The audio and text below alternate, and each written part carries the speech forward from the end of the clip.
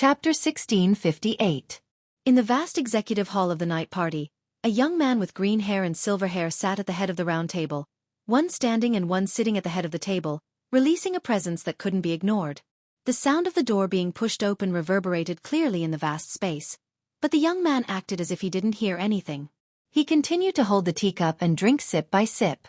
Only the man who looked like a deacon turned his head and shot a sharp gaze in the direction of the door. Anyone who met the sharp gaze of the man who looked like a deacon would be able to tell that the other party wasn't simple. That's because there's a faint smell of blood coming from the man's body. Those with keen senses would be able to detect it. This was an existence that had truly killed people. Moreover, other than the smell of blood, there was also an extremely strong sense of oppression coming from the other party's body. This told others that this person not only knew how to kill people, but his methods of killing people were also definitely of the valiant kind. However, those with keen senses would be able to detect it. On this person's body, there was a hidden smell of blood and a sense of oppression that made people feel extremely out of place. That feeling of incompatibility was as if the other party was a wolf in sheep's clothing. Compared to the deacon who gave off a sense of incompatibility, the young man sitting at the head of the table who was elegantly enjoying his tea looked like a normal person. Of course, that's just how it looks. My honored guest. As if he was satisfied, the noble and elegant young man put down the teacup in his hand and slowly stood up and turned around. He faced the door with a sly smile on his face. Really? Palace, welcome to my palace. Palace hall? Did this person treat the meeting hall of the executive department as his own palace? I don't know if he's arrogant or confident.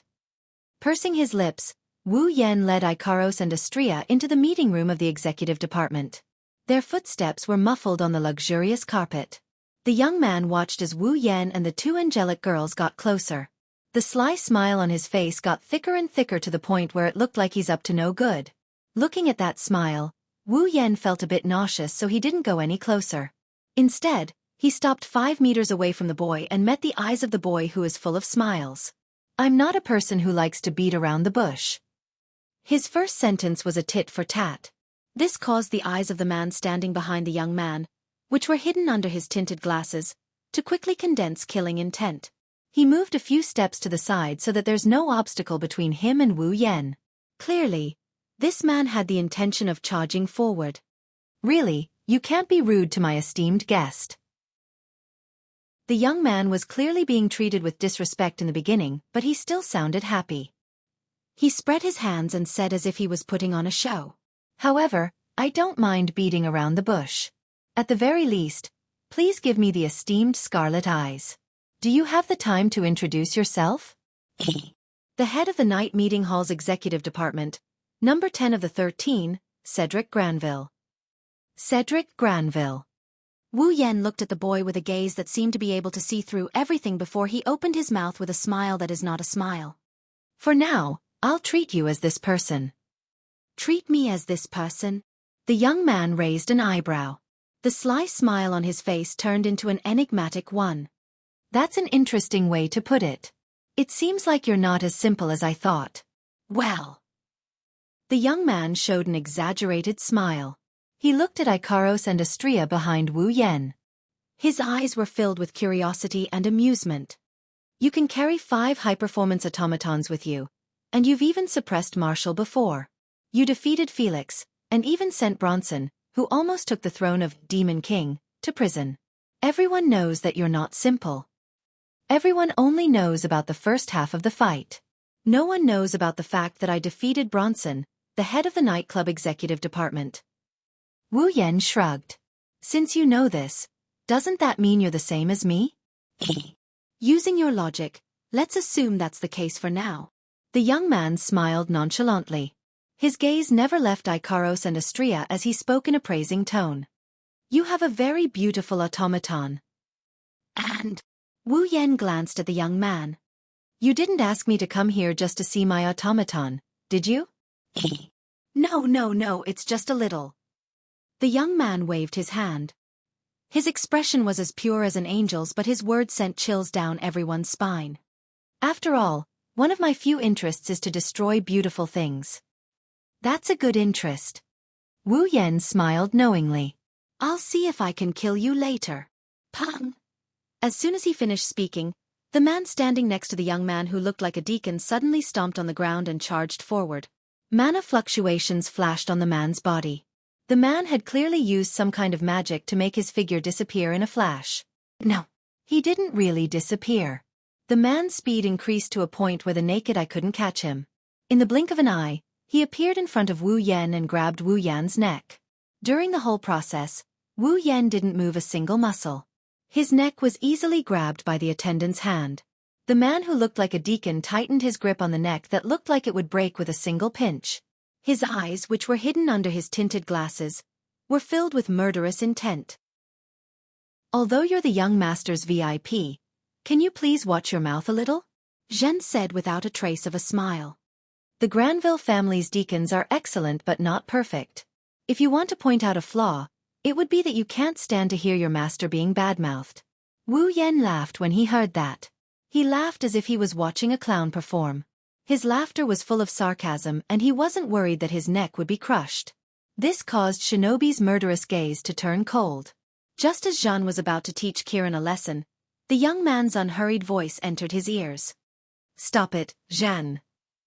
As a deacon, it's my duty to stand up for my master. Zhen replied without turning his head as he tightened his grip on Wu Yan's neck. So, even if it's the young master's order, please let me delay it for a while. Well, I don't mind. The young man's reproachful words carried an imperceptible dissatisfaction as it reverberated in the air. But, rather than standing up for me, I hope you care more about my safety. Zhen paused for a moment before his expression changed. He turned around and looked at the young man. The young man was still standing at his original spot. However, at this moment, he raised his hands up high and made a gesture of surrendering. He had a smile on his face as he shrugged his shoulders. Behind the young man, a girl with a pair of pure white wings stood there. She held a laser sword in her hand and held it against the young man's neck. It was none other than Astria. Zhen was shocked. He turned around and looked behind Wu Yan. He saw that where the two angel-like girls were supposed to be standing, the one with long golden hair and pure white wings had disappeared at some point in time. All that was left was the girl with pink wings and pink hair, who was staring at the real girl with a pair of illusory square frames and a pair of cold heart-piercing crimson eyes. Zhen's scalp tingled as he looked at the pair of cold crimson eyes. He had a feeling. If he really dared to crush the neck in his hand, then this beautiful girl who was as beautiful as an angel in front of him would definitely blast him into pieces before he could do so. Chapter 1659. One of them was choked by a hand while the other was held by a sword. Both of their necks were in a position where a fatal wound could be inflicted on them within a second. Tension filled the air. Oh, what a shocking speed! The young man with the laser sword on his neck said with a smile on his face. This is the first time I've seen an automaton that can move faster than a real one.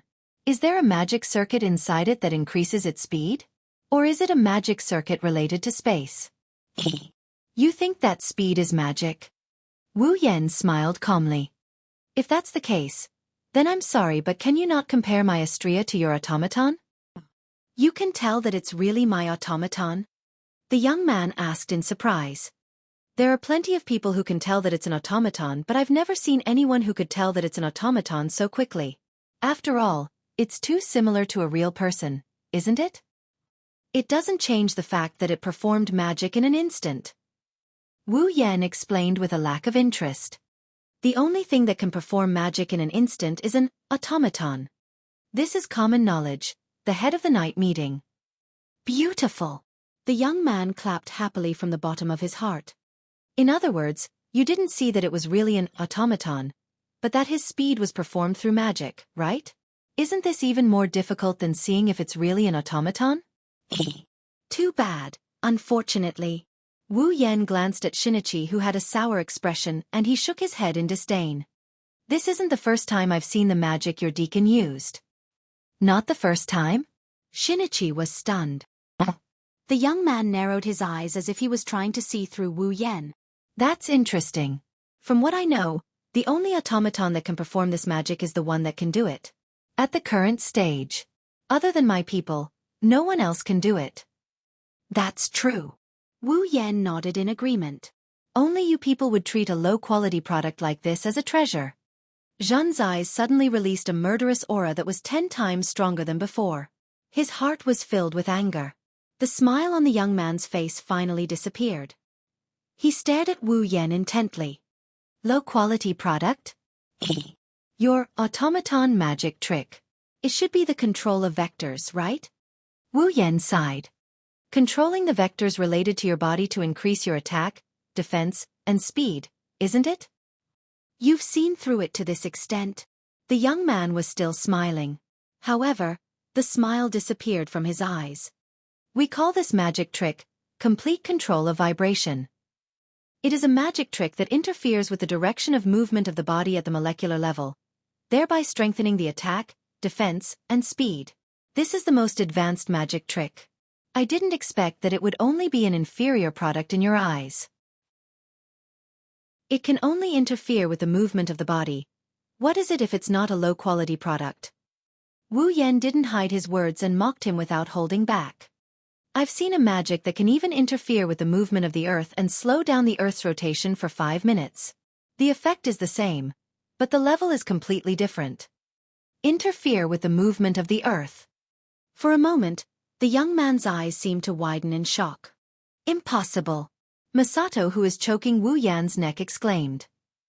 If there really is such a level of complete control vibration, the person who developed it would have used it to rule the world. Wu Yan didn't respond. Instead, he looked at the boy with an emotionless expression before looking at Shinobu.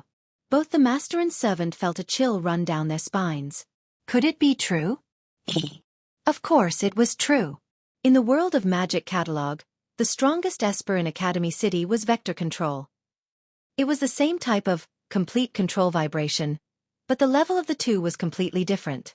True complete control vibration could interfere with the movement of the body to increase its attack power. Accelerator's vector control could interfere with the movement of external energy. His every move could cause the Earth to shake. He could even slow down the Earth's rotation for 5 minutes. True complete control vibration could interfere with the movement of the body to increase its defense. The vector manipulation that was commonly used could interfere with the direction of movement of external attacks, causing the incoming attacks to be reflected back. True complete control vibration could interfere with the movement of the body to increase its speed. Accelerator's vector control could also interfere with kinetic energy, wind, and air resistance to increase its speed.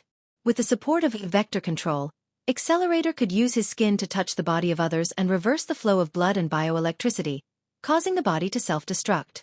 With the support of the vector manipulation ability, Accelerator could reflect all physical attacks back. There was no need to increase his defense at all. In theory, even nuclear weapons would not be able to hurt him at all. With the support of vector control, Accelerator could control the flow of air and create a gale with a wind speed of 120 meters per second. He could also create 4 tornadoes behind him. With the power of the tornadoes, he could even match the speed of a fighter jet. Compared to vector manipulation, complete control of vibration was not qualified to be compared at all. Of course, that was referring to the level of vector manipulation. If the level of vector manipulation was only level 4, perhaps it would be on the same level as complete control of vibration. Of course, no matter how strong vector control was, it was still a superpower in the magic catalog. It had nothing to do with the Nimble Girl Invulnerability world. It wouldn't appear in this world. Wu Yan didn't bother to explain this point. He glanced at Astria. Astria understood and withdrew the laser sword from the boy's neck. She flapped her wings and flew into the air. She circled around the hall and returned to Wu Yan's side, landing next to Ikaros. The real's hand was still on Wu Yan's neck. If he really wanted to, he could have snapped Wu Yan's neck right now. Faced with such a situation, Wu Yan not only called Astria back, he also ignored the pressure on his neck as if he didn't care about his own life and death. Seeing this, the Truth, who was in control of this person's life and death, gnashed his teeth in hatred. Really? The young man revealed a helpless expression for the first time. He already retreated. If you don't stop, wouldn't that make me look weak? The real's expression changed a few times. He unwillingly withdrew his hand and returned to the boy's side. In truth, the youth really wanted to ask if the complete control vibration that could shake the entire Earth really existed, and if it did, who possessed it. However, perhaps it was because he subconsciously did not want to, or perhaps he did not dare to think that there was such a level of complete control vibration. The young man suppressed the doubts in his heart and forced a smile. Don't tell me you don't want to ask me why I asked you to come here? I told you from the start, I don't like to beat around the bush. Wu Yan chuckled at the boy.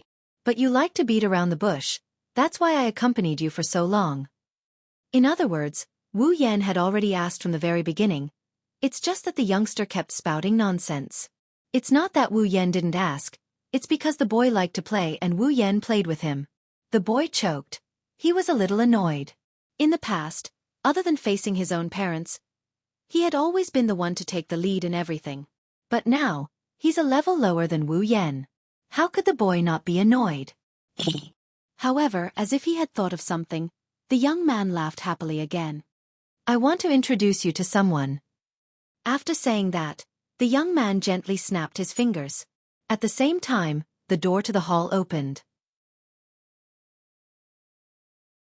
Chapter 1660. At the same time, everyone's eyes converged in the direction of the entrance of the hall. Thus, everyone present was able to clearly see it. Outside the door, a young girl pushed open the door and walked in slowly with her head lowered. It was a young girl wearing the uniform of the Walpurgis Royal Tactical Academy. The girl had long flaxen hair that reached her waist. She wore a beret on her head. Her figure was slender but not tall. She was well-proportioned but not voluptuous. If you only look at her figure, she was the type that wasn't hard to find. There was nothing special about her. Wu Yan, Ikaros, and Astria flinched at the same time when they saw the girl in front of them. Their faces were filled with shock and astonishment. It was because the girl in front of them, whether it was her figure, appearance, or dress, they were all too similar to someone. Charlotte. That's right. The girl in front of them looked like she was carved from the same mold as Charlotte. If there was a difference, Charlotte's hair was a dazzling golden color while the girl in front of them had a rustic flaxen color. Charlotte's face was as beautiful as a fairy's. The girl in front of them wasn't weak either, but the weakness in her eyes and the depression on her face made her weaker than Charlotte. But without a doubt, the girl in front of them was very similar to Charlotte. If the girl in front of them was Charlotte's twin sister by the same mother, then no one would doubt it. No. It should be said that the girl in front of them is Charlotte's twin sister. Biological sister. Let me give you a proper introduction. As if someone was about to make a grand entrance, the young man introduced with a formal smile. Angelique? Birao. I heard that she's the younger sister of Tyrant Rex. Wu Yan had his suspicions, but when he heard the boy's straightforward introduction, he reacted. He looked at the girl named Aliette Kagura. He looked at Birao. So you're Charlotte's sister? Angelique stopped in her tracks. Not only that. She took 2 steps back and stood there timidly. Her timid gaze carefully shifted to Wu Yan. From this point alone, Angelique didn't resemble Charlotte at all. After all, no matter what, Charlotte was always full of confidence. Sometimes, she would even show her strong and violent side. It was impossible for her to show such a weak side. But no matter how weak she appeared, it was undeniable that this girl had the same aura. Wu Yan felt the same aura as Charlotte. It was the same aura as Charlotte, who came from a prestigious family and went through many hardships. At this point, Wu Yan can be considered to have confirmed the other party's identity. Because of this, his face darkened. No matter what, he was aware of the existence of the original storyline in this world. Looking at Charlotte's younger sister appearing here at the academy, and instead of meeting her own sister, she came here to meet him under the arrangement of the head of the night party. How could Wu Yan not guess what's going on? Wu Yan used a slightly cold and smiley emoji and turned around to look at the smiling young man. What do you mean by this? Due to certain reasons, Angelique is now mine. The young man chuckled and spread his hands. Originally, I wanted her to meet her sister. But after thinking about it, I think it's better for you to meet Angelique first. Wu Yan lowered his head. When he raised his head again, all the emotions on his face had disappeared. In other words, you plan to use Angelique as a hostage to get Charlotte to do things for you. But you changed your mind at the last minute and replaced me with the one who did things for you, right? Angelique raised her head in surprise. She didn't seem to know about this. Smart. The young man clapped his hands. I do have a very important matter that I need a capable person to help me with. I originally wanted Tyrant Rex to do it, but compared to Tyrant Rex, you are more capable, aren't you? I don't know. The smile on the young man's face slowly turned vicious. Our Scarlet Eyes. Can you help me a little? The air around them froze. Wu Yan stood there. Nothing happened to him. His expression didn't change either. He just stared at the young man. The atmosphere around him turned tense. Under such circumstances, Ikaros and Astria tensed up. They were ready to fight the moment they hear Wu Yan's order. Makoto also moved his body slightly. A cold expression appeared on his face. Angelique's body trembled. Her face was filled with fear. Only the young man didn't back down. He stared at Wu Yan with the same smile on his face. I have to say, you have guts. Wu Yan said expressionlessly. Are you that confident that I will be threatened by you? I believe that there's no one in the entire academy who doesn't know about how good the relationship between Scarlet Eyes and Tyrant Rex is. The young man did not correct the word threat, as he chuckled and said. It said that Tyrant Rex only has one friend, Scarlet Eyes. It said that Scarlet Eyes only has dealings with Tyrant Rex in the academy. It is said that Scarlet Eyes and Tyrant Rex are good friends who are so close that they share 3 meals together. It said that for the sake of Scarlet Eyes, Tyrant Rex went to the students who hated her one by one to get the information he needed. The young man got happier as he spoke. He looked forward. I don't know if these are enough reasons for me to threaten you with confidence. As the young man spoke, the atmosphere became more and more tense. This time, Angelique wasn't afraid. She stared at Wu Yan intently. Her gaze wavered. No one knew what she was thinking. Ikaros and Astria took a step forward and clenched their fists. It seems like you're confident in suppressing me, Wu Yan said calmly. Aren't you afraid that I'll kill you here and take Angelique away? I'm not the only one in the Granville family. The young man replied calmly. You can kill me, but can you protect Angelique for the rest of her life? Can you protect her from anyone who wants to take her life? That's what you're counting on. Wu Yan narrowed his eyes. Let's hear what you want me to do. It's simple. The young man grinned. Kill the dean. Wah! Angelique sucked in a cold breath. She didn't know about the young man's plan. Wu Yan shot a sharp glance at the boy. There's an awe-inspiring aura in his eyes. The entire place fell silent. Phew! After a while, Wu Yan exhaled deeply and turned around. If that's the case, I'll play this game with you.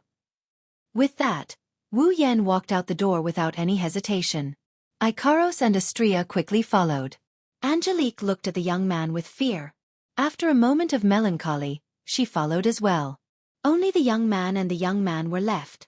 They looked at the door until the commotion disappeared. Young master. The young man couldn't help but speak.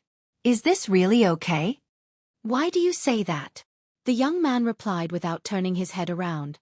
Compared to Tyrant Rex, he's more suitable, isn't he? Young master. But young master, he's too dangerous. The young man gritted his teeth. He's not someone that young master can control at all. Don't you get it, Zhen? The young man looked like he was on drugs. His eyes were filled with crazed desire. This is what makes it interesting. Chapter 1661. Clang, clang, clang, clang, clang. When Wu Yan brought Ikaros and Astria out of the central lecture hall, the bell from the clock tower started ringing. When the bell rang, it means the first battle of the night gathering has been going on for an hour. In other words, if the outcome of the first battle of the night gathering was still not decided by the time the bell rang, that is, if the battle between Flay and Lei Zhan was still not decided, then Lei Zhan, who was ranked 100th, would have completed his duty of waiting and could apply to leave the stage. With Lei Zhan's cautious personality, if he can't defeat Flay within an hour, he will probably leave the stage and come up with a plan to deal with Flay tomorrow night. However, tomorrow night, the 98th ranked person would also enter the arena, causing the battlefield to become chaotic, leading to the unpredictable development of the battle situation. Thus, it was very possible for Lei Zhan to continue fighting. He might even be able to kill Flay tonight. No matter what, the first battle of the night gathering had reached this stage, and it was about time for things to calm down a little. At least for those who were looking forward to the night party. The passion of the audience that was so lively on the first night should have faded by quite a bit. For the next period of time, Kieran, it won't be as rowdy as tonight. After all, the night gathering would last for 100 nights, which was more than 3 months. After such a long time, even if the gauntlet's heartstrings were tensed, it was impossible for the audience to maintain their enthusiasm for such a long time. It was only natural that they would calm down a little. But what Wu Yan should be focusing on right now isn't the night meeting. Master. While walking towards the male dormitory, he said, Master. Astria said softly. Are you really going to assassinate that headmaster? Didn't I tell you? Wu Yan's expression didn't change at all. I'll play with that guy whose head is so rotten that it makes people want to vomit. Play? Astria tilted her head to the side. A question mark appeared in front of her head. What do you mean by that? Well. Wu Yan rubbed Astria's head and smiled. There's no need to worry about these boring things. Anyway, for us, it's nothing. After all, this is just a small interlude. Astria nodded as if she didn't fully understand what was going on. She didn't continue asking. No matter what. Just follow Wu Yan's instructions. That was Astria's course of action. Master. On the other side, Ikaros suddenly said and turned around. She glanced behind her. There. Following Ikaros's gaze, Wu Yan turned around and looked behind him. He couldn't help but chuckle. Not far behind the three of them, a head wearing a beret peeked out from a corner. When he noticed Wu Yan and the others looking at him, he jumped in fright and ran away without hesitation. Wu Yan rolled his eyes and he waved his hand. Ikaros and Astria spread their wings and took to the sky to chase after the fleeing figure. Ah! Following a scream, Ikaros and Astria grabbed the man's collar and flew back. They landed in front of Wu Yan. Bang! He didn't know if it was because his legs gave out or because Ikaros and Astria suddenly let go of him. The man fell to the ground with a dull thud. He was in so much pain that tears almost fell from his eyes. I didn't think you'd follow me. Looking down at the person sitting on the ground rubbing her butt, Wu Yan crossed his arms. Angelette, didn't that annoying guy put you under house arrest? Yeah, men. Angelette exclaimed. She looked up and saw Wu Yan standing in front of her. Then, as if she saw a ghost, she shuffled her butt and retreated far away. Hey! Seeing how Mariette is trying to avoid him like the plague, Wu Yan had a rough idea of what's going on, but he still felt hurt. I'm here to save you. Don't you think it's unreasonable for you to act like this?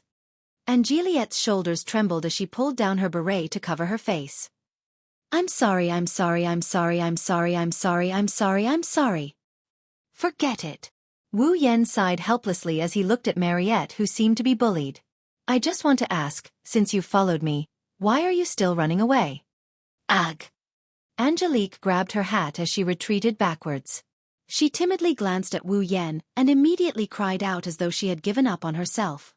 Simply unreasonable. Wu Yan, Ikaros, and Astria froze on the spot. It took them a while to recover from their shock. Ha!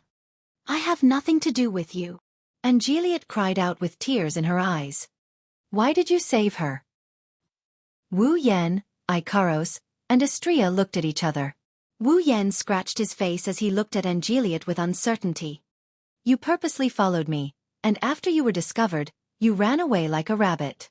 In the end, it was just to ask me this? What's with that expression? And Juliet shouted angrily at Wu Yan's speechless expression. Am I wrong? I'm not saying you're wrong. Wu Yan glanced at Juliet. I'm just a little dumbfounded. Huh? It was Juliet's turn to be stunned. What do you mean? Looks like you still don't understand. Wu Yan looked straight at Juliet. His soft yet powerful voice echoed in the air. You only need a reason to kill someone. What reason do you need to save someone? She couldn't help but look at Wu Yan. Looking at his nonchalant and perfunctory expression, she couldn't help but feel indignant again. That's a nice way to put it. You saved me for Oni-sama.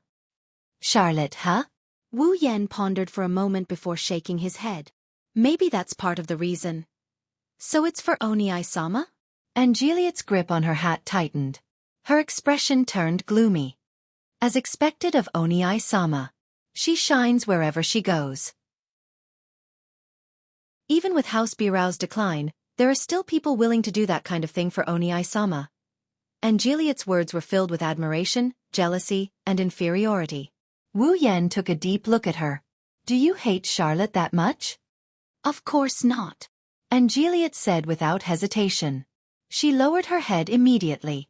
From the looks of it, and Juliet didn't hate her sister. Instead, she seemed to have some negative emotions towards her sister. For example, jealousy. For example, inferiority. For example, envy. If you think about it, it's understandable.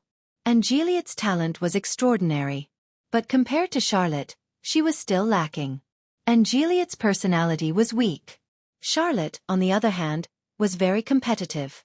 She was destined to attract attention wherever she went. And judging from the fact that there wasn't a single ripple of mana coming from her body, she was either not a puppet user or a magician. Either that, or she was so weak that others wouldn't be able to sense her unless she used her mana. However, at such a young age, not only was she able to become one of the 13 people, when she was only in her second year, she even obtained an automaton like Sigmund, who was so outstanding that no one could help but be envious of her. Come to think of it, and Juliet must have felt both proud and inferior towards her sister, right? In short, Wu Yan slowed down his tone. Since everything is fine now, let's go see Charlotte. She should be happy. I don't want to. And Juliet clenched her fists and closed her eyes. Please don't mind me. Just treat it as if nothing happened. After that, and Juliet turned around again and ran away as if she was running away. Wu Yan rubbed his aching forehead. He waved his hand again. Ikaros and Astrea leaped into the air and chased after Juliet. In the next moment, Mariette's shriek resounded through the air. Chapter 1662. Walpurgis King Mecha Academy. Tortoise House. In the room, Natsuki, Nagisa, and Kanon listened to Wu Yan's account of what happened during his trip to the night meeting hall. They fell silent. Assassinate the dean?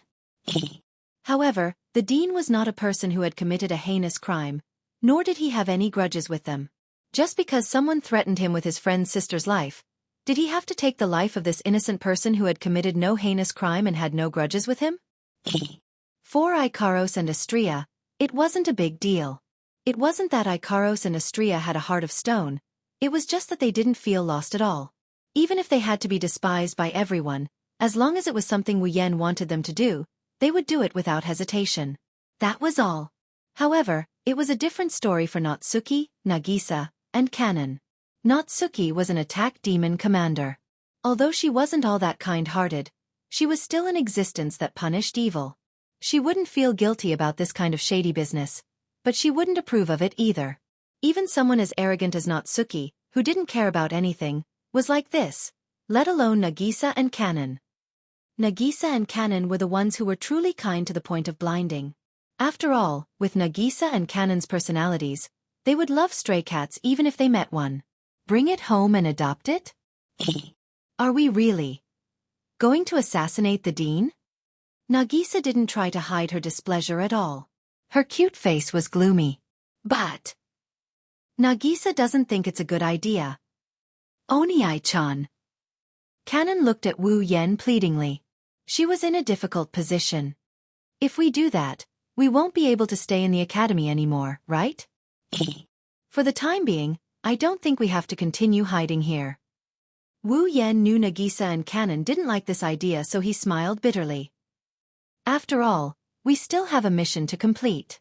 It won't be long before we finish replicating Eve's heart. Before that happens, if we hide in the academy, we shouldn't be discovered. In other words, Natsuki frowned. Are you really going to assassinate the dean? Are you going to? Wu Yan mused for a bit before continuing. Actually, I don't think we can kill the dean. You don't think we can kill the dean? Many young girls were at a loss. Edward. Rutherford. Wu Yan looked at the girls. The dean. He's not a simple character. I heard it from Miss Charlotte. Misha raised her hand. She said, the dean is known as the strongest magician of the 19th century. The strongest magician of the 19th world. Natsuki turned to look at Nagisa. It seemed that it was rare for him to be a little interested. That is to say, Edward? Rutherford is the strongest existence? I don't know about it now, Nagisa said after recalling what Charlotte had told her. However, Charlot said that at least in the last century, the Dean was publicly acknowledged as the strongest existence. Even the demon kings of the past were no match for him. Is that old man really that strong? Astria was surprised, but she nodded as if she understood the situation. Indeed, the last time I saw that old grandpa at that award ceremony, I kept feeling that there was an unusual aura on him. It's the ceremony for the gauntlet. Natsuki waved the lace fan in her hand as a look of dissatisfaction appeared in her gem-like eyes. At that time, I also felt that the Dean wasn't a simple character, but I didn't think much of it. What a failure. I can't blame you for that. Wu Yan shook his head. Our levels and strengths have been restricted. Our strength has definitely surpassed the academy head. Therefore, even though our levels and strengths have been sealed, we would still subconsciously ignore those who are weaker than us. This is understandable. That's right, Luo Ruoshin said. Then. Canon's beautiful eyes were filled with unease. Can we defeat the Dean if our level and strength are restricted? Win. Wu Yan subconsciously looked at Ikaros and Astria. Without a doubt, Ikaros and Astria are the strongest trump cards in the group. On the surface, Natsuki hid her personal guardian and only used her space manipulation magic in front of outsiders. Nagisa and Agrora hid their familiars and only used their byproduct freezing ability. Canon also hid her purification ability and only used her healing ability.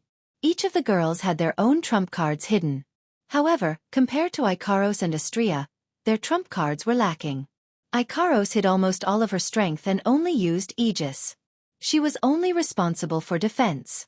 On the other hand, Astria didn't hide her strength. She was the opposite of Ikaros.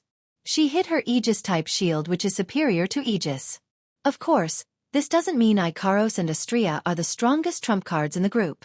What makes Ikaros and Astria the strongest trump card in the group is their strongest ability, Pandora Mode.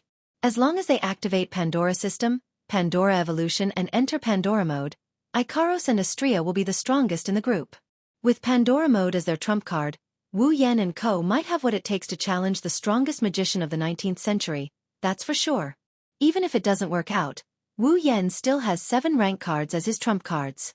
Once he uses Dreamy Summoning and turns himself into a heroic spirit, Wu Yan will be able to unleash unparalleled power in this world. No matter how strong the Dean is, he can at least gang up on them. Thinking about it, Wu Yan shook his head and tossed away the thoughts of wanting to give it a try. Anyway, I don't think the Dean will be taken care of so easily. It's impossible that the head of the night party doesn't know about it, but he still asked us to kill the Dean. I see. Natsuki understood. Killing the Dean is just a bait. Does that person have another goal? Then. Nagisa and Canon's eyes lit up. We don't have to kill the Dean anymore? No, we still have to kill him. It doesn't matter if we can kill him or not, we have to at least make it look like we're doing it. Wu Yan poured a bucket of cold water on Nagisa and Canon. He rubbed Nagisa and Canon's heads and he continued in a gentle tone. All right. You don't have to do it. I'll do it. Master. Ikaros and Astria stood behind Wu Yan to show their support. Nagisa and Canon opened their mouths as if they wanted to say something, but in the end, they looked at each other and lowered their heads in grievance. Natsuki glanced at Wu Yan and her frown loosened. She nodded. You're right, at least we have to do it on the surface. If we can't kill him, the mastermind will have nothing to say. If we can, the Dean can only blame himself for being too weak. Wu Yan shrugged and didn't say anything else. Together with the girls, they looked at the bed in the room. Ugh. Ugh. On the bed, Angeliet's hands and feet were tied with strips of cloth. Her mouth was also tied with strips of cloth. She struggled there. Henriette. Coming to the bedside, he looked at Henriette who was struggling on the bed. Wu Yan smiled as if he was bidding her farewell. The restraints on your body aren't that tight. You can break them with a little struggle. Once you're free, go see your sister. She has been longing to see you for a long time. Ugh. She struggled with all her might and kept shaking her head. Her meaning is clear. She wants Wu Yan to leave her alone. It wasn't easy for you to be reunited with your family. Don't be so stubborn. Wu Yan sighed. Cherish the time you have with your family. It wasn't easy for you guys either. Don't let your thoughts get the better of you, okay? After that, Wu Yan turned around and walked towards the door. Natsuki, Ikaros, and Astria followed him without hesitation. Nagisa and Kanon hesitated for a moment, but they followed with determination. Henriette was the only one left struggling on the bed. Chapter 1663. Unbelievable. Unbelievable. This is unbelievable. Behind the Central Grand Lecture Hall, on the lawn between the medical department and the Faculty of Law, which was also the venue of the night meeting, Charlot was swinging her dazzling blonde hair as she kicked the flagstone angrily. He actually ran away from the start and didn't come back until the end. That guy, what does he think the night gathering is? Calm down, Charles. No matter what, Wu Yan is ranked 4th. Who knows how long it will take for him to go on stage? There's no need for him to stay here on the first night, right? Sigmund, who was perched on Charlotte's shoulder, spoke in a calm voice. Although it's a pity that you can't be with him. No. The anger on Charlotte's pretty face immediately turned into panic. And no, I don't have any regrets. Is that so? Sigmund shook his head. If that's the case, why are you still so angry? I just. Charlotte was at a loss for words. After mumbling for a long time, she tapped her palm. Yes, I'm just dissatisfied with his attitude. Since we're going to participate in the night gathering, we have to focus and observe every battle to collect information, right? Sigh. Sigmund sighed, dumbfounded. But, if I'm not mistaken, I'm not sure if I'm wrong. Wu Yan said he wouldn't participate in the night gathering, right? But, Charlotte stammered. In the end, he still has to go on stage, right? Then he has to do his homework, right?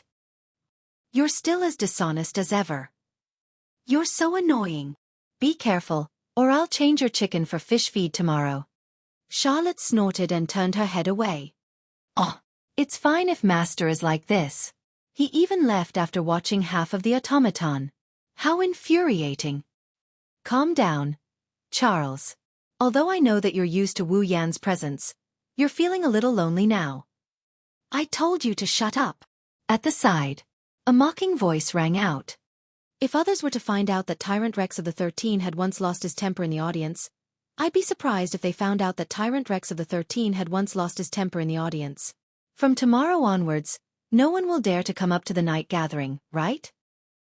Upon hearing this voice, Charlotte's mood worsened.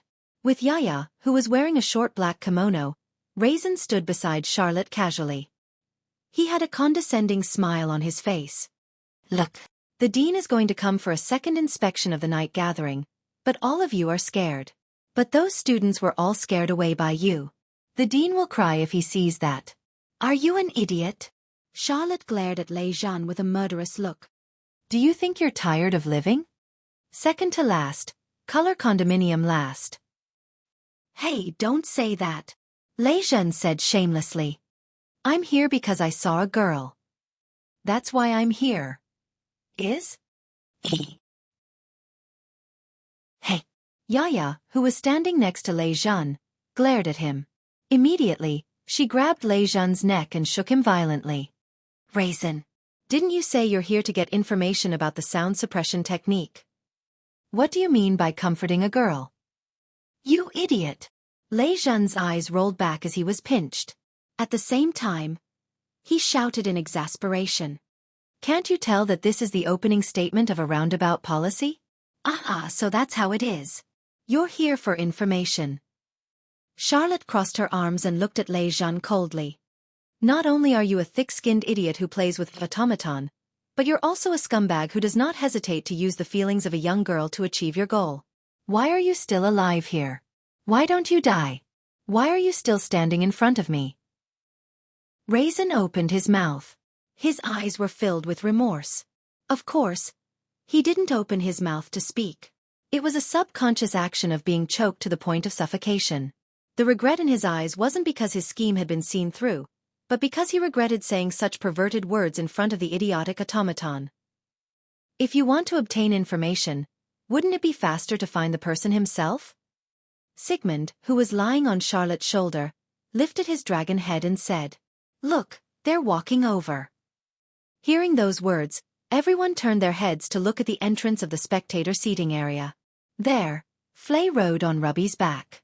With Ruby's back, they arrived before Charlotte and the others. That. Flay looked around and asked in a weak voice, "Wu Yan. Is he not here?" "That idiot." Charlotte curled her lips. "He left right from the start." He left." Flay was startled. Then, she lowered her head in disappointment. "Your strength has increased quite a bit." Charlotte shifted her line of sight to Flay. "You were extremely weak in the past." "Weak. Extremely weak." Flay received a huge blow. She began to mutter the words extremely weak. "Your automaton is truly outstanding." With great difficulty, Raisin managed to break free from Yaya's choking technique before entering the three-way river. He held his neck and coughed a few times. Then, he looked at the 5 dog-shaped automatons beside Flay. If it was only one, it would be easy to deal with. Never did I expect that it would be so difficult to deal with so many of them working together. I was nearly killed by them. That was all thanks to everyone's efforts. Flay said shyly. "I was only in charge of providing magic power and giving orders." "That's still a huge improvement compared to before." Charlotte patted Flay's back forcefully.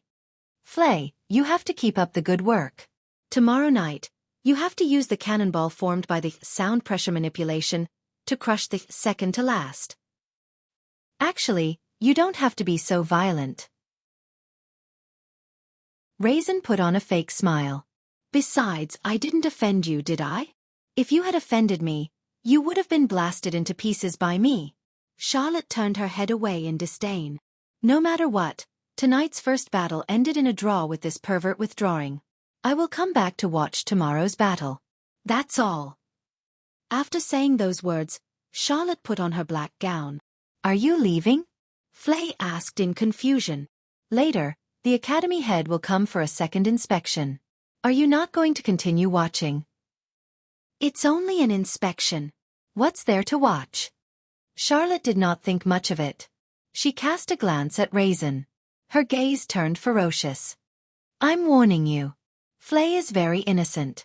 If you want to use your flowery words to deceive information from her, there is no need for me to do anything. Sword Emperor Loki will definitely dismember you." Yes. Raisin agreed helplessly. While they were talking, a commotion below the arena entered everyone's ears. Everyone looked toward the direction of the commotion. They saw a group of guards below the stage. A middle-aged man with a tall and sturdy body, dark skin, beard, and gorgeous clothes walked in from outside the stage. "It's the academy head." Ye spoke in surprise. "Could it be that the second inspection has begun?" Tisk. Charlotte was speechless. He truly came at the wrong time. "Elder sister." Suddenly, a shout reverberated from the other side of the spectator's stand. Hearing this voice, Charlotte's body trembled violently.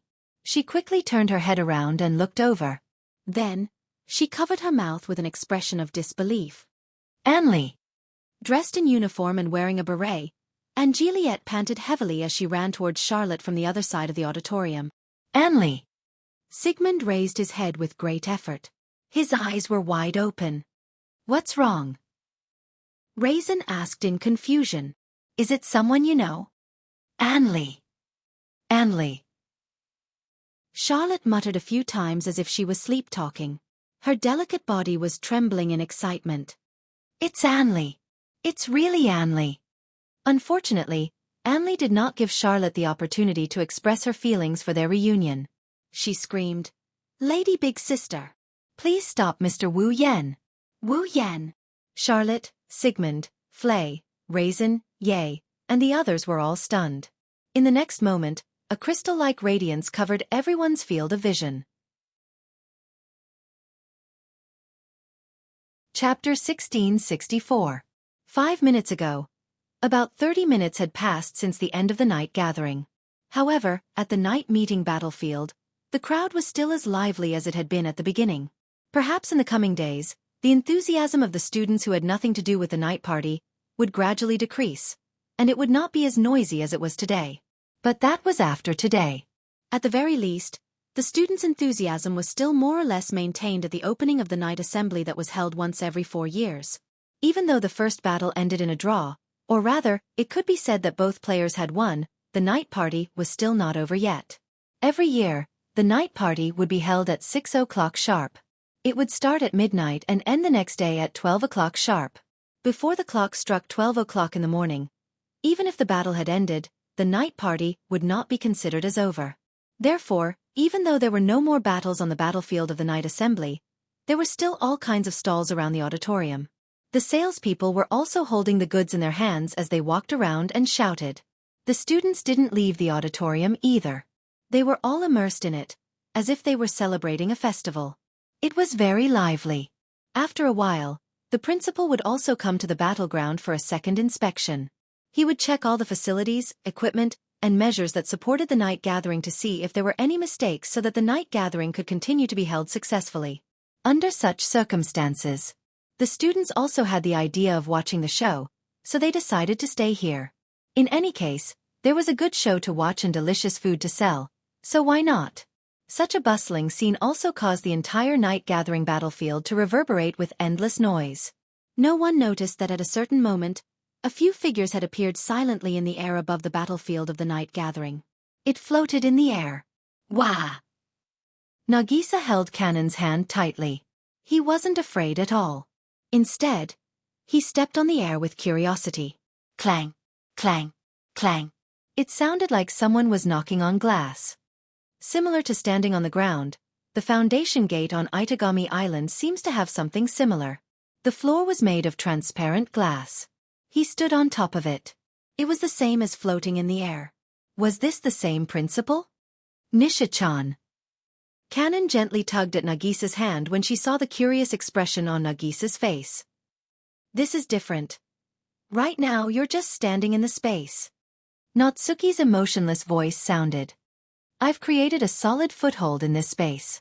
You can think of it as a flat space in the middle of a square space, and you can just stand on it. This looks fun. Astria flapped her wings and tapped on the air beside Cannon and Nagisa. When she felt her feet touch the ground, she removed her wings and stood on it. Wow! He was really standing in the air. Ikaros-senpai, come here quickly. Ikaros nodded silently and flew over to Astria's side. Instantly, the girls lined up in a row and stood in the void. Wu Yen stood in front of the group of girls as he looked down at them from a high vantage point. After a while, when the dean appears, Wu Yen will attack him. When that happens, the crime of attacking the dean will fall on Wu Yan's head. In the autonomous Walpurgis Royal Tactical Academy, such a crime was punishable by capital punishment. In other words, the moment he attacks, the entire academy will become Wu Yan's enemy.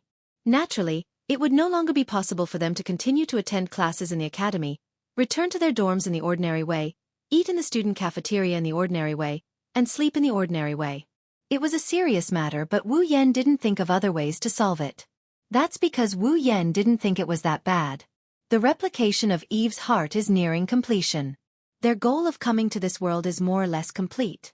When that time comes, there's no need for them to stay in the academy. Therefore, Wu Yen didn't want to think of other ways to save Aliette just to stay in the academy. Rather, before he completes his mission, he might as well play with that so-called night meeting executive department head for a bit. That's not a bad idea. At least, that's how it is for now. Oniai-chan. Nagisa and Cannon looked at Wu Yen anxiously. Master. Ikaros and Astria couldn't help but call out to him softly. Actually, with our means, it's easy to come up with other solutions. Natsuki said helplessly. Why do you want to play so big? That's why I said from the start, since he wants to play, I'll play with him. Wu Yen looked down as he replied. It's not a bad idea to use this opportunity to see what the strongest magician of the 19th century is capable of. If he can't even survive our attacks, Then so be it. You don't look like someone who would say something like that. Natsuki looked at Wu Yan thoughtfully. Could it be that you know something else? I'm just thinking that the other party might be thinking the same thing as us, thinking that we can't kill the dean. Wu Yan chuckled. It's an enigmatic laugh. If we really do kill the dean, what do you think he'll do if he has anything to do with that annoying bastard? You!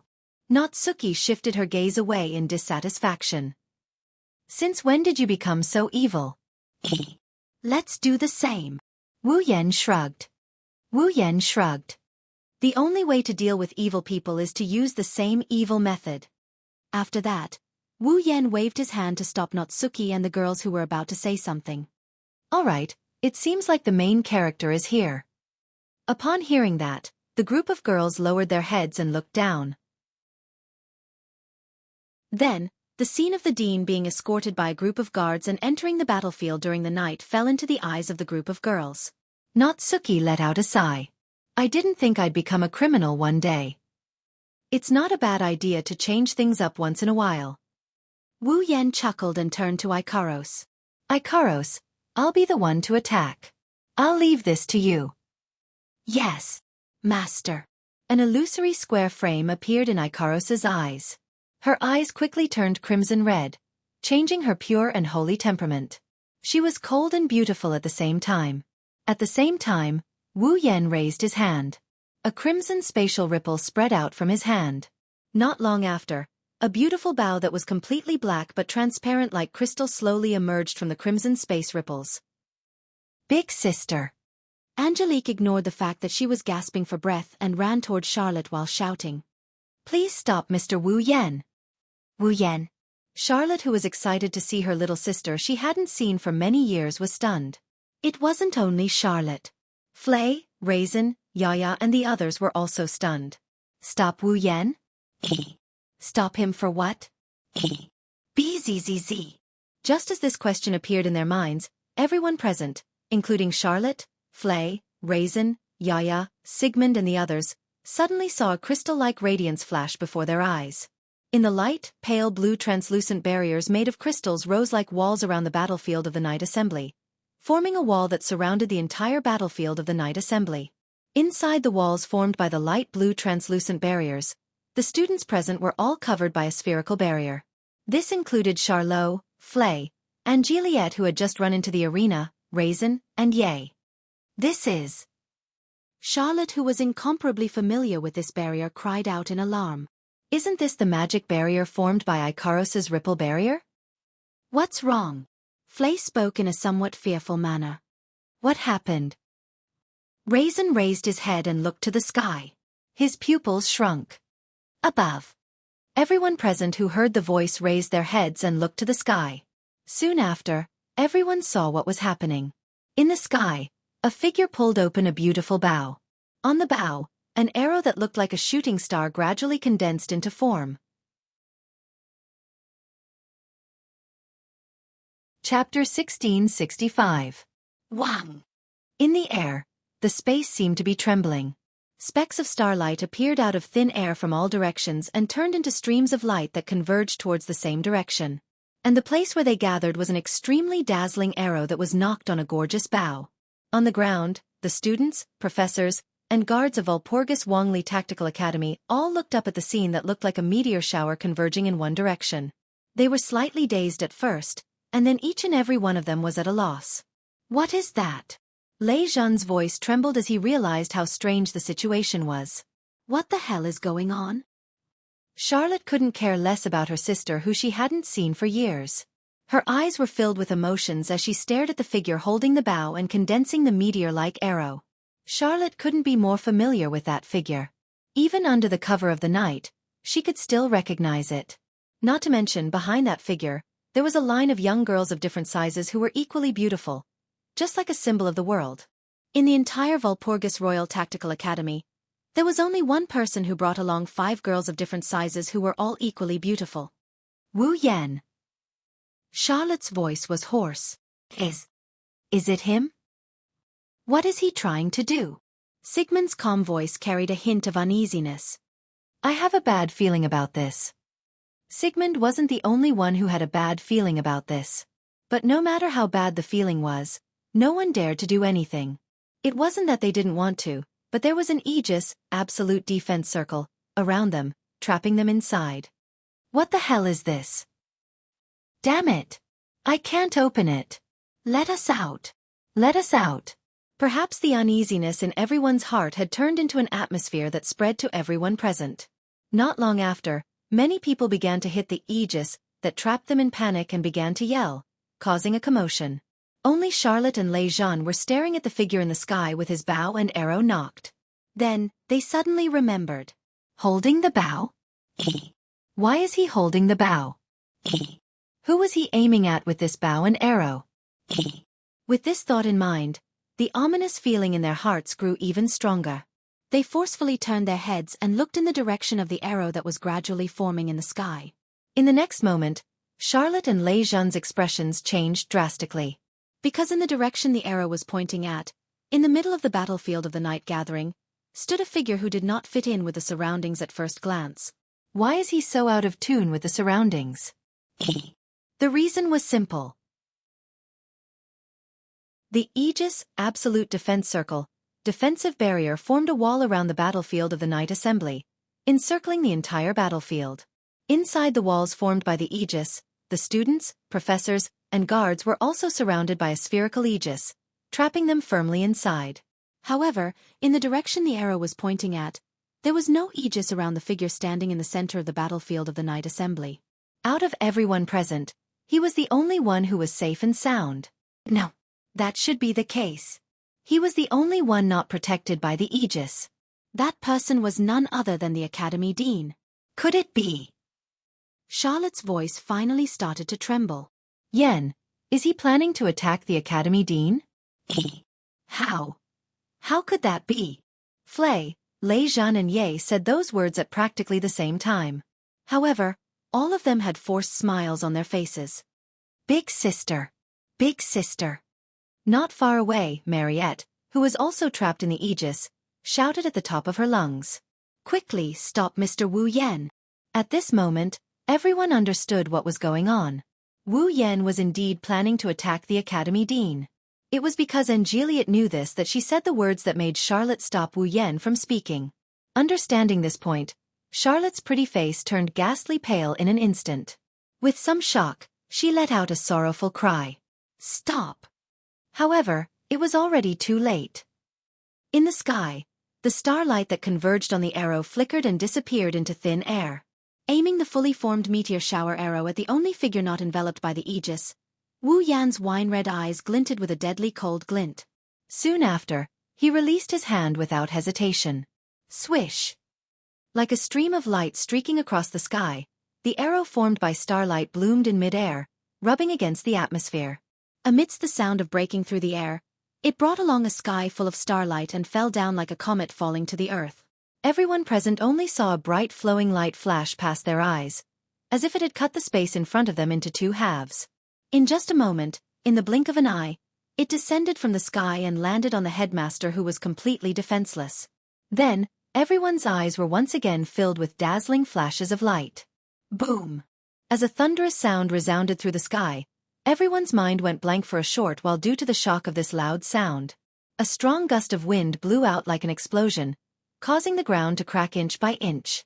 The spectator seats were also smashed into pieces. Debris flew out from the impact like a gust of wind, shooting in all directions like bullets. Ah! The students, professors, and guards who were in the protective barrier of the aegis were unharmed. However, their bodies were blown away by the strong gales along with the aegis, smashing into the surrounding ground in a mess. In an instant, the entire night assembly was like an erupting volcano. In an instant, the temperature soared. Although there was almost no substantial damage, screams, and screams reverberated in the arena one after another, making the scene seem like hell with wails everywhere. When the strong gales dispersed, the deafening explosions in the air were extinguished. After everything calmed down, all the aegis in the surroundings seemed to have shattered and dissipated. One by one, the people who had fallen to the ground raised their heads and looked around with lingering fear. Then, their faces were filled with fear. There was no other reason. It was because the battlefield of the night assembly had completely disappeared. What replaced it was an enormous crater that seemed like a meteorite had crashed into the ground. Smoke, dust, and sparks filled the entire place. Everyone present was lying in every corner of the crater.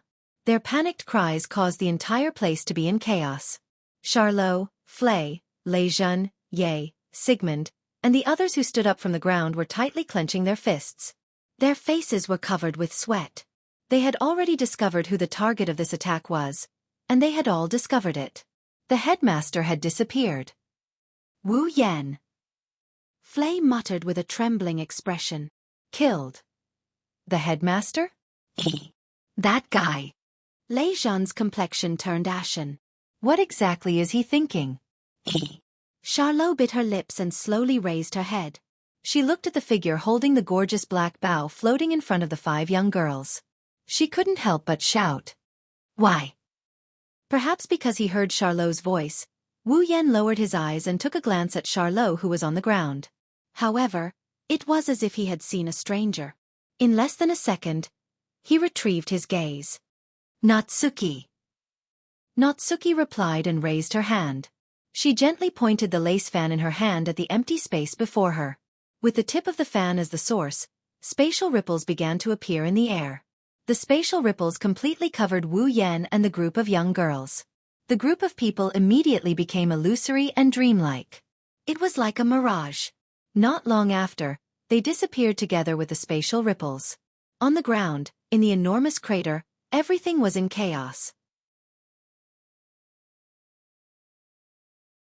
Chapter 1666. Behind the central lecture hall of the Walpurgis Royal Mechanical Engineering Academy, the lawn between the medical department and the law department was used as the venue for the night meeting. In just one night, it had turned into a huge crater. The students, professors, and guards who were originally present stood up from the ground in a wretched manner. They looked around the scene as though they had yet to react to the sudden situation. Fear and bewilderment could be seen on their faces. Under such circumstances, the entire place was strangely silent. It was only after a while that the people who were the first to react to the situation gradually caused a commotion, causing the entire place to be in chaos. Standing at the edge of the giant pit, Charlot brought along Sigmund, Flay brought along the 5 automaton from the Garm series, and Lei Zhan brought along Yaya. The group of people looked at the chaotic scene in front of them and were rendered speechless for a long time. At this moment, there was only one question in everyone's heart. Why? Why would Wu Yan attack the dean? Why would things suddenly turn out like this? Onli. Charlot suddenly spoke. She walked up to Onli, who had her head lowered. Her expression could not be seen clearly at all. With trembling hands, she grabbed Onli's slender shoulders. Did you just ask me to stop him? Do you know why he would do such a thing? Am I right? Sister. My lady. Onli raised her head and looked at her beautiful, strong and powerful sister, who was better than her in every aspect. Her face was pale and her eyes were filled with helplessness. Her heart was twisted in pain as though it was being cut by a knife. Tell me. Onli. Charlot's voice was almost muffled. The words that came out of her mouth were blurry and hoarse. What do you know? Calm down, Seal. Sigmund spoke in a deep voice. If you continue like this, even if Onli knows something, she will still be frightened by you. They will also be scared speechless by you. But. Charlot looked at the huge crater in front of her. She smiled miserably as she looked at the chaotic scene inside. That guy killed the head of the academy. Sigmund became silent. Even Flay, Lei Zhan, Yaya, and the others became silent. The Walpurgis Royal Magic Academy was the best academy in the world of magic. It was an important organization that sent outstanding puppet users to various countries all over the world, cultivated powerful puppet users, and strengthened the national strength of each country. Because of this, the Walpurgis Royal Tactical Academy had autonomy. Everything within the walls of the Walpurgis Royal Tactical Academy was like a small country, managed by the higher-ups. And standing at the top of this small country, the Dean, Edward Rutherford. Killing the Dean was the same crime as killing the leader of a country. Therefore, once Wu Yan was convicted of assassinating the Dean, he would be sentenced to death by the Academy. Not only that, but they would also be sending outstanding puppet operators to various countries all over the world. The leader of an important organization that nurtured powerful puppet users and strengthened the national strength of each country was killed. The various countries and powers outside the academy could also hunt down Wu Yan and treat him as a criminal. In other words, Wu Yan would most likely become a street rat that no one in this world could tolerate. And just now, almost all the witnesses who saw Wu Yan draw his bow and kill the dean were witnesses. In other words, what awaited Wu Yan would be the academy's guards, the discipline committee, and even the professors and students forming their own teams to hunt him down. Knowing this clearly, Lei Zhan and Yaya, who were more or less related to Wu Yan, had gloomy expressions. Flay even covered her mouth and tears flowed down from her eyes. Charlotte did not show any expression. She only lowered her head and did not say anything. However, Angelique, who was held by Charlotte's shoulder, and Sigmund, who was standing on Charlotte's shoulder, could both feel it. Charlotte's body was trembling. It had to be said that fate really played tricks on people. In the past, Count Bilo's family was a famous family in England. They were nobles who were bestowed with a unicorn emblem and northern territory by Her Majesty the Queen.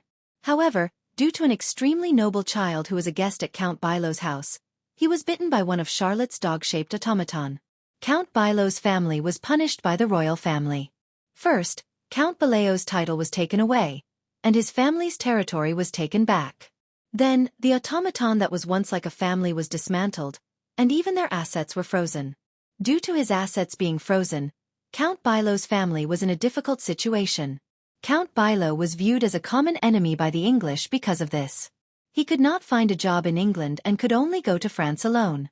However, in France, Count Bilo's job did not seem to be going well. Not long after, Count Bilo lost contact and there was no more news of him. When Charlotte was still in school, her mother and younger sister also mysteriously disappeared. In a situation where she had no one to rely on, as a child, Charlotte's tuition fees were soon exhausted and she was kicked out of the boarding school. She truly fell into a situation where she had nothing. Fortunately, Charlotte still had an outstanding talent in puppeteering. She also had Sigmund, who was passed down from generation to generation in Count Bilo's family, who carried the magic that contained the truth of the universe and the magic circuit that carried the magic sword. No matter what the situation outside was, the Walpurgis Royal Mechanic Academy only paid attention to puppeteers with extraordinary strength. It was a complete power doctrine. It did not matter if the other party was the child of a felon or not, as long as they had strength, they would be accepted. Therefore, Charlotte received a scholarship from the Walpurgis Royal Mechanic Academy, and entered the Walpurgis Royal Mechanic Academy to study. Therefore, from the moment she entered the academy and had a glimmer of hope, Charlotte's dream began. She wanted to find her parents, find her sister, and find the hearts of the automaton that was once her family. She wanted to return to the past and live happily together. It was because of this reason that Charlotte was so obsessed with the night meeting. She wanted to ascend to the throne of the Demon King, and regain the reputation of Count Bilo's family. She wanted to obtain enough wealth to revive Count Bilo's family, and return everything to its original state. It was because of this that Charlotte alienated all the people in the academy who could become her enemies and walk down the path alone. God was not unkind to Charlotte.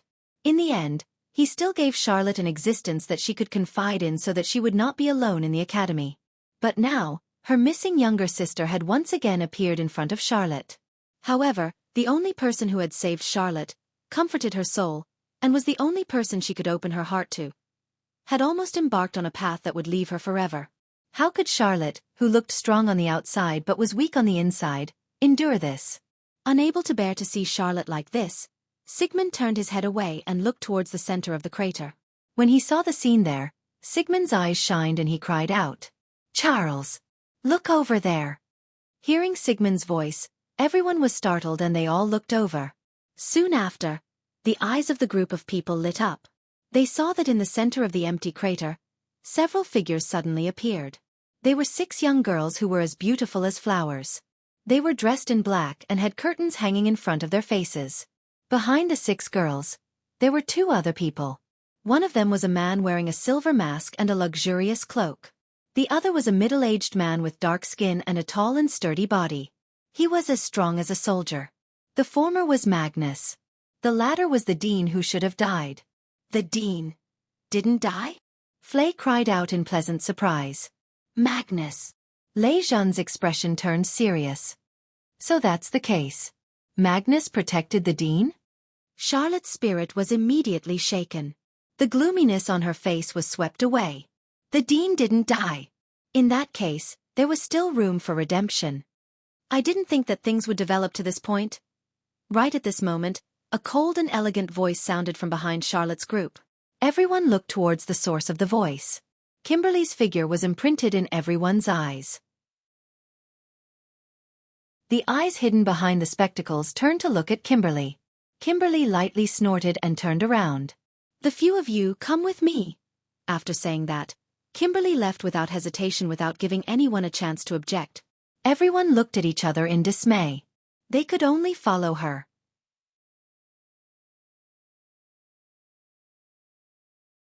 Chapter 1667. Walpurgis Royal Mecha Academy, Central Great Hall. Bringing Natsuki, Ikaros, Astria, Nagisa, and Kanon with him, Wu Yan passed through the lobby of the first floor. They went up the stairs and arrived at the third floor. Walking down a quiet corridor, they arrived at a door under the dim illumination of the lights. Squeak! Almost at the same time, the door opened by itself. A man wearing a deacon's suit, colored glasses on his face, and short silver hair that leaned toward white held the door handle. As he opened the door, he stood inside the door expressionlessly. However, there was a trace of uncontrollable vigilance in his eyes. This sense of vigilance isn't just directed at Wu Yan, it's also directed at the 5 girls standing behind Wu Yan. They're wearing white with red edges and a red pleated skirt. They look like a squad. Only Nagisa, Kanon, and Astria glanced at Shinobu. Wu Yan, Natsuki, and Ikaros didn't even look at Shinobu. Instead, they focused on the other side of the door. It's been hard on you, Scarlet Eyes. The elegant young man stood by the window at the very front. He turned around with a smile that seemed both joyful and excited as he exclaimed in amazement. That arrow just now was just too shocking. Its destructive power was even higher than Tyrantrex's demonic sword. What exactly is that bow? Is it some kind of magic equipment with a magic circuit? What kind of magic circuit could it be? A few of them seemed to be curious. She threw out a question that sounded like an interrogation, but Wu Yan didn't have any intention of answering. He just led the girls inside. Natsuki, Nagisa, and Kanon followed behind Wu Yan while sizing up the annoying grin on the young man's face. They had their own thoughts about it. Natsuki, Nagisa, and Kanon did not come here with Wu Yan last time. Even though they knew someone was trying to use Wu Yan, they did not know what the person looked like. However, the 3 girls had different thoughts when they first saw the young man. They did not share the same thoughts. Nagisa felt the same way. The young man might be handsome with a charming smile, but no matter how you looked at him, it made one's hair stand on end. Kanon felt the same way. She felt the same way about the young man. Apart from his noble temperament, he also had a dark and eerie presence like a poisonous snake. Natsuki squinted her eyes. As he looked at the young man, an interesting smile appeared on his face at some point. While Natsuki, Nagisa, and Kanon were observing the young man was also looking at the 3 girls. Looking at the young and calm Natsuki, the bright and cute Nagisa, and the pure and holy Kanon, the young man looked like he was admiring a work of art. He kept praising them. It's really beautiful. It doesn't pale in comparison to Magnus' squadron at all. Or rather, in terms of appearance, your automaton is more attractive. I wonder if it can compare to Magnus in terms of performance? Once again, Wu Yan chose to ignore the boy's inexplicable remark. Masayuki, who was standing by the door, was extremely displeased, but she couldn't do anything about it. Last time, when he faced Wu Yan, he only used an automaton to threaten the person Shinobi had sworn to protect. And now, all 5 of the other party's automaton were present. Even if their performance couldn't be compared to the angelic girl who had placed the laser sword on the neck of the true Lord rank, they definitely wouldn't be any worse. Shinobi didn't have the confidence to deal with 5 of them alone. Thus, no matter how unhappy Shinobi was, he could only endure it. Compared to Shinobi, the young man didn't seem to care at all. He shrugged and looked out the window with a smile. Looks like your target is still alive and well. Wu Yan's eyes flashed for a split second before he walked over to the window and looked out of it. This was the 3rd floor of the central lecture hall. The venue of the night meeting was behind the central lecture hall. It was on the lawn between the medical department and the law department. From the window on the third floor of the central lecture hall, one could clearly see the situation of the night meeting. Of course, that place was now replaced by a huge crater. Wu Yan can see the guards forming a cordon around the huge crater. They are chasing the students out of the crater. The discipline and discipline committee members are assisting the guards in collecting the evidence of the students who are present. Other than the guards and disciplinary committee members, even the professors were chased out of the crater. There were only 2 people left in the crater. They weren't the guards or disciplinary committee members. Magnus, who was wearing a silver mask and a black cloak that looked like a battle robe. The dean of the academy, who should have been annihilated by the arrow of the meteor knight, could not be any more dead. At this moment, the principal was conversing with Magnus, who was leading his squadron. It seemed that they were discussing something. The dean's back was facing the central lecture hall, so Wu Yan and the other 2 couldn't see the dean's expression clearly. Magnus, on the other hand, is wearing an ice cube face and a mask. From the surface, it's impossible to tell what the 2 of them are discussing. However, Wu Yan and the young man could guess what they were talking about just by guessing. Looks like in order to prevent himself from being ambushed by some inexplicable people again, the cautious Sir Dean is planning to let the number 1 in the academy, Marshal, who is currently the closest to the Demon King, be his guard to protect his safety. As if he had seen a happy scene, the young man smiled happily. Next, if you want to kill the Dean, you'll have to face that monster. Monster? Wu Yan looked at the young man. This was the first time he spoke since he entered the executive department. You're scared of Magnus? Scared? Scared? How can I not be scared? Although he said that, the young man didn't seem to care at all. Magnus' squadron is a super powerful automaton that can fight against 13 people. Even if they really go up against them, they won't be able to do anything, right? Lucian thought to himself. Magnus' squadron is a super powerful automaton that can fight against 13 people. Yes. The young man turned around and looked at Wu Yan. Of course, if the complete control vibration is at the level you mentioned last time, I won't be scared no matter how many of them come. This sentence clearly exposed the fact that the young man still cared about the vector manipulation Wu Yan mentioned last time.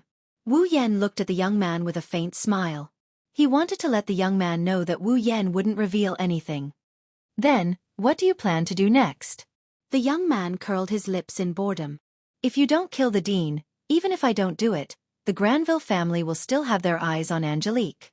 By then, unless you guys stay by her side 24/7, Angelique will not be able to resist without any power. In the face of such an obvious threat, Wu Yan's expression didn't change from start to finish. Instead, he looked at the boy with pity in his eyes, causing the boy to retract his smile. Without waiting for the young man to say anything, Wu Yan turned around and walked outside. You're being hunted, the young man kindly reminded. I have a way to hide my identity. Don't you need me to help you? Wu Yan stopped in his tracks. He turned around and taunted her. Do you think everyone is as shameful as you are? With that, Wu Yan led the girls out of the executive department's meeting hall without looking back. It wasn't until Wu Yan left that the young man's expression finally turned gloomy. Young master, Zhan asked with a gloomy expression. Could it be that he has already seen through me? The young man was silent for a while before smiling. Anyway, judging from his attitude, he'll still play with us, right? Hearing this, his heart trembled slightly. In his master's heart, that person changed from a flag to a player?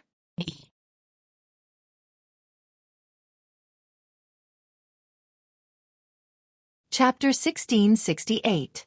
Kimberly was sitting on a rather luxurious chair in the middle of the room filled with bookshelves and books. She closed her eyes and tapped her fingers on the armrest, letting the sound echo in the air. Yaya was making tea beside her, but it was obvious that she was absent-minded.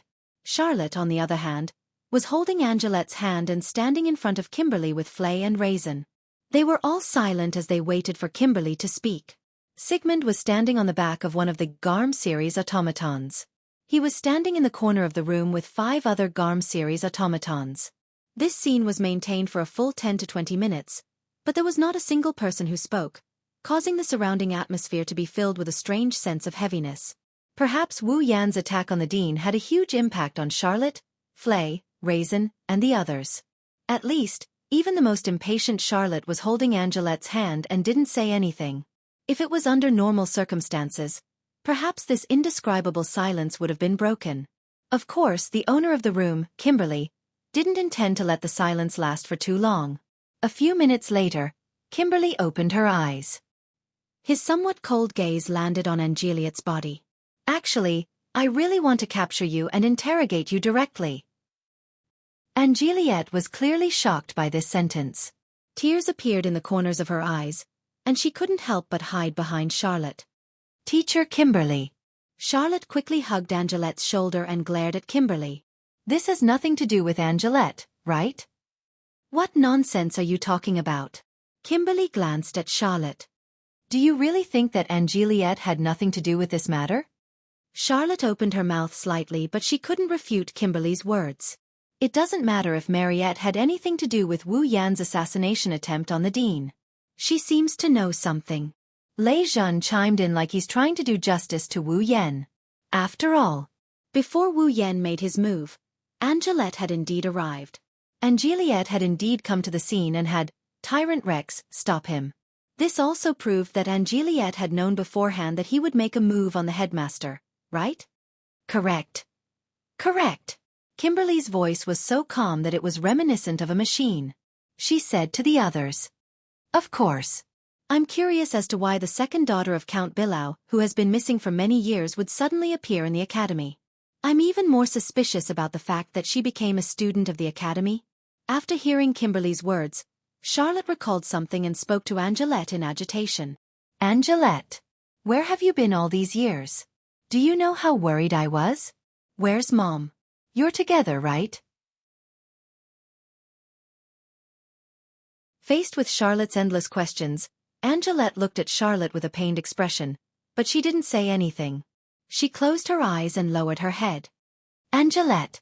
Charlotte couldn't help but raise her voice when she saw that Angelette didn't want to say anything. Deal with your family matters after this. Kimberly interrupted Charlotte's questioning with dissatisfaction as she glanced at Angelette. I just want to know if the reason Scarlet Eyes tried to assassinate the dean has anything to do with you? Angelette's shoulders trembled. Charlotte, who was holding her, immediately understood. Kimberly, Flay, Lei Zhen and the others also understood. Then, Flay involuntarily took a step forward. She was a little timid, but she also spoke with some hope. Wu Yan's assassination on the dean wasn't his own idea, right? Angelette still didn't answer. She only buried her head in Charlotte's arms as if she didn't want to say anything. But it was precisely because of this that it confirmed the authenticity of the sentence just now.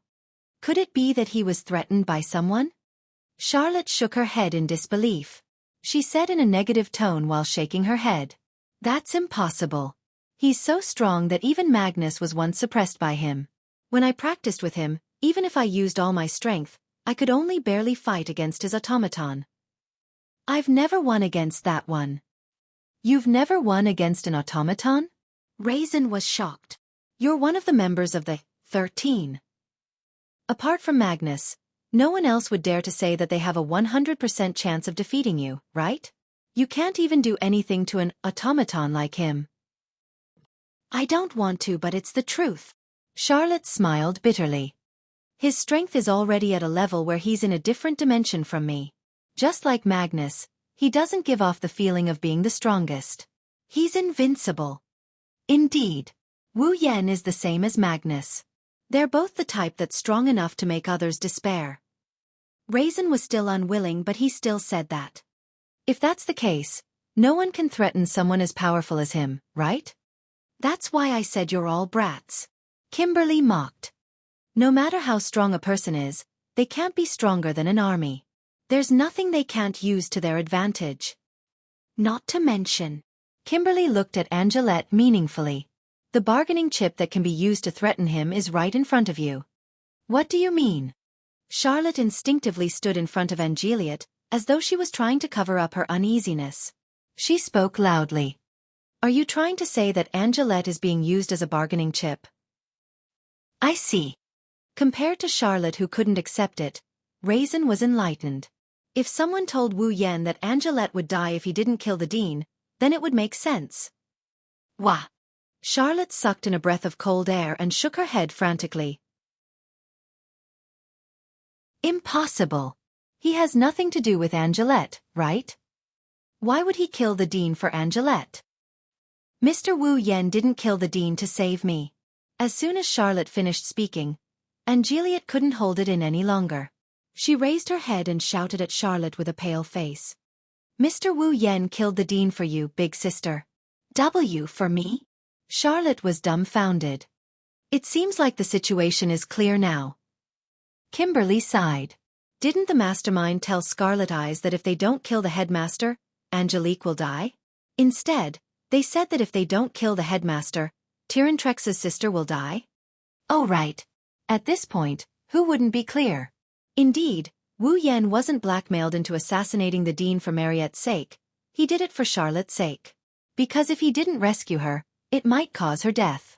Charlotte, who had gone through untold hardships and came to the Walpurgis Royal Tactical Academy to study in order to reunite her family and tried her best to become the Demon King, would be in so much pain that she wouldn't be able to extricate herself from it. Wu Yen, it's because he didn't want Charlotte to suffer that he went to save Angelette, who has nothing to do with him. He didn't even hesitate to be threatened and become a criminal who would be sentenced to death. How could this be? Charlotte muttered absent-mindedly as she powerlessly collapsed on the ground. So it's all my fault. Flay couldn't help but turn her head away when she saw Charlotte's absent-minded appearance. Kimberly and Lei Zhan also couldn't help but sigh. Big sister. Angelette's gaze fluctuated violently. She bit her lips. As expected, Mr. Wu Yen was a special existence to Big Sister. Lady Big Sister. In front of everyone present, Angelette squeezed out those words with a trembling voice. If you want to save Mr. Wu Yen, then kill me. Charlotte's absent-minded eyes shrunk to the size of a needle. Chapter 1669. Just kill me. His trembling voice resounded clearly in the entire room, and also clearly passed into the ears of everyone present. Flay, Kimberly, Ryzen, Ye and the others' expressions changed when they heard those words. Charlotte was even more stunned. Angelique. Beside her, Sigmund, who was standing on the back of one of the Garm series automatons, couldn't help but speak sternly. Do you know what you're saying? Angelique forced a miserable smile. I'm just speaking the truth. Do you want to use your own death to free the Scarlet Eyes from the threat of the mastermind behind the scenes? Kimberly didn't know why, but she had an angry expression on her face. You don't even know how to cherish your own life. What a foolish action. Once again, Angelette bit her lip. She overcame her cowardice and refuted Kimberly's words. If I don't do this, how am I supposed to save Mr. Wu Yen? The mastermind behind the entire incident is using Angelique's life as a threat. That's how he managed to make Wu Yen assassinate the school dean. If the person being used as a threat were to die, the mastermind would no longer have a reason to threaten Wu Yen and Wu Yen. At least, that's what everyone here thought. Do you think that fellow will be happy if you do this? Raisin took a step forward and looked directly at Angelique. You're the person he's willing to become a criminal to save. If you're willing to give up on yourself, wouldn't everything he's done be in vain? Mr. Wu Yen didn't do it to save me. Angelique shook her head and explained with an expression as if she was about to cry. Mr. Wu Yen only saved me for my big sister. So, Kimberly sneered. You think you're dead. The Scarlet Eyes won't be threatened anymore. Furthermore, you'll be able to escape the crime of assassinating the school dean. Will your big sister be happy? Mariette's mouth opened slightly, opening and closing like a goldfish's mouth, but she couldn't say a word. Don't say any more. And Charlotte, who was sitting on the ground, raised her head abruptly. His soulless expression disappeared in an instant. Instead, his face was filled with determination. He wiped his face and stood up. I won't let you die. Big sister. Angelette said excitedly. But Mr. Wu Yen, I will bring him back. Charlotte clenched her fists. Definitely. His determination is not bad. When Charlotte made up her mind, Kimberly poured cold water on her mercilessly. However, don't you think you're oversimplifying things? Charlot, Henriette, Flay, Lei Zhan, Yaya, and the others were slightly stunned. Do you think someone who can threaten Scarlet Eyes is just some random person? Kimberly used a lecturing tone and narrowed her eyes. If he's someone you can deal with in an instant, then with Scarlet Eyes' strength, he won't compromise. You mean? Lei Zhen said uncertainly. He's stronger than Wu Yan. In this school, there's someone who dares to say he's stronger than Scarlet Eyes. Even Magnus can't say that, right? Kimberly said with admiration and coldness. Just like what Charlotte said, Scarlet Eyes and Magnus are already powerhouses of a different dimension. Although the night gathering has only just begun, in terms of strength alone, the two of them are already qualified to stand in the position of Demon King. Hearing this, everyone looked at each other, but they agreed with it from the bottom of their hearts. Magnus had already broken the record in the history of the Academy, and was the super genius with the highest score in all of history. In his squadron, every automaton is the highest level existence and has the highest level of performance. Just one of them is enough to fight against 13 people. With 6 of them added together, even a real Demon King wouldn't dare to say he's stronger than him. As for Wu Yan, although his strength was short-lived, every single one of his automaton can fight against 13 people. In terms of numbers, they're not inferior to Magnus. On top of that, Wu Yan's squadron has a perfect combination of magic circuits. Attack, defense, healing, support, and long-range attacks are all taken care of. If they were to fight in a team battle, Magnus' squadron might even be weaker than Wu Yan's squadron. How could such an existence be threatened by a random person who came out of nowhere? No one dares to say they're stronger than Wu Yan? Lei Zhen pondered for a moment before he lifted his head. In other words, the opponent might not be a single person, but an entire faction? Hearing that, Charlotte, Flay, and the others were shocked. You're quite quick-witted. Kimberly nodded in praise before changing the topic. Actually, recently, there's reliable news that proves that the Kingsford family is trying their best to contact the Dean in private. The Kingsford family? Charlotte tilted her head in confusion. Then, she seemed to have thought of something and her expression changed. Felix. You're saying that the one who's secretly threatening Wu Yan with Angelette's life is the Kingsford family.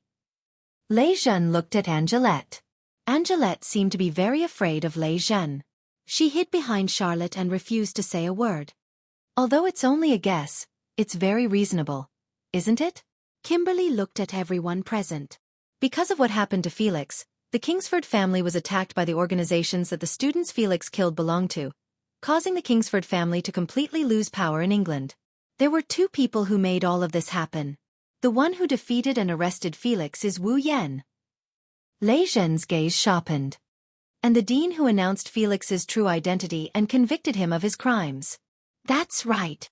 As long as the dean who convicted Felix is killed, the Kingsford family will be able to do something.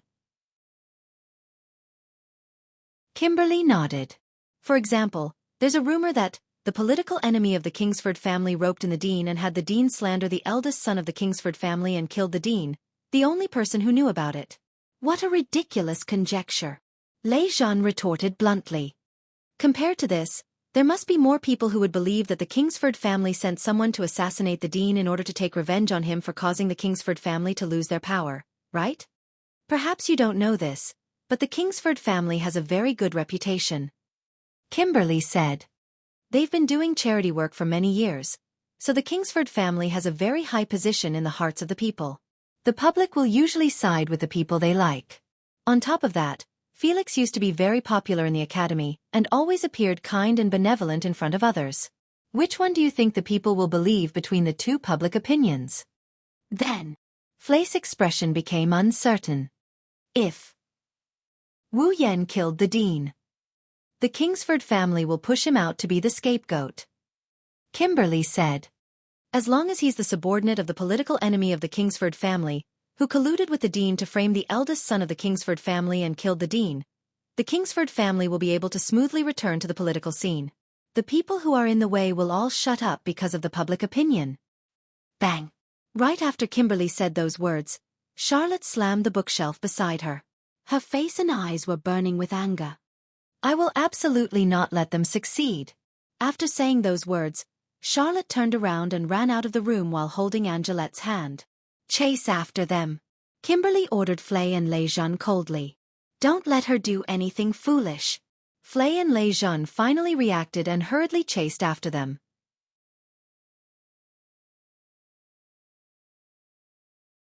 Chapter 1670. Seal. At the same time Charlot pulled Angeliot out of the door, Flay brought the Garm series automaton, Raisin brought Yaya, and Sigmund flapped his wings and chased after them. Calm down. Seal. Sigmund landed on Charlotte's beret and spoke sternly with the words he always used to warn Charlotte.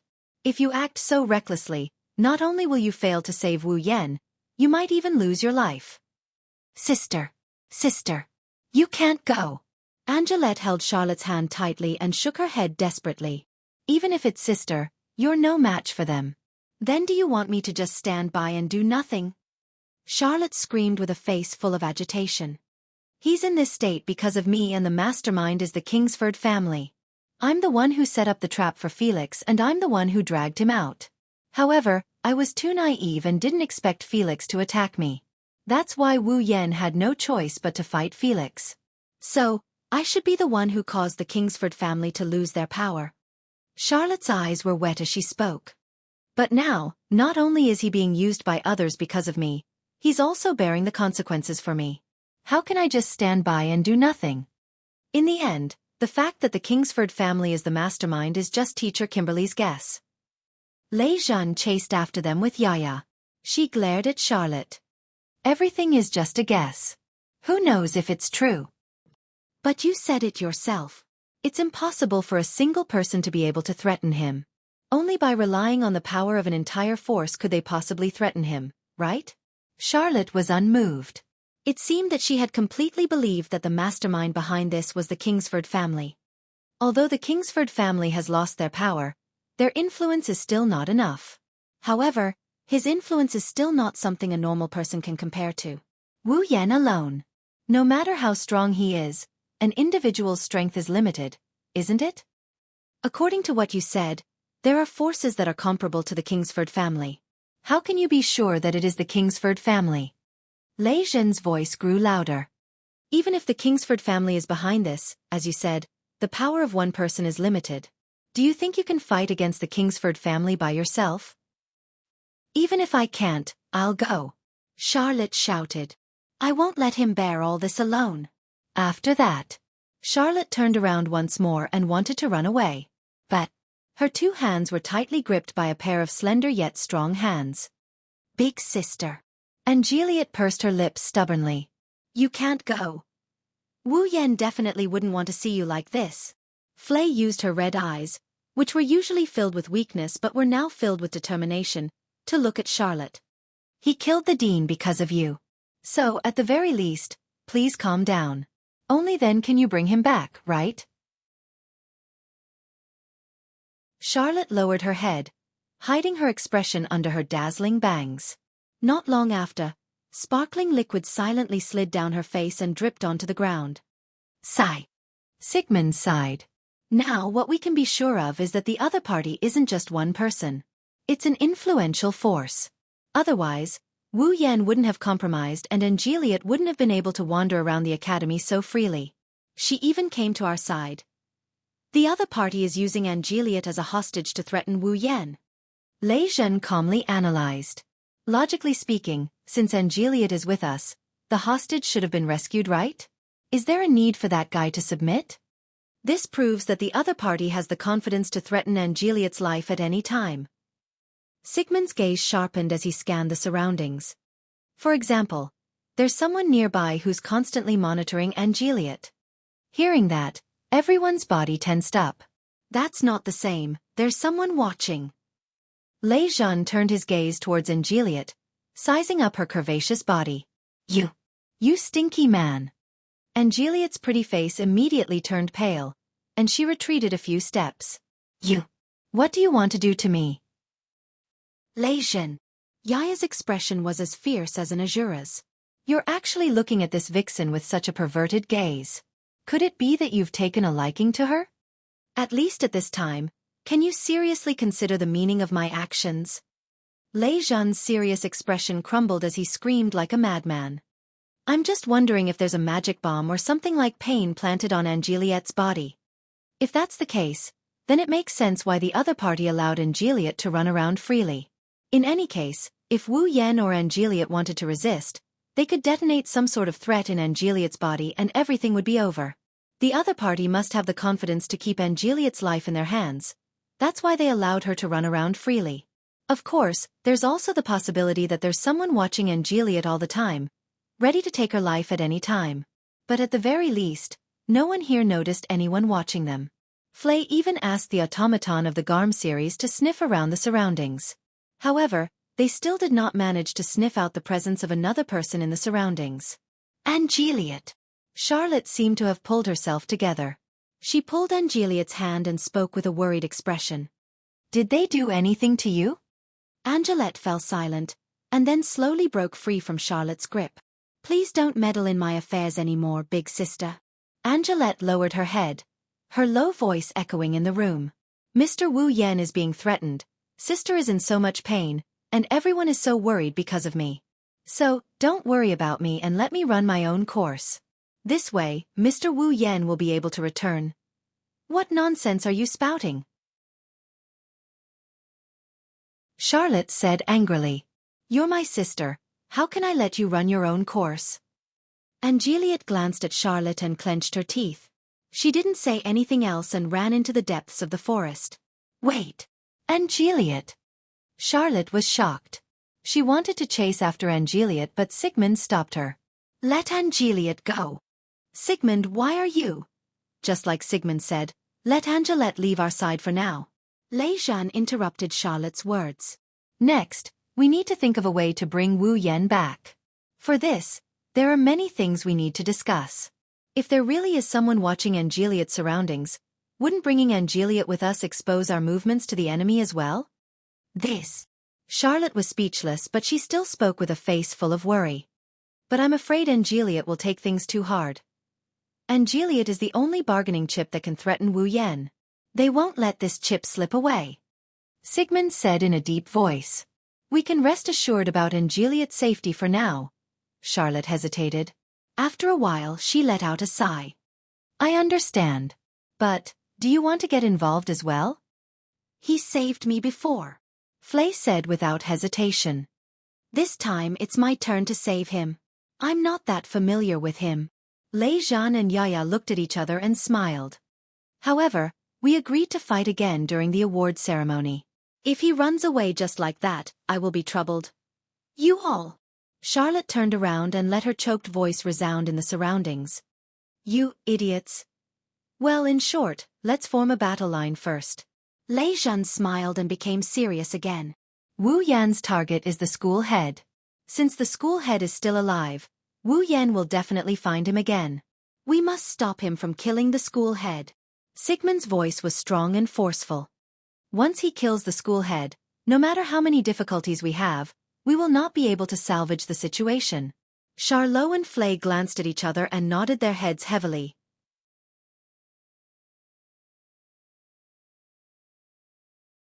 Chapter 1671. Walpurgis Kingly School of Engineering.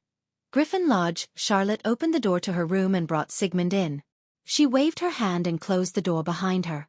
She went to her own bed and fell on it. Logically speaking, since the curfew had passed, even if Charlotte was one of the 13, she should have been scolded by the dormitory supervisor for not locking the door when she came back. In the past, it wasn't as if Charlotte hadn't sneaked out at night. Every time, the warden of the Griffin hut would give her a good scolding. However, tonight, Charlotte returned to her room without a hitch. The reason was none other than the glove-bearers who were qualified to join the night gathering, had the right to postpone their return to their dorm during the night gathering. After all, the night meeting would last until midnight every night, even if the battle ended earlier. Therefore, for the convenience of the glove-bearers, the dormitory supervisor would give them the spare key to the main door during the night gathering, allowing them to decide on the time and return to their dorm freely. Thanks to this, Charlotte didn't have to be scolded by the dormitory supervisor at night. Otherwise, with her current agitation, she would have flipped out. She buried her face in her bed and smelled the fragrance from her body. However, Charlotte's mind was in a mess. It wasn't Charlotte's fault. After all, too many things had happened tonight. First, the battlefield of the Night Assembly was destroyed, and the dean's life was targeted. Then, the battlefield of the Night Assembly was destroyed. The one who targeted the dean's life was none other than Charlotte's only friend in the academy, or rather in the world. Again. Her long-lost sister suddenly appeared in front of Charlotte and asked her to stop her only friend from murdering the dean. After everything was over for the time being, one after another, the inside stories were revealed. Charlotte's sister was taken as a hostage by someone else. In order to save her sister, Charlotte's only friend had no choice but to assassinate the dean and become a criminal worthy of capital punishment. The mastermind behind this is most likely someone that Charlotte admired in the past but tried to frame Charlotte. In the end, Charlotte found out and caused Felix's family to lose their influence in the political world. Also, the Felix family. It should have been Charlotte's own responsibility, but she ended up letting her only friend, her only younger sister, shoulder everything for her.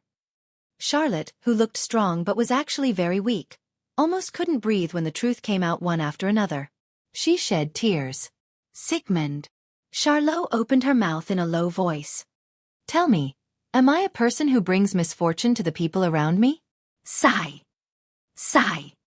Sigmund seemed to have expected Charlotte to have such a thought. He sighed. Sighed. Do you think everything is your fault? Am I wrong? Charlotte hugged the blanket tightly and buried her head in it. Back then, if it wasn't for the fact that I didn't control my automaton properly and let it bite someone, Count Bilo's family wouldn't have fallen to such a state. Father, mother, and Anli wouldn't have all disappeared. If Anli didn't go missing, she wouldn't have been taken as a hostage. She's being used to threaten my only friend. Charlotte's voice was getting lower and lower. Those who are close to me all met with misfortune, and those around me left me one after another. Isn't this enough to prove that I'm a person who brings misfortune to others? So, do you think you should be responsible for the misfortune you brought to others? Sigmund landed in front of Charlotte and stared at her, who buried her head in the blanket. The reason you want to stop Wu Yan is because he's doing something you should be responsible for, right? Of course not. Of course not. Charlot immediately raised his head and looked at Sigmund as he denied it.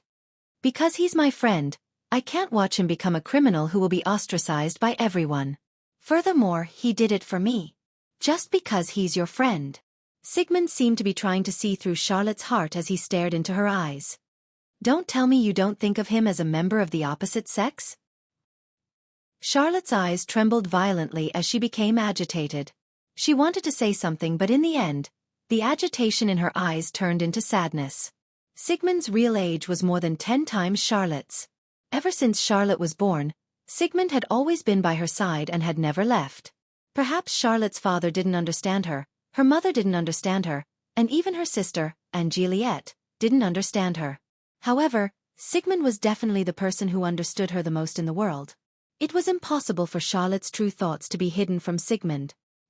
He would be able to see through her with a single glance. And that was the truth. You think you don't have the right to like Wu Yan, right? Every word of Sigmund struck Charlotte's heart. Because you think you're an unfortunate woman. Liking someone will only bring misfortune to him. Because you think you need to revive the Bilo family and find your family. That's why you don't have time to waste on liking someone. Because you used to like Felix. If you fall in love with Wu Yan now, you're an inattentive and frivolous woman. Sigmund lowered his voice and slowly revealed all of Charlotte's worries. I'm right, aren't I? Charlotte went silent. That was a sign of being speechless. In response, Sigmund scolded Charlotte for the first time. Wu Yan can become a criminal who might be sentenced to capital punishment for you. Don't you dare to be mistaken as a frivolous woman for Wu Yan. This sentence was like a bolt of lightning that struck Charlotte. That's right. If Wu Yan can become a criminal for her sake and to save her sister, then why can't she become a frivolous woman for his sake? Even if outsiders look at me like that, even if they look down on me, despise me and spurn me, so what? In the academy, didn't he also live under the same gazes of others? However, Wu Yan bore the weight of these gazes and approached me, becoming my one and only. Then, I just need to grab hold of this one and only, right? Anyway, this is how I've been living my life, isn't it? At this moment, all the confusion in Charlotte's heart was swept away, and the thoughts in her mind became clear all of a sudden. I'm sorry, Sigmund. Charlotte sat up and hugged Sigmund. A peaceful smile appeared on her face. Indeed, I've been using the term frivolous woman to avoid my true feelings. I've even forgotten that he's the one who brought light to my life. Are you finally willing to face your true feelings? Sigmund's calm voice was filled with excitement. Indeed, you and Wu Yan have only known each other for a short time. In fact, you were in love with another person not long ago. However, the one who brought light to your life was Wu Yan. When you suffered setbacks, loneliness, and fear, the one who helped you stand up again was Wu Yan. Thus, it is natural for you to like Wu Yan. Sigmund advised. Unlike Felix, who only existed in your imagination, Wu Yan is the one who is worthy of your pursuit. Charles, you must not forget your true feelings. I won't. Sigmund. Charlotte looked out of the window and looked at the full moon and stars hanging high in the night sky. Her resolute words gradually echoed in the cold room. I will bring him back. Not because he is my friend, and not because I feel like I owe him, but because he is the person I like the most.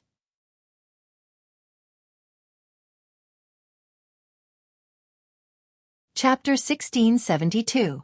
The sky was blue and the morning light shone. The cold morning breeze swept across the entire Walpurgis Wangli Machine Learning Academy, whistling and blowing to every corner. In the cold breeze, the grass swayed, the leaves flew, and the sounds of birds, beasts, and insects turned into echoes in the forest and gradually spread out, making the morning more peaceful than the night. However, no matter how peaceful it was just on the surface. Whether it was those in the know or those with sharp senses, they could faintly sense that during this period of time, Walpurgis Wangli Machine Learning Academy would not be too peaceful. As a matter of fact, what happened last night had spread throughout the entire Walpurgis Wangli Machine Learning Academy in a short span of a night. Nowadays, there was almost no one in the Walpurgis Royal Tactical Academy who didn't know about this. The fourth member of the 13, Scarlet Eyes, had destroyed the venue of the night gathering when he won the first battle of the night gathering. He even almost killed the principal. It couldn't be helped. There were too many people at the venue of the night gathering last night. Even if there weren't 1,000, there were at least 700 to 800. Under such circumstances, Wu Yan used some kind of defensive means to protect the people at the venue, but he left the principal alive and attacked the principal. There were too many people who saw it. There were too many witnesses. Even if they wanted to deny it, how could they deny it? As for why the fourth of the 13, Scarlet Eyes, who defeated Felix, attacked the principal, the outsiders didn't understand. However, in this world, the most unstoppable thing was rumors. As a result, in response to Scarlet Eyes' attack on the venue of the night gathering, Scarlet Eyes, guess after guess turned into rumors. Instantly, the news spread throughout the Walpurgis Wangli School of Mechanics. Of course, rumors were just rumors. When it fell into the ears of the wise, they knew it couldn't be any more fake and could only be treated as a joke after a meal. However, as the saying went, even a blind cat can catch a dead mouse. Some of the rumors poked at something that was extremely unfavorable to the principal and Wu Yan. It also fell into the hands of some people with bad intentions. Charlotte, who was having breakfast with Sigmund in the student cafeteria, overheard the conversation among the students. Who would have thought that the newcomer Scarlet Eyes would actually do something like destroying the night meeting? It's not as simple as destroying the night gathering. Back then, everyone at the venue was protected by an unknown magic spell, only the principal wasn't protected. On top of that, the arrow shot by Scarlet Eyes that was attacking in midair was also aimed at the dean. Needless to say, Scarlet Eyes must be trying to assassinate the dean. How dare he offend the symbol of the Academy's authority? He's going to be sentenced to death. I thought something was wrong. Say, a freshman who just transferred to the Academy was already in the limelight and suppressed Magnus before he even entered the Academy. How could a normal person do that? That Scarlet Eyes must be a genius that was specially nurtured by some force. Faction? Could it be a faction that doesn't get along with Felix's Kingsford family? If that's the case, then the matter of Felix being a Kaibal candy. That's right, it's very likely that he was slandered. Hearing this, a lot of noise in the student cafeteria quieted down, and the surrounding atmosphere suddenly became subtle. Sigmund couldn't swallow his favorite chicken anymore. Charlotte's hand holding the cutlery couldn't help but tremble. However, the students who didn't notice this continued to brag. Speaking of which, I can't believe that Felix is a K-Balkandi. I still can't believe it. I think it's very suspicious too. But isn't that a crime that all the professors, guards and disciplinary committee members testified and the dean personally judged? However, I've also heard that the dean refused the investigation team of the royal family of England and other forces to investigate the campus. Since we are certain that Felix is a K-Balkandi, why did he refuse other people's investigation? That's right. Also, don't you think the dean's judgment was too fast? So the dean already judged Felix's crime as soon as he caught him. That's very suspicious. On top of that, Felix was captured by the Scarlet Eyes, and now the Scarlet Eyes is here to assassinate the dean. In other words, Felix was set up by the dean and the Scarlet Eyes. Now, the Scarlet Eyes are trying to assassinate the dean and silence him so that the truth will never see the light of day again? That's very likely. That's very possible. After all, even Felix's ranking has been replaced by Scarlet Eyes by the dean. He's just a new student. Even if he's a bit strong, he shouldn't be given such a high ranking right away, right? So to speak, Scarlet Eyes is a genius raised by a certain hostile force of the Kingsford family. He snuck into the academy just to conspire with the dean and frame Felix so that the Kingsford family would fall, right? It's very possible. After all, we still don't know the background of Scarlet Eyes, don't we? Looks like Scarlet Eyes is an evil gang. Clang!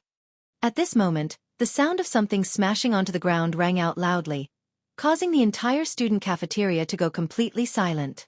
It was so quiet that even the sound of a needle dropping on the ground could be heard clearly. That was the sound of Charlotte standing up with all her might, causing the chair to fall heavily to the ground. Not only that, but a burst of berserk mana slowly rose from Charlotte's body.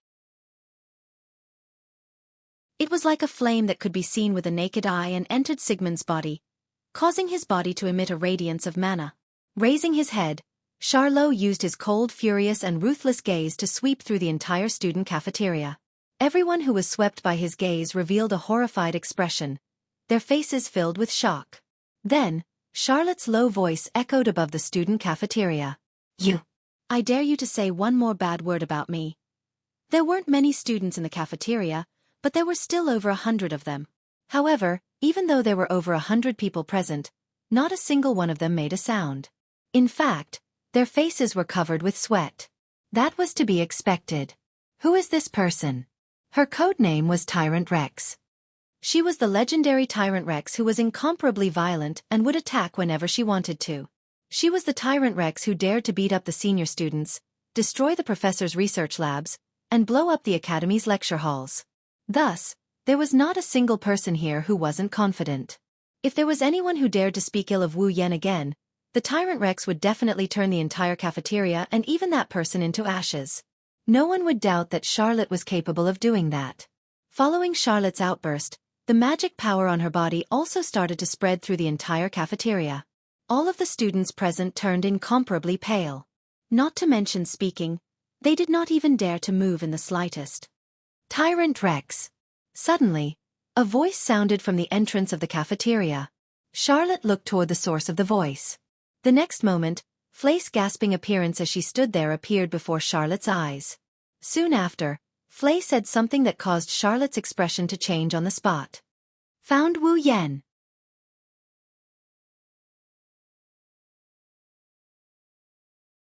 Chapter 1673. Not far from the central lecture hall of the Walpurgis Royal Mechanical Academy, there was a mansion-like building. This mansion-like building was the residence of the Dean of the Walpurgis Royal Mechanical Academy, the strongest magician of the 19th century, Edward Rutherford. Rutherford's personal residence. At this very moment, armed guards were patrolling the surroundings of the mansion. They were very vigilant. Beside the armed guards, there were strange-looking robots that looked like they were made of white wood. Of course, the white material on the robot's body was not made of wood, but of a white metal sheet. The robots were wearing toy-like helmets on their heads. Some were big, some were small. The big ones were 2 meters tall, and the small ones were only the size of a child. Their bodies were made of white iron sheets, and they were holding shields, spears, knight swords, and other weapons. These white robots with weapons were the mass-produced automaton, the Heimgarder, that was assigned to every guard in the Walpurgis Wongley Robotics Academy. In terms of performance, These mass-produced automatons were naturally not comparable to the real high-level automatons. However, as a mass-produced automaton, their performance was not much weaker. At least, in terms of individual performance, the Heimgarder series automaton's performance was not any weaker than the Garm series automaton's performance. However, at this moment, each of the guards was equipped with one such automaton. At the very least, there were 20 to 30 of them following the guards around the Dean's mansion on guard. Such tight security. Even if the opponent was a real Demon King-level puppet user, it would take a long time. It would take a long time to break through, let alone an ordinary puppet user. It would be impossible for them to break through such defenses. It could not be helped. Last night, the Dean was almost assassinated. He almost lost his life. If it was not for the Academy's number one, Magnus, who knew if the Dean would still be alive. Under such circumstances, how could the upper echelons of the Walpurgis Royal Mechanical Academy not be on alert and increase their defenses for the Dean? Moreover, their enemy was the Scarlet Eyes, who was on par with the Marshal. It was necessary to be on guard. While the guards were patrolling around the Dean's mansion with their Heimgarder series automaton, on the rooftop of a building not far from the Dean's mansion, a few figures were overlooking the scene. 21, 22, 23, 24, 25, 26, 27. Nagisa counted with her fingers and was speechless. 27 automatons and 27 guards. Are we really going to break in? The best way is to bypass the guards and use spatial teleportation to directly teleport into the mansion. Natsuki opened her parasol and placed it on her shoulder. She looked down while shielding herself from the sun. But it seems like that's not going to work. It was hard to detect, but anyone who was sensitive to mana would be able to notice it. Around the Dean's residence, there was an extremely dim semicircular light film covering a radius of 10 to 20 meters, protecting the residents within. There were also some obscure runes on the light film. They were moving slowly like water ripples. A barrier? Wu Yen stood in front of the girls and he frowned when he saw the light barrier that normal people wouldn't be able to see. From the looks of it, it seems to be a barrier that can isolate the transmission of magic power, right? Mana from the outside won't be able to enter the barrier and mana from the inside won't be able to reach the outside. Naturally, magic from the outside won't be able to affect the inside. That's the nature of the barrier. Natsuki said calmly. If that's the case, even if I teleport into the barrier, my mana will be cut off the moment I enter the barrier. In other words, teleportation will only bring us to the edge of the barrier. The moment we touch the barrier, the teleportation will fail and will be revealed. Wu Yen stroked his chin. If that's the case, we won't be able to teleport into the barrier. We won't be able to blow up the Dean and his mansion. So the conclusion is that we have to break in? Nagisa seemed to be excited and nervous at the same time. Then we have to. That's right. Natsuki nodded. If we want to enter the mansion and find the Dean, we'll have to fight the guards. If that's the case, we might as well just barge in. Wu Yen made a decision. Take down all the guards. Ikaros and Astria nodded without hesitation. Nagisa and Kanon were a bit nervous. Natsuki looked at Wu Yen with a meaningful look. Why do I feel like you're excited? Am I? Wu Yen had an innocent look on his face. I'm being threatened. I'm being used. I have no choice but to kill the Dean. How can I be excited? What are you up to now? Nothing. It's nothing. Wu Yen smiled as he looked at the Dean's mansion. I'm just thinking about how the strongest magician of the 19th century didn't even bother to pursue the matter. He didn't even send anyone to hunt down the assassin. Instead, he hid in his mansion and waited for the assassin to come. It's hilarious. Ikaros, Astria, Nagisa, and Kanon were confused by Wu Yen's words. Natsuki smiled as she thought of something. Wu Yen suddenly voiced out in this inexplicable situation. Then let's go.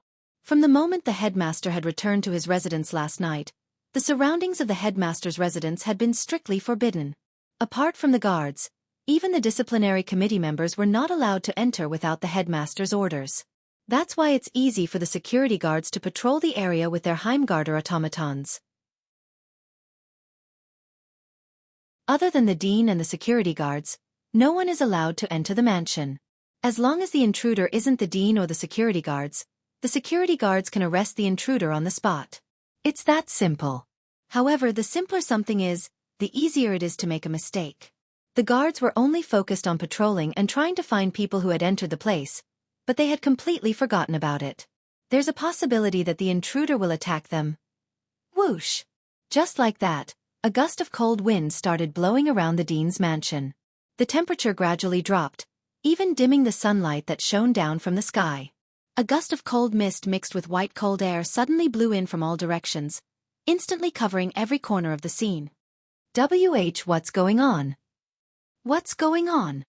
The guards did not even have time to activate their own mana before they were shocked by this sudden scene. By the time they realized that something was wrong, pieces of crystal-clear ice crystals were quietly falling from the sky like snowflakes.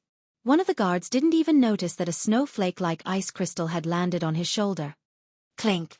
Immediately, the ice crystal bloomed like a lotus flower, and with a light crisp sound, it turned into an ice flower. Then, the ice flower started spreading on the security guard's body. The guard didn't even have time to react. In less than a second, his entire body was covered in a huge ice flower and he was frozen.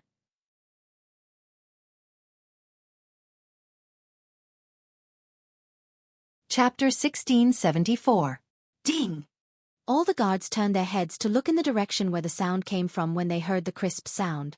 Immediately afterward, the group of guards saw with their own eyes that one of their companions had a vigilant expression on his face. He was completely unaware of what was happening to him. Without being able to react at all, he was frozen by a huge ice flower. When the guards saw their companion turning into a gigantic ice flower, pieces of crystal-clear ice crystals continued to fall from the sky onto the guards and the automatic puppets of the Heimgarder series that they were equipped with. Ding, ding, ding, ding. At that instant, clear and crisp sounds echoed around the entire dean's mansion. It was like the notes of a beautiful piece of music that reverberated rhythmically in the air. Ding, ding, ding, ding. Every crisp sound was accompanied by a gigantic ice flower that bloomed. The guards were completely covered by the ice flowers that bloomed on their bodies with panic written all over their faces. At the same time, it transformed into a giant ice flower. Frozen by the giant ice flower were the automatons of the Heimgarder series. Enemy! Enemy attack! The guards finally understood what was going on. One by one, they yelled at the top of their lungs.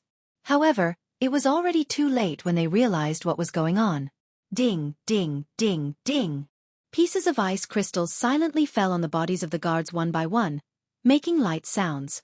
The gigantic ice flowers bloomed one after another and froze the guards one by one. The guards could only look on in panic, surprise, and horror as the ice flowers bloomed one after another. They were frozen in the ice flowers like specimens. The expressions of panic, surprise, and fear were still vividly displayed on his face. They were also reflected through the translucent ice flower. In less than a minute, the guards and automatic puppets of the Heimgarder series around the dean's mansion were all frozen by the gigantic ice flowers. They were distributed around the dean's mansion lifelike. The entire place fell into a dead silence. Not far from the dean's mansion, amidst the white cold mist that blew in the air, a few figures slowly walked out. Looking around at the guards and automatic puppets of the Heimgarder series that were frozen in the gigantic ice flowers, Wu Yan curled his lips. Nice to look at but useless. Indeed. 27 guards, 27 Heimgarder series automatic puppets with high performance, were all frozen in less than a minute. It was said that among the guards of the Walpurgis Wongli School of Mechanics, most of them were outstanding. Most of them were outstanding puppeteers and graduates who had completed 4 years of school. Each of them was comparable to a glove holder in terms of strength. They were not weak. Now, Wu Yan was certain that these guards who were comparable to a glove holder would only be around 70 or 80 in terms of strength based on the Night Gatherings ranking. Although a large part of the reason was that the guards were careless and were ambushed. That was why they were taken care of so quickly. But no matter what, 27 puppeteers and 27 automatic puppets were taken care of in an instant. It was a little unreasonable. With Wu Yan's strength, he was qualified to make such a comment. Natsuki. He looked up. Looking at the dean's mansion, Wu Yan spoke softly. How is it? I'm fine. Natsuki's figure suddenly appeared beside Wu Yen. I've checked it. It's just a barrier that isolates the transmission of magic. It doesn't have any defensive properties and it doesn't have any trap effects. There's no need to remove it. Just go in. Wu Yen lifted his feet and led the group of girls towards the entrance of the dean's mansion. Suddenly, a voice called out to him. Wait. As the voice sounded, a huge black shadow appeared in the sky. A giant dragon with a steel-colored body flew out from the forest in the distance. It rushed into the sky and circled around before it descended from the sky and landed heavily on the ground. Bang! A muffled sound was heard. The ground shook slightly. The ground where the giant steel-colored dragon landed cracked and countless rocks scattered in all directions. The moment the giant steel-colored dragon landed on the ground, figures jumped from the back of the giant steel-colored dragon one after another. They were none other than Charlot, Flay, Raisin, Ye, Sigmund, and the 5 Garm series automatons that he had found. Yen. Charlot took a step forward excitedly when he saw Wu Yen and the group of girls standing in the center of the giant ice flowers. However, when he saw the guards frozen in the ice flowers, his gem-like eyes widened. They. Flay, Leijun, Yaya, and Sigmund all saw the expressions of panic, shock, and fear on the faces of the guards that were frozen in the ice flowers. Astonishment appeared on their faces. Could it be? Don't worry, they're not dead. They're just frozen. When Wu Yen saw the shocked expression on his friends' faces, he chuckled softly as though he could see through their thoughts. Heat up those ice flowers and melt the ice. They'll be able to come out safely. Of course, I can't guarantee that they won't catch a cold or have a fever. When Charlot and the others heard that, they heaved a sigh of relief. However, at the same time, their hearts felt heavy. When they saw Wu Yan's carefree appearance and how there was not even a speck of dust on his body, as well as the calm expressions of the girls beside him, it was not difficult to imagine that these guards were merely here to deliver food to them. That was a total of 27 guards equipped with automatic puppets of the Heimgarder series, whose performance was comparable to the automatic puppets of the Garm series. If they were to fight against such a group of guards alone, even if it was the strongest puppeteer in the academy other than Magnus, they would still have to consume a lot of magic power to deal with them even if they were not injured. However, Wu Yen was still the same as before. He had a lazy smile on his face. There was not even a single drop of sweat on his face. It is clear that his strength has exceeded the level of a student of the academy. Just like Magnus, he is a true demon king. When Charlot, Flay, Raisin, Yaya, and Sigmund were sizing up Wu Yen, they noticed something different about him.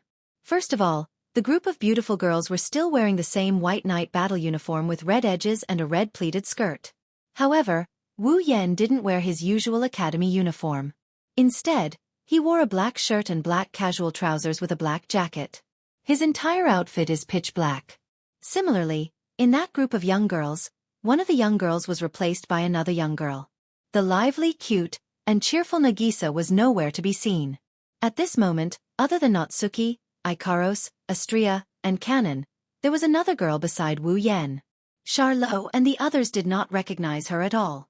She was a beautiful girl with long light golden hair that seemed to be able to change colors. She had a pair of blue eyes that flickered with flames. Her ears were slightly elongated like those of a fairy. She was exceptionally beautiful. The girl's long, light golden hair fluttered in the wind as if there was an invisible wind blowing. Every time her hair fluttered, the color on it would change into a rainbow. It was like a dreamy mirage. White cold mist fluctuated around her, causing the temperature to drop.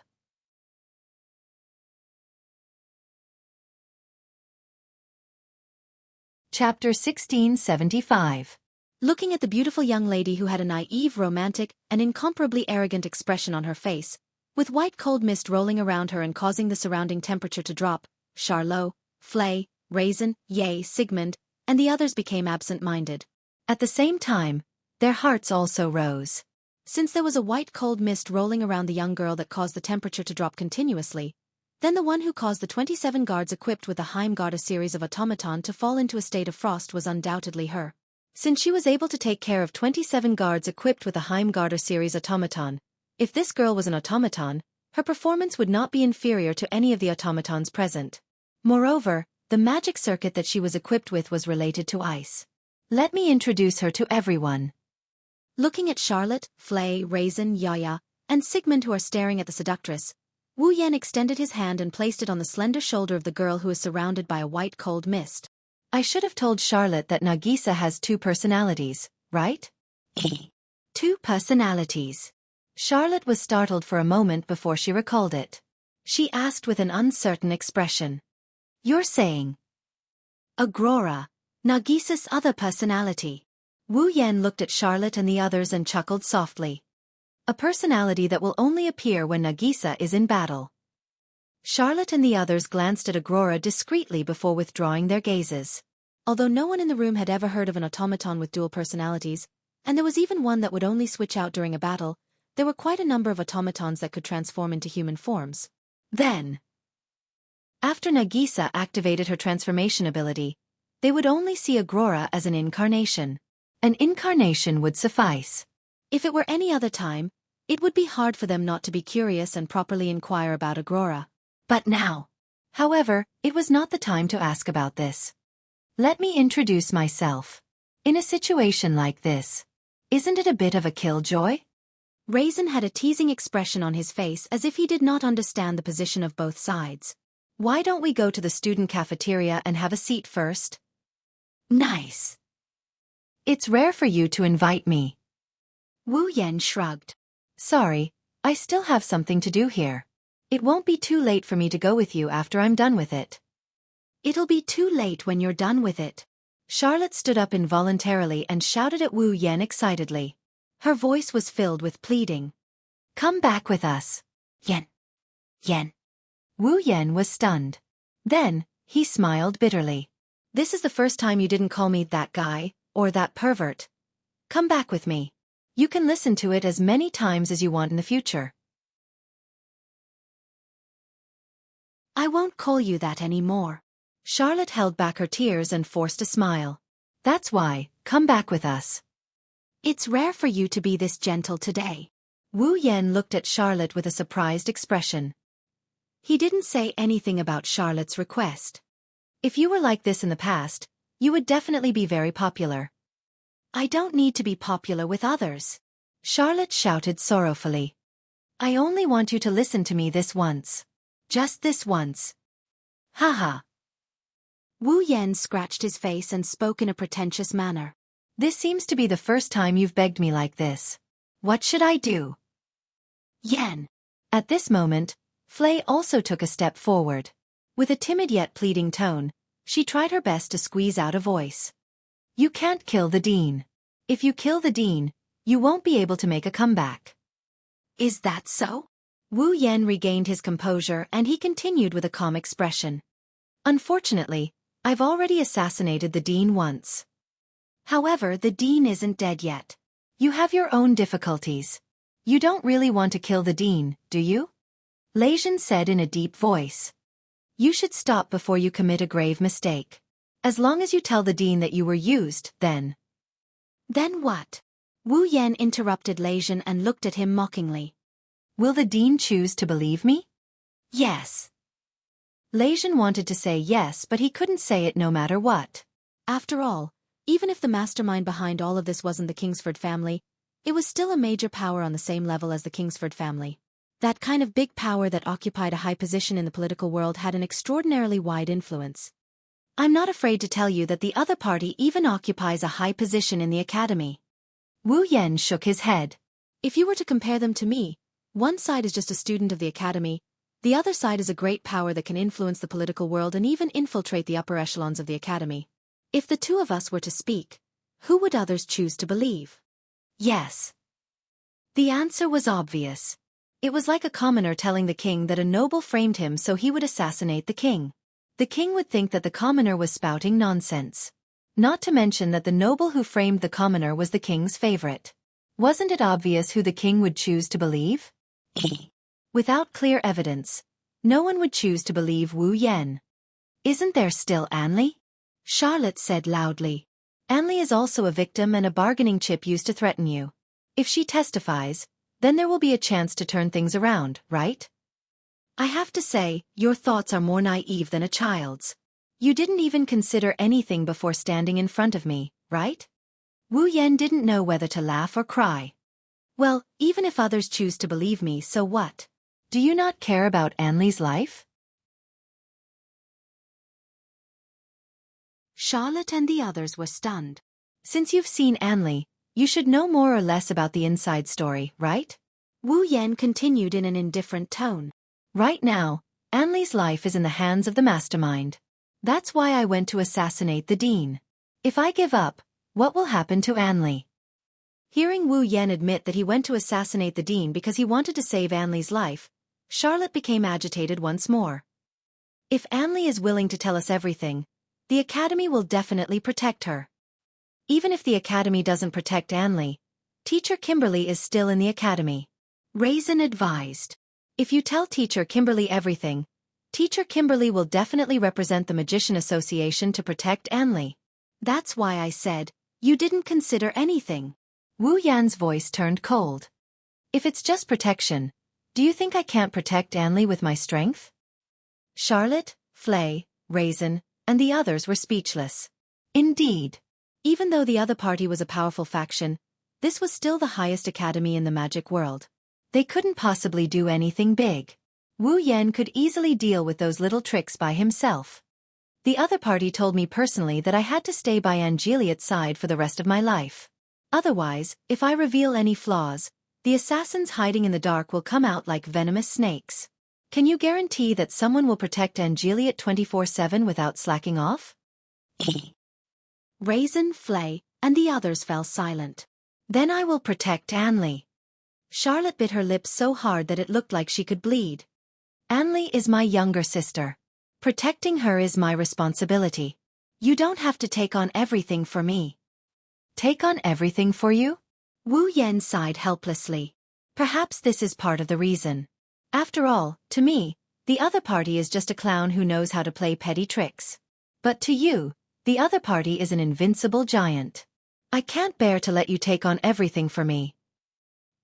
He didn't give Charlotte and the others a chance to reply as he continued in an indifferent tone. Get out of my way. Hearing those words that sounded like an ultimatum, Charlot, Flay and Lei Zhan took a glance at one another and nodded.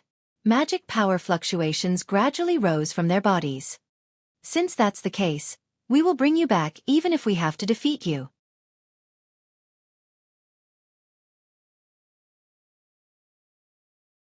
Chapter 1676. Since that's the case, we will bring you back even if we have to defeat you. 3 majestic streams of mana surged and surged, surging into the bodies of the automatons. Roar! In an instant, Sigmund's body expanded to the size of a building. His steel-colored dragon scales flickered with an ice-cold luster under the sunlight. Roar! As though responding to Sigmund's roar, the Garm series automaton howled like wolves and scattered in all directions, forming an encirclement in the surroundings. Unlike Sigmund and the Garm series automaton, Yaya jumped out silently and stood in front of Raisin. Mist of magic power surged around her body as she stared ahead. At this moment, the 6th member of the 13, the Mad Dog, who possessed the world's highest level automaton, and the Dog Princess who possessed multiple automatons and had greatly improved her strength stood before Wu Yan together. Without a doubt, Charlot possessed the strength to rank within the top 10 even in the Walpurgis Royal Tactical Academy. Lei Zhan's strength was also sufficient to fight against the 13 men. Although Flay was slightly weaker, she was still in existence capable of stalling Lei Zhan for an hour. When the 3 of them worked together, one of them used an automaton that carried a magic circuit that contained the truth of the universe in his body, the other used the highest level of automaton in the world, and the last one had multiple automaton. Who could ignore them? However, when Wu Yan saw Charlotte, Flay, and Raisin joining forces, he smiled. His smile was filled with mockery. Defeat me! Wu Yan sneered as he swept his calm gaze across Charlotte, Flay, Raisin, and their respective automaton. Give it a try then. Wu Yan didn't even need to extend his hand. Instead, his body exploded with a burst of magic power. Like a raging storm, the magic power surged and swept away everything in its path. The magic power was several times stronger than Charlotte, Flay, and Raisin's combined magic power. It was unimaginable that a human could possess such magic power. Charlot, Flay, and Lei Zhan felt as if all the pores on their bodies were about to explode. Their pupils abruptly shrunk when they felt the berserk magic energy. Swish! The sound of something breaking through the air descended from above the three of them. Be careful! Raisin, who had the sharpest senses, was the first to react. As he shouted, he leaped away. Apart from Raisin, the others only heard the sound of something breaking through the air. Then, an invisible impact crashed onto the ground. Boom! The instant the explosion rang out, Sigmund's enormous body blocked Charlot's path. Yaya also flipped over and hugged Flay, who was at a loss of what to do. Boom! Then, the ground shook violently. A burst of invisible impact erupted and turned into a strong gale that rushed in all directions. Boom! Sigmund's huge body seemed to have been hit by a mountain, and Yaya seemed to have been hit by an invisible hammer. The two automatons, both of which were of the highest level, were sent flying backward like kites with their strings cut, smashing heavily on the ground not far away. Yaya! Raisin, who was the only one who managed to dodge in time, turned pale with fright. I'm fine. Yaya hugged Flay and jumped up from the ground. She didn't seem to have suffered any injuries. Flay, who was protected by Yaya, was also unharmed. It seems that at the crucial moment, Yaya activated her magic circuit in time. Yaya's body contained a magic circuit called King Kong Strength. It was an existence that could materialize the target of magic at the molecular level, allowing the target to unleash thousands of times more strength and toughness. It was known as the toughest magic circuit in the world. Through the magic of King Kong Strength, Yaya was able to make her slender body harder than steel in an instant. She could also make her slender fists unleash terrifying strength that could shatter rocks. It was a magic spell that was purely used to increase attack and defense. Come to think of it, Yaya must have activated her magic circuit just in time to enhance herself with King Kong Strength. That was why she was able to completely block the impact that was enough to send Sigmund, who was as tall as a building, flying. Are you all right? On the other side, Charlotte, who was protected by Sigmund, also supported Sigmund who had fallen to the ground. I'm fine. Sigmund flapped his wings and flew up with Charlotte on his back. Everyone present turned their gazes to the front and saw what was going on. At the center of the explosion, a petite young lady wearing a gorgeous night attire and holding a parasol silently descended from midair. Her delicate, childlike face stared ahead expressionlessly. Her gaze landed on Charlotte's group. Natsuki. Charlotte called out the petite young lady's name with a solemn expression. However, Natsuki didn't respond. She took down the parasol in her hand and gently closed it. Buzz! At the next moment, a purple magical ritual rippled from the front of the parasol. Inside the magical ritual, spear-like chains emitting purple radiance coiled into a vortex and shot toward Charlotte's group. Dat! This time, everyone reacted in time. Sigmund carried Charlot, Ye carried Flay, and Lei Zhan ran by himself. They retreated rapidly, dodging the incoming chains and creating a distance between them and the headmaster's residence. Natsuki, along with Wu Yan, Ikaros, Astria, Agrora, Cannon, and the others, slowly emerged from the void and appeared in front of Charlotte's group. So that's how it is. Lei Zhan squeezed out a smile. That wasn't an attack. Instead, it was an attack that forced us here, right? That's right. That's right, little brat. Natsuki said in an indifferent tone as she glanced ahead without any ripples. After all, if we were to fight beside the frozen guards and accidentally break some of them, you wouldn't be able to save them even if you wanted to, right? How gentle, Lei Zhan said in a mocking tone, but the vigilance in his eyes had already started to fluctuate crazily. It's only natural. Raisin didn't understand what kind of attack that was. How can he not be vigilant? The one who spoke on Raisin's behalf was Charlotte. Natsuki. Charlotte clenched her fists. She stood on Sigmund's dragon head and yelled. Do you really want to fight us? Natsuki glanced at Charlotte. She raised the lace fan in her other hand and pointed it at Sigmund. Boom! In the next moment, Sigmund's body was hit by a shockwave without any warning. He howled in pain and fell down from the sky. It took him a while to adjust his body and land on the ground with his feet. Bang! Bang! Bang! Sigmund staggered back a few steps. What? Charlotte, Flay, Raisin, and Yaya sucked in a breath of cold air. Raisin was already on high alert. He even prepared himself for another attack. In the end, he still failed to react to Natsuki's attack. What kind of attack is that? I don't intend to play this kind of game with you. Natsuki gracefully lowered her parasol and put away her lace fan as though she had just done something insignificant. Her azure eyes remained calm. That's why it would be best if you all are willing to back down obediently. You've always been the most rational and calm one. Charlotte gritted her teeth. Don't tell me you support Yen to kill someone who has nothing to do with him? I feel like laughing when I hear that. Doesn't an automaton have to obey its master? Yen has never treated you all as automatons.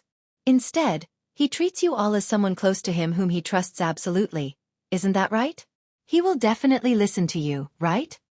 That's right. That's exactly why. Natsuki looked at Charlotte. He is the one who deserves my unconditional support, isn't he? Charlotte had nothing more to say. Since that's the case. Charlotte's expression turned resolute. Dense magical power surged from her body. I won't go easy on you either. Sigmund abruptly raised his head and roared at the top of his lungs. Roar! Yeah. Raisin gathered his magical power and turned it into a circle of light. Ripples spread out from his palm and entered Yaya's body. Let's go. Robbie. Riviera. Ruby. Lavina. Robin. It was unknown when Flay had retreated to a distant place. She closed her eyes and turned her magic power into wires. She divided them into 5 and sent them into the Garm series automaton that had formed encirclement around her. I'm counting on you all. This battle for the sake of each other has begun. R1152.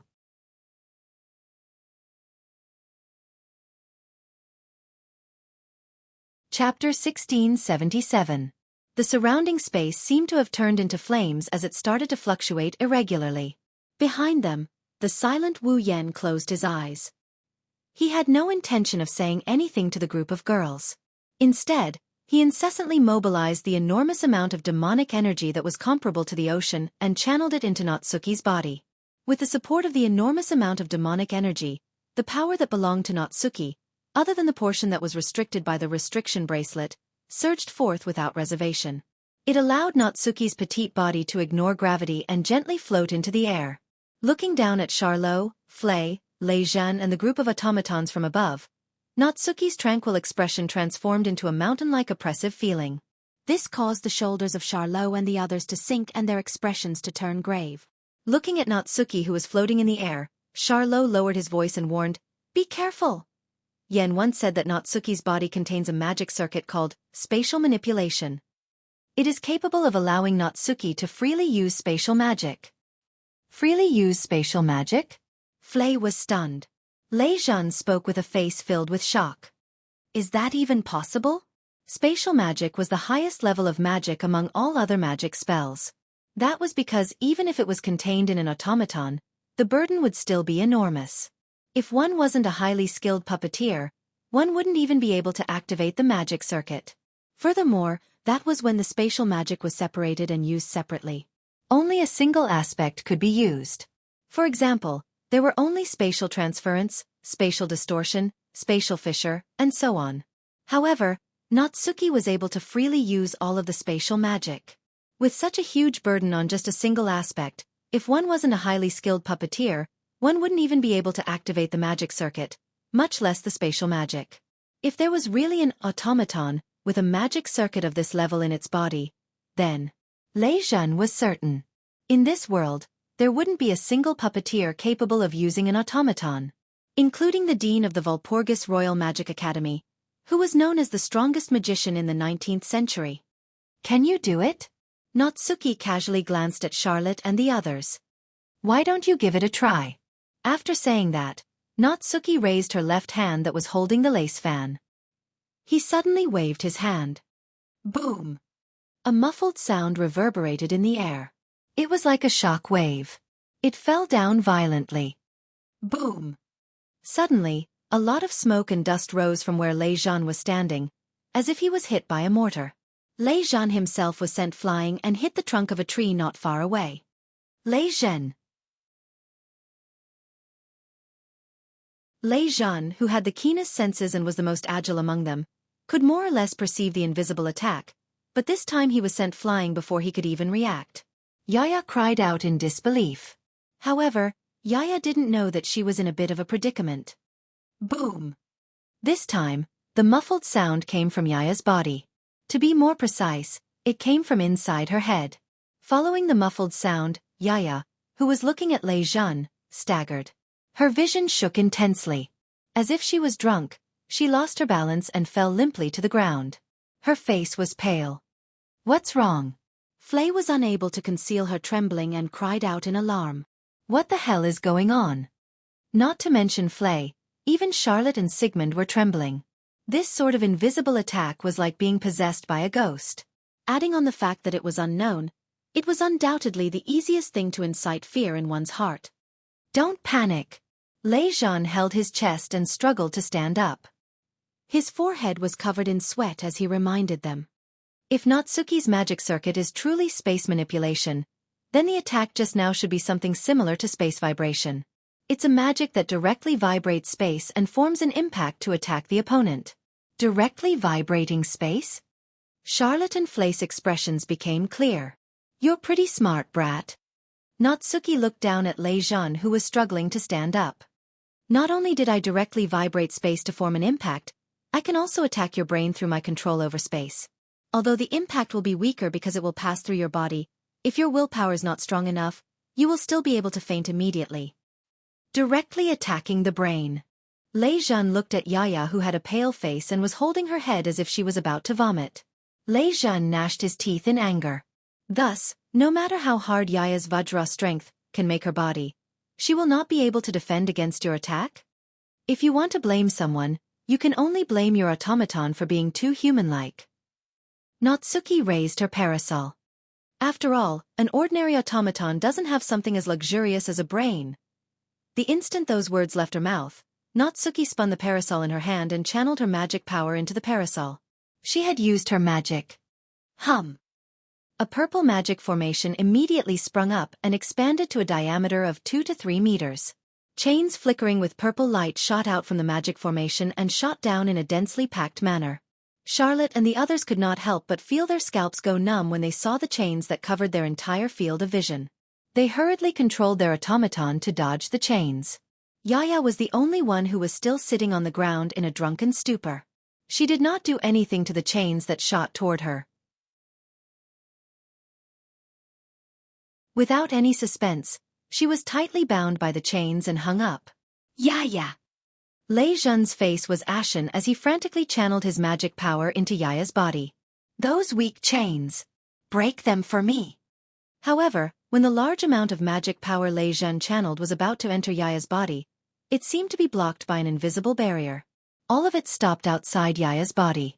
It was as if it was rejected and could not enter Yaya's body no matter what. That's impossible. Lei Zhan's expression finally changed. Nothing is impossible. Natsuki said coldly. As long as I channel my magic power into my discipline lock and repel the external magic power, the little girl who is bound by the discipline lock won't be able to receive anyone's magic power. As she spoke, Natsuki waved the lace fan in her other hand, and the space behind Yaya began to ripple like waves. Then, move that little girl to another place first. When you all meet up again, the matter will be over. Along with this cold and emotionless voice, a chain extended out from the ripples of space behind Yaya and wrapped around her body. It pulled Yaya, who was bound by the commandment lock, towards the door that floated in the void and was used for teleportation. Without the ability to receive the magic power of a puppet user and with her head still in a dizzy state, Yaya's most prided Vajra strength couldn't be used at all. She didn't even have the strength to pull the discipline lock apart, and could only be pulled into the space ripples bit by bit. I won't let you get away with this. Lei Zhan stood up. Just as he was about to run to Yaya's direction, a tender voice rang out, faster than Lei Zhan's movement. Everyone! Bang! Bang! Bang! Bang! In an instant, a series of muffled gunshots shook the air. From all directions, formless sonic pressure cannons dug through the earth and cut through the air. Amidst the sharp vibrations, all of them landed on the discipline lock that extended from Natsuki's direction and tied to Yaya's body between the two girls. Bang! The sturdy commandment lock shuddered, causing Yaya, who was being pulled into the spatial ripples, to stop. Raster cannon. Soon after, another lovely cry sounded. A fatal beam of light flashed through the air like a meteor. Wherever it passed, the atmosphere and wind were vaporized into nothingness. With an irresistible force, it shot toward Na Yu, who was floating in the air. The beam of light that contains the truth of the universe and can, in theory, wipe out everything. It's absolutely impossible to defend against and is absolutely impossible to defend against. In Natsuki's blue eyes, the beam of light gradually approached.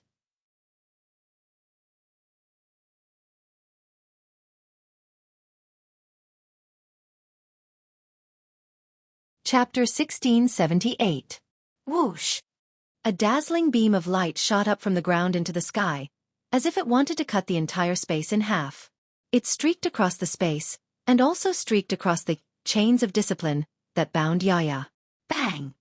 Before the elemental destruction that contained the truth of the universe and was capable of destroying all material existence, even the chains of discipline were unable to resist the beam of light. Like magma, the chains of discipline that were streaked across by the beam of light melted like candy and broke apart. Yaya, who was bound by the chains of discipline and hung in midair, lost its binding power and fell to the ground. As for the beam of light, it continued to flash past. In the blink of an eye, it arrived before Na Yu. Na Yu's pair of azure eyes were turned golden by the dazzling light of the beam of light. Her field of vision was completely covered by the light from the beam of light. Apart from light, she was unable to see anything else. However, this did not cause any change to Na Yu's delicate and beautiful face that seemed as if it would not change even if she were to face the destruction of heaven and earth. In fact, she did not even attempt to dodge, receive, resist or collide with the beam of light. Na Yu merely floated there without moving in the slightest. Seeing this, Charlotte cried out in shock. "Quickly, dodge it!" Unfortunately, Na Yu did not even attempt to dodge the beam of light. She allowed the beam of light capable of destroying everything to land on her body. The next moment, an inconceivable scene occurred. The beam of light that landed on Na Yu's body was like an illusion. It directly passed through Na Yu's petite body and continued to shoot into the sky. The beam of light turned into a ray of light and disappeared into the distant horizon. Charlotte, Sigmund and the others were all stunned. Soon after they discovered something. Before Na Yu, there was a small spatial ripple. It was fluctuating there. No, it wasn't just in front of Na Yu. Behind Na Yu, there was also a small spatial ripple. It was like a ripple in the water, creating circular ripples in space. As for those two spatial ripples, perfect. They were the same size as the front end of the raster cannon from earlier. Seeing this, how could Charlotte, Flay, Lei Zhan and the others not understand what was happening? Natsuki must have connected the space in front of her with the space behind her, allowing the raster cannon to pass through her body and into the space behind her.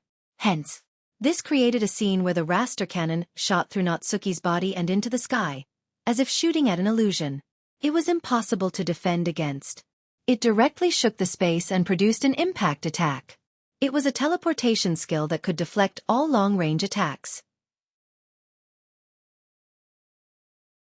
Furthermore, if a physical attack was launched directly at the target would be able to teleport away and dodge the attack. In addition, once bound, even mana would be isolated, making it impossible to break free from the discipline lock. The petite girl in front of him, who had the appearance and height of a 10-year-old girl, was simply an invincible existence. How were they supposed to fight? The fighting spirit in the hearts of Charlot, Flay, Lei Zhan, and the others gradually faded away. What replaced it was a feeling of helplessness. Do you know how useless you are? As if she had seen through their thoughts, Natsuki mercilessly spoke with an indifferent tone. Then you should withdraw. No! The battle intent in Charlotte's heart that was gradually fading was filled with determination as she spoke resolutely. If I don't bring you all back, I will never back down. Me too. It was rare for Flay to raise her voice to the point of shouting. I will not allow you all to kill the dean. Is there any point in saying this now? Lei Zhen's sharp gaze swept toward Natsuki. Since we are here, we will not withdraw until we achieve our goal. Is that so? Natsuki nodded her head. She didn't change her mind at all. She didn't say anything. Then there's nothing we can do. It's about time for me to lose my patience. However, what replied to Natsuki was a voice that seemed to carry weight. It caused Charlot, Flay and Lei Zhan's hearts to tremble. No! I have already lost my patience. Wu Yan walked forward with Icaros, Astrea, Agrora, and Cannon. His wine-red eyes emotionlessly swept across Charlot, Flay, Lei Zhan, Yaya, Sigmund, and the others. Under that emotionless gaze, Charlot, Flay, Lei Zhan, and the others felt as if a mountain was pressing down on their shoulders. In the calm before the storm, they couldn't help but hold their breaths. No matter what, you all refused to withdraw? In midair, Natsuki melted into the void and appeared beside Wu Yan. Icaros, Astrea, Agrora, and Cannon also stood behind Wu Yan in a row. Charlot, Flay, Lei Zhan, and the others felt their hearts sink when they saw the 5 young ladies of different sizes wearing the same white knight uniform with red edges. Just Natsuki alone was enough to make the 3 of them miserable. They couldn't even touch her. With the addition of the others, their already slim chance of victory was infinitely close to 0. It was only at this moment that Charlot, Flay, Lei Zhan, and the others realized how much pressure this person before them could bring them. It was just as Charlot and Kimberly said, Wu Yan's strength was on a completely different level compared to them. Facing an enemy like this, whether it's Charlotte, Flay, or Raisin, they all felt a deep sense of helplessness. They have practiced with Wu Yan more than once and they have a certain level of understanding of him. They couldn't win. There was no way they could win against this person. However, even if they couldn't win, they had to stop him. I have already said. Charlot looked at Wu Yan with eyes that seemed to be burning with flames. I will not let you bear all the consequences. Hearing those words, Wu Yan lowered his head and remained silent.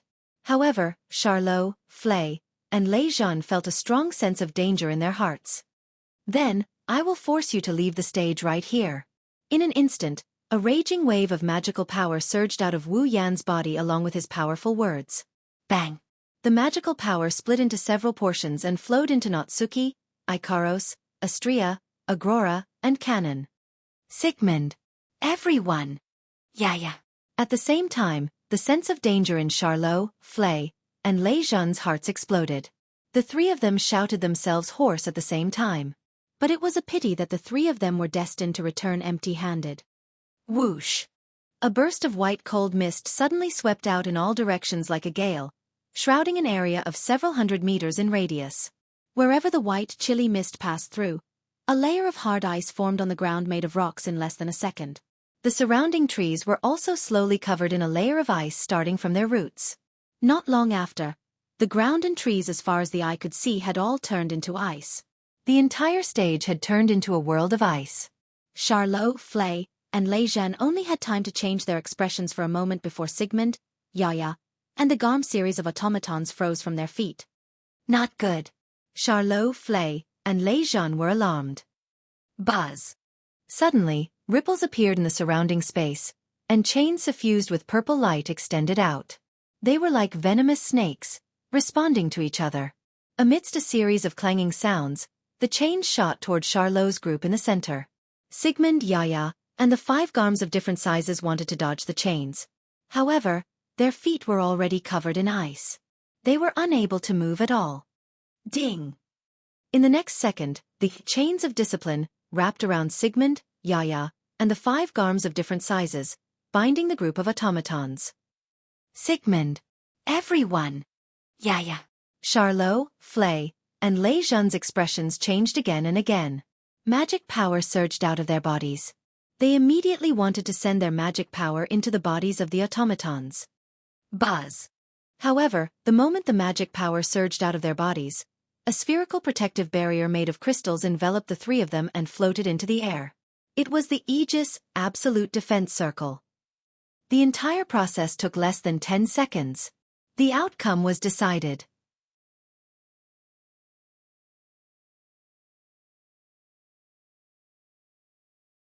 Chapter 1679. Whoosh! The cold mist was still blowing, and the ground and trees in the surroundings were constantly turning into solid ice amidst a series of cracking noises. Sigmund, Ye, and the automaton of the Garm series had their feet or limbs covered by the ice layer that extended from the frozen ground. Their bodies were also bound by the lock of discipline, so they could not move at all. As for Charlot, Flay, and Lei Zhan, the 3 of them, They were trapped in the Aegis barrier. No matter how they pounded on the barrier of the Aegis barrier, they were unable to do anything to it. The three puppets, Charlot, Flay, and Raisin, were imprisoned. Sigmund, Yaya, and the automaton of the Garm series were restrained. Coupled with the fact that the automatons were still wrapped in the commandment lock that flowed with the moon's magic power, which could repel external magic power, the connection between the three puppeteers and the automatons had been severed. This battle had ended without any suspense. Looking at Charlotte, Flay, and Raisin who were trapped inside the Aegis barrier, Wu Yan retracted most of his mana. He also watched as the automatons whose limbs were encased in ice and whose bodies were bound by chains of discipline, leaving only the magic power to maintain the Aegis, absolute defense circle, and the lock of discipline. I've spent quite a bit of time with you all. After taking a glance at Charlot and the others, Wu Yan turned around. All of you can stay here for the time being. Yan, don't go. Charlot knocked on the Aegis barrier as he cried out with tears streaming down his face. I beg of you. Don't go. You don't have to do this. Wu Yan did not even turn his head around. He merely let his monotonous voice spread to every corner of the scene and into everyone's ears. No matter what, we've only known each other for less than a month. Is it worth it for you to risk your life for me? I should be the one asking you that. Charlotte couldn't stop her tears no matter how hard she tried. She could only bite her lips and yell. We've only known each other for a month. Am I worth it for you to give up everything to save me? Felix framed me. When he planned to give me a fatal blow, you appeared and saved me. You exposed Felix's true colors. Now, my little sister is being held hostage. I should be the one being used. Charlot's cheeks were soaked with tears. But now, you're shouldering everything for me. Is this worth it? I don't know if it's worth it or not. I only know that I shouldn't do this. I'll feel very uncomfortable. Wu Yan turned his head slightly and looked at Charlot. You've said it yourself. The one being used might be you. If you were me, wouldn't you do the same? When the time comes, we'll switch sides. I'll be the one to stop you and persuade you to go back. Will you listen to me? Even though he was the one asking the question, Wu Yan shook his head and answered it himself. No, you won't. You'll definitely dig yourself into a corner and not even struggle. Instead, you'll sink deep into it and be stubborn. If that's the case, why don't you let me finish it for you? Isn't that better? It's definitely not good. Charlot shouted without hesitation. She was so agitated that she put her hand on the barrier of the Aegis. You're right. If I were you, I'd be more stubborn than you. If you come to stop me, I won't listen to you either. But you'll still stop me, won't you? That's why. I have to stop you. Charlotte's beautiful eyes were completely red and swollen. She was crying and laughing at the same time as she said those words. Who told me to like you? This time Wu Yan was truly stunned. Not only Wu Yan, everyone except Sigmund, including Natsuki, Ikaros, Astria, Agarola, and Canon were all stunned by what they saw. You. Wu Yan looked at Charlot who was crying and laughing at the same time with a bitter smile. Is that a confession? Yeah, do you hate me? Charlot had a self-deprecating smile on her tear-stained face. Do you hate the flirtatious me who was in love with Felix not long ago and now I'm saying that I like you? I don't hate you. Wu Yan's bitter smile deepened. Or rather, I don't know what to do. I don't care if you hate me or don't know what to do. I just want you to listen to me this once. Charlot wiped her face and looked at Wu Yan with her swollen eyes. You can't kill the dean. You cannot go and kill the academy head. Flay also spoke. She had a pleading expression on her face. There must be another way. Since you are so strong, use it to resist. Raisin clenched his fists and said firmly. I don't believe that the Kingsford family or any faction on the same level as the Kingsford family can do anything to you with your strength. Wu Yan, Natsuki, Ikaros, Astria, Agarola, Canon, and the others all fell silent. Yan. Charlot, Flay, and Lei Zhan spoke with hope in their voices. Wu Yan. Sigmund shouted. Wu Yan-san. Yaya called out. Wu Yan heard every single one of them calling out to him.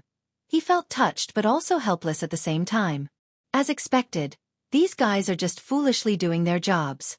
Right at this moment, an emotionless mechanical voice echoed from not far away. Let's go back. Scarlet Taze.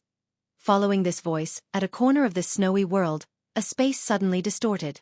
It was like an invisible black hole that kept on spinning. Then, several figures were spat out. It was a group of a man and 4 young girls. The young girls were wearing black formal attire. They were about the same height. There was a large word written on a piece of cloth hanging in front of their faces. They were holding weapons of different styles, but all of them were bright red in color. The man was wearing the academy's uniform. He was wearing a cloak and a silver mask that only revealed one eye and part of his body below his nose. Seeing the masked man leading the 4 young girls, Charlot and Flay revealed shocked expressions. As for Lei Jun, it was as if he had seen his enemy. His eyes were about to spurt flames. Magnus! That's right. The person who came was the #1 student in the history of the Walpurgis Academy. He was, without a doubt, the strongest existence among the students. His code name was Marshall. Magnus. As for the 4 young girls behind Magnus, they were naturally Magnus' most famous and also his greatest reliance. They were a group of 6 automatons that had the ability to fight against 13 people. They were a squadron. Magnus. Wu Yan raised his head and looked at Magnus, who was leading the 4 young girls. He smiled. Since you've appeared here, it means that you've become the Dean's Guard, right? The Dean's Guard. Charlot, Flay, Lei Jun, and the others all looked at Magnus in surprise. It's only temporary. Magnus stared at Wu Yan with his only exposed eye. As long as you give up on assassinating the Dean, my mission will be completed. I won't have to carry out this boring duty anymore. It's rare to hear such direct thoughts from you. Wu Yan curled his lips. Since you're bored, why don't you just give up? I've already said that this is my duty. Magnus said calmly. It's not my wish to be the Dean's Guard. So step down, Scarlet Eyes. Oh? Wu Yan's lips curled up. What if I say that I must see the Dean? Magnus suddenly raised his head. Then I'll beat you back.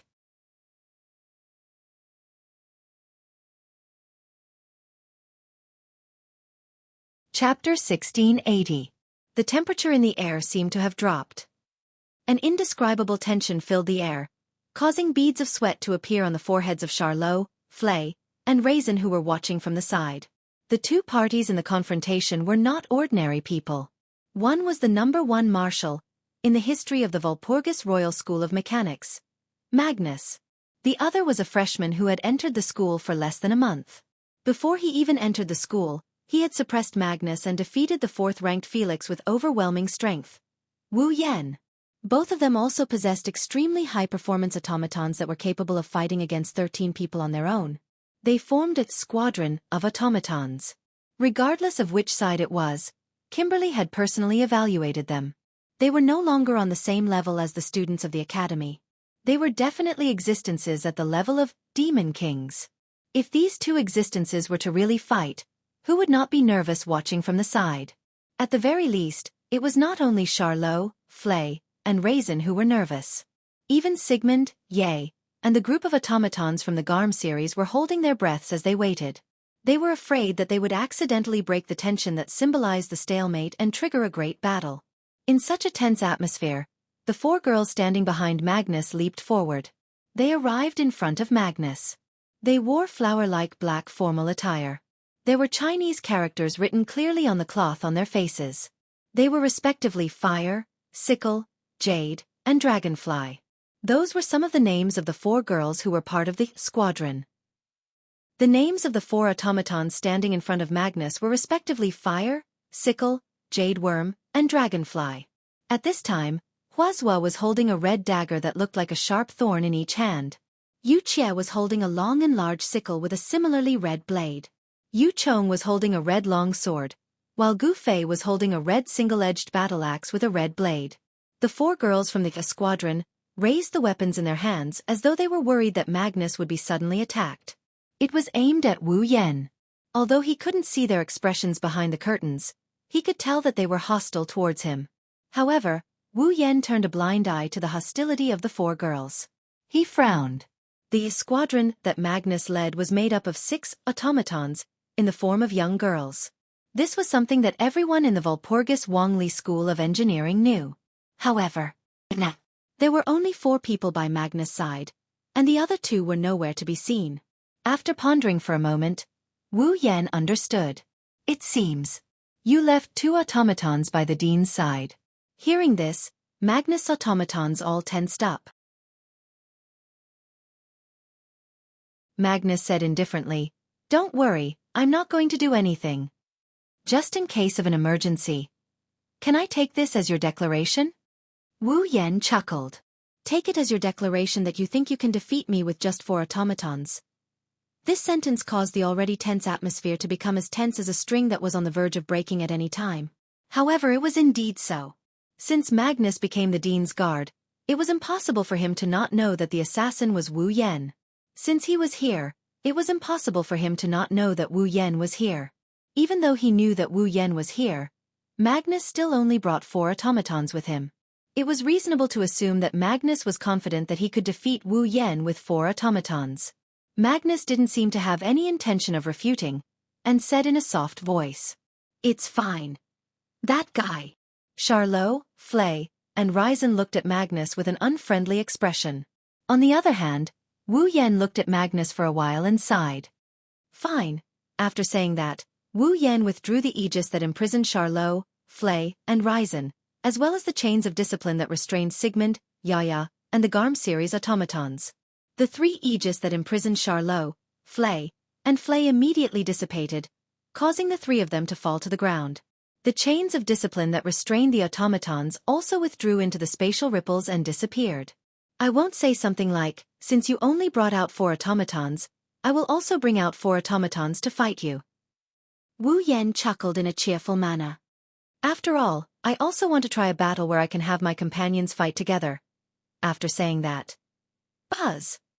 Wu Yan closed his eyes. Ripples of magic power reverberated around him, transforming into the purest magic power that poured into the bodies of the young ladies around him. The phenomenon of magic power wasn't very strong. It didn't cause the atmosphere to rub against each other and cause wind waves. However, it was extremely condensed. In terms of quantity, perhaps it wasn't that outstanding. However, in terms of quality, the magic power that Wu Yan released this time was as different as heaven and earth compared to before. This caused Magnus' eyes that had been calm all this while to narrow. He withdrew his hand from his cloak and extended it toward the 4 young ladies before him.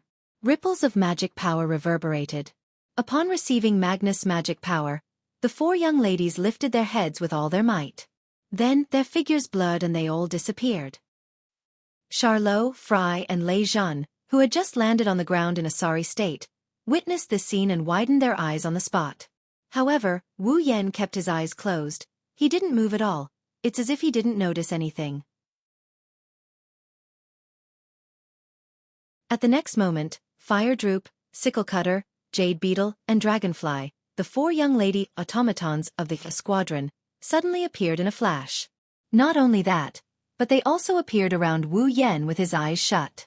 Fire Droop and Dragonfly appeared before Wu Yan, while Jade Beetle and Sickle Cutter appeared behind Wu Yan. The 4 young ladies abandoned Natsuki's group, raised their weapons, and stabbed at Wu Yan mercilessly. Magnus actually attacked the puppeteer directly. This was considered a violation of the rules in the night gathering battle. Once it appeared, the attacker would be disqualified from the battle instantly. However, in a regular battle, attacking the puppeteer directly was the normal way to do it. After all, compared to the powerful automaton, the puppeteer was simply too weak. Without the magic power provided by the puppeteer, the automaton was nothing more than scrap metal. It couldn't even activate its magic circuit and attack. Even the bandolier had limited magic power. Naturally, eliminating the puppeteer in advance was the most efficient way to end the battle and obtain victory. Unfortunately, this method was destined to not work on Wu Yan. Clang! Fire Droop, Sickle Cutter, Jade Beetle, and Dragonfly, the 4 young ladies stabbed at Wu Yan's body with their weapons. The sound of metal colliding echoed in the surroundings. The 4 young ladies felt as if their weapons had stabbed into steel and couldn't move forward. The screen in front of them flipped open, revealing the 4 young ladies' shocked expressions. Because in front of the 4 young ladies' weapons, A translucent barrier made of crystals appeared around Wu Yan's body and blocked the four young ladies' attacks. Through the translucent barrier, Fire Droop and Dragonfly, who were attacking from the front, could clearly see it. A mocking expression appeared on Wu Yan's face. Then, in front of Magnus, a laser lightsaber pierced through the air and stabbed at Magnus' throat.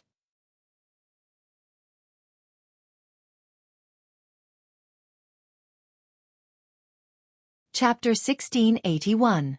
In a proper battle, attacking the puppeteer directly is the most common method. During the night meeting, since it is a test of the puppeteer's ability, it is inevitable that the puppeteer would be defeated before they could display their full potential. Therefore, the night meeting strictly forbids direct attacks between the puppeteers. However, in a proper battle, it is common knowledge that the puppeteer must be dealt with first. Therefore, even in class, the professor in charge of teaching would mention this method more than once. How could Wu Yan not take note of this? After all, this isn't a night meeting where friendship comes first and competition comes second. This is a real battle. Magnus was the #1 student in the history of the Walpurgis Royal Mechanical School, and with his cold personality, he definitely wouldn't be stingy with using conventional methods in a real battle.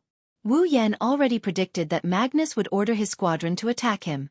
Even if he didn't, Ikaros wouldn't just stand there and watch Wu Yan get attacked. With Ikaros' Aegis, Absolute Defense Circle, he doesn't need to worry about his own safety. Taking advantage of this, Wu Yan waited for Magnus to order his automaton to attack before he made his move. Of course, this so-called action was nothing more than dividing his mana into 3 parts. One part is injected into Ikaros' body. Let Ikaros cast Aegis, Absolute Defense Circle. Another part is injected into Natsuki's body so she can teleport. The last portion was injected into Astria's body. Through Natsuki's teleportation ability, Astria was teleported in front of Magnus and launched an attack on him. At this moment, Magnus' entire squadron had been used to attack him. He doesn't have a single guard around him. If Astria's attack hits, then the #1 student of the academy will be subdued by Wu Yan for the second time. Of course, that is if Astria's attack hits. Clang! Just like when the squadron attacked Wu Yan. The sword in Astria's hand that was aimed at Magnus' throat was met with the sound of metal clashing against metal. This was because one of the girls from the squadron had suddenly appeared in front of Magnus, using the blade of a large scythe. He managed to block Astria's attack. It was the girl with the word, scythe, written on the screen in front of her. It was Scythe Cutter who was beside Wu Yan a second ago. Astria flapped her wings as she retreated to Wu Yan's side. She looked at the sickle that appeared out of nowhere in front of Magnus and blocked her attack with a look of surprise. That girl. When did she appear? When did she move? Even Astria didn't notice. The other girls of the squadron also retreated to Magnus' side and stood together with Sickle Cutter. His expression was as surprised as Astria's. Just like how Astria didn't notice Scythe Cutter's movement, the girls from the squadron didn't notice when Astria appeared in front of Magnus. As the saying goes, the onlooker sees more clearly. At the moment when the young ladies on both sides were astonished, Charlot, Flay and Lei Zhan discovered the reason for this. That girl from the squadron. Charlot looked at Sickle Chair in a daze.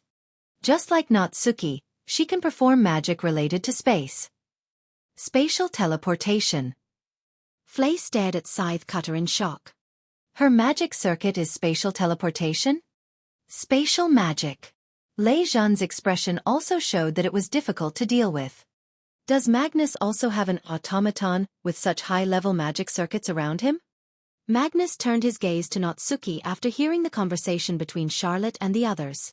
Your automaton also has the magic circuit of space transference? Since there's the word also, it proves that the magic circuit installed in your automaton is indeed space transfer, right? Compared to Magnus, Wu Yan only glanced at Scythe Cutter and smiled. However, don't compare my Natsuki to your automaton. Natsuki's magic isn't as simple as that. Also, he gathered the mana around him into his palm and extended it towards Astria. A dazzling mana aura rippled out from his palm. My Astria isn't any worse than Natsuki. Scorching mana flowed into Astria's body, causing her chakras to glow with a layer of dark light. Then, Astria lowered her body and shot towards Magnus like a rocket. Magnus immediately raised his other hand. Mana rippled from both hands as he poured mana into his automaton. With the support of the new mana, Huidown leaped up and stood in front of Magnus. She crossed her short swords and faced Astria, who was charging at her. Clang! In the next moment, the laser lightsaber and the short sword collided fiercely, creating a shockwave. There was also intense friction at the point of collision, causing sparks to fill the sky. Bzzz. At this time, a ripple appeared in the space beside Hua Chue. A chain with purple light on its surface suddenly flew out from it. It was like a whip as it was swung heavily and ruthlessly on Hua Zhuang's body. Boom! With a muffled sound, Hua Zhu didn't even have time to react. Her slender body was like a kite with a broken string as she was mercilessly sent flying. She smashed into the ground not far away and embedded herself into the stone layer, causing the entire ground to crack open. Astria had nothing to stop her now that Hua Peng was knocked away. She levitated in the air and dashed towards Magnus. She swung her laser sword down towards Magnus' head with a clear vibrating sound. Bzzz. At this moment, the jade worm appeared in front of Magnus. She used her sickle to transfer the jade worm to Magnus. The jade worm didn't use its weapon to block the laser sword. Instead, it raised its empty hand and extended it towards Astria's laser sword. Under the watchful eyes of the audience, a formless energy appeared on the jade worm's hand like steam. It reached out and grabbed Astria's laser sword without fear. Then, the invisible energy enveloped Astria's laser lightsaber. It corroded the vibrating laser lightsaber like corrosive water. No, it wasn't corroded. It was absorbed. The laser sword's dazzling radiance turned into specks of starlight at a speed visible to the naked eye. They were absorbed by the jade worm's slender hand and dimmed down in the blink of an eye. Bang! The vibrating force was reduced to zero. Astria's laser sword dimmed and shattered like glass. Not only Astria, even Charlotte, Flay, and Raisin were shocked to the point their expressions changed. That's... Wu Yen frowned. It absorbed Astria's magic power? Yes. The jade worm absorbed the mana in Astria's body. Without the support of magic power, an automaton wouldn't be able to move. This is common knowledge. It's the same for Astria. Without the support of magic power, even though she wouldn't lose her ability to move, all of her attacks would be cancelled due to the restriction of the bracelet. Astria's Chrysor also lost its effect. There's no doubt that the jade worm's magic circuit is magic power absorption.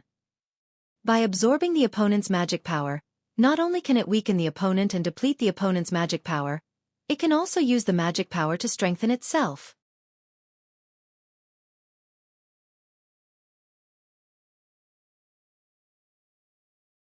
Chapter 1682. Charlot, Fry, and Raisin looked at each other in dismay as they looked at the jade worm that had turned the Chrysor into starlight and was continuously absorbing it into its body, causing the magic ripples on the surface of its body to gradually strengthen. Even though the seizing magic isn't as powerful as the space magic, it's just as difficult to execute. After all, the seizing magic isn't something that belongs to the caster, it's magic power. It's common for the caster to reject the magic power after absorbing it into their body. That's why the seizing magic requires the caster to control it with high precision. Even if the seizing magic is inside an automaton, it's still necessary for the caster to control the automaton. If the space series of magic spells were difficult to activate in theory, then the seizing series of magic spells were difficult to control in theory. However, Magnus didn't just let the jade worm absorb Astria's magic power at lightning speed and convert it into his own magic power. He also controlled the other three automatons as if he was taking a stroll in the park. Among them, Sicklecutter was an automaton that carried the spatial series of magic circuits. It's easy to see how skillful Magnus is in magic. How skillful is he? Astria's mana was being sucked dry by the jade worm. She couldn't even maintain her Chrysor anymore. Magnus reached out with his other hand. Mana surged out of his palm. Bzzz. Next second, the space behind Astria vibrated and ripples started forming in the air. Sicklecutter emerged from the space behind Astria and aimed at Astria's head with her scythe. She sliced through the air and a sonic boom sounded. She drew an arc of light. Sicklecutter aimed for Astria's head. Bzzz. However, just as the scythe was about to hit Astria, a crystal barrier appeared around Astria with an even louder rumble. Ikaros Aegis, Absolute Defense Circle.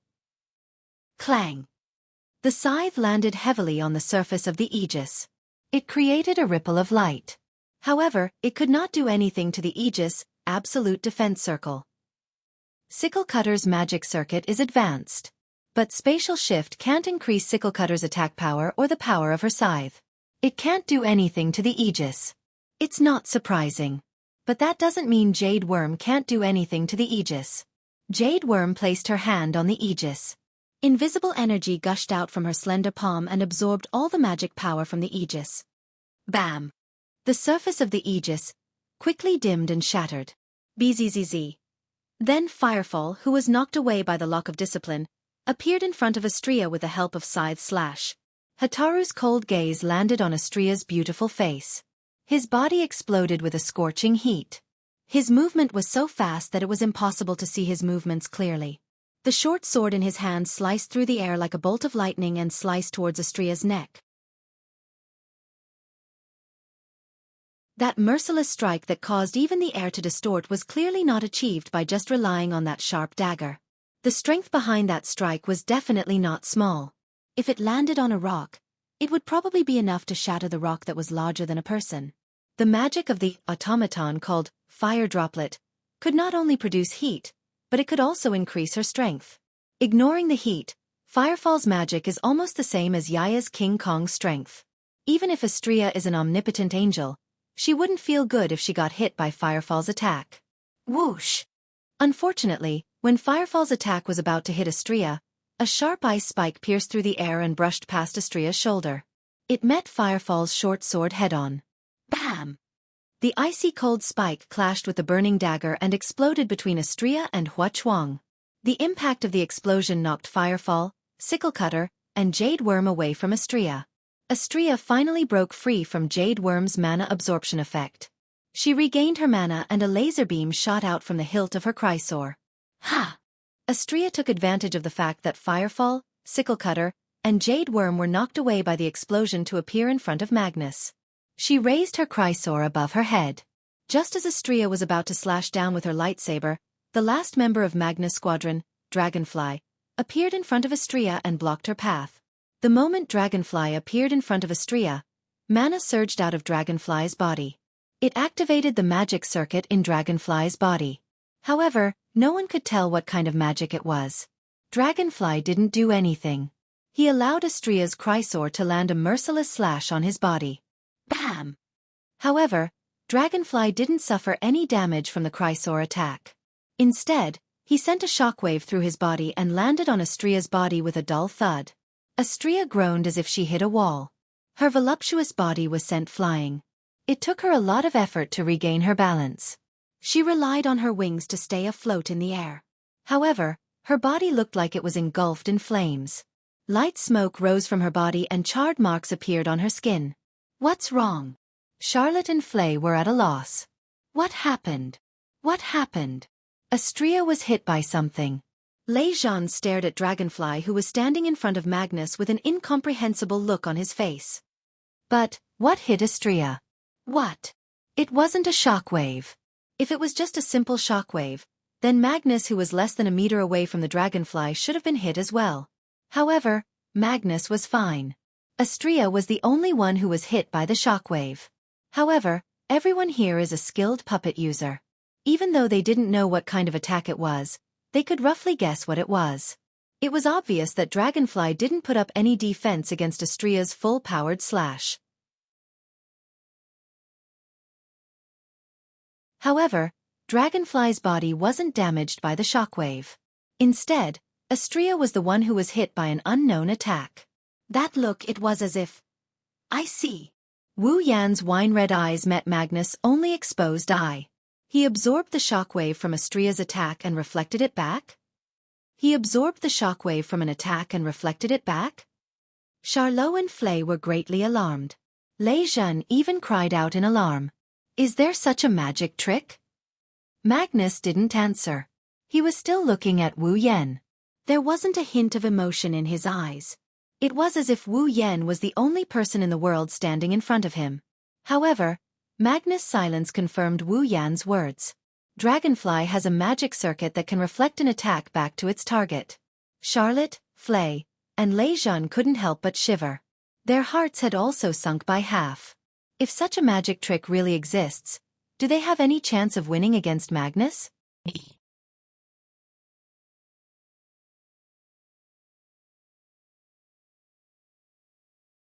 Chapter 1683.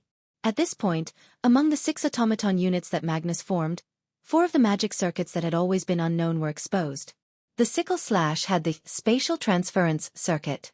The jade worm had the magic absorption circuit. The fire droplet circuit could be used on one's own body to strengthen one's body. It could even control the heat generated during the process. As for the dragonfly, it was a circuit that could bounce back any incoming attack. No matter which circuit it was, they were all high-level goods.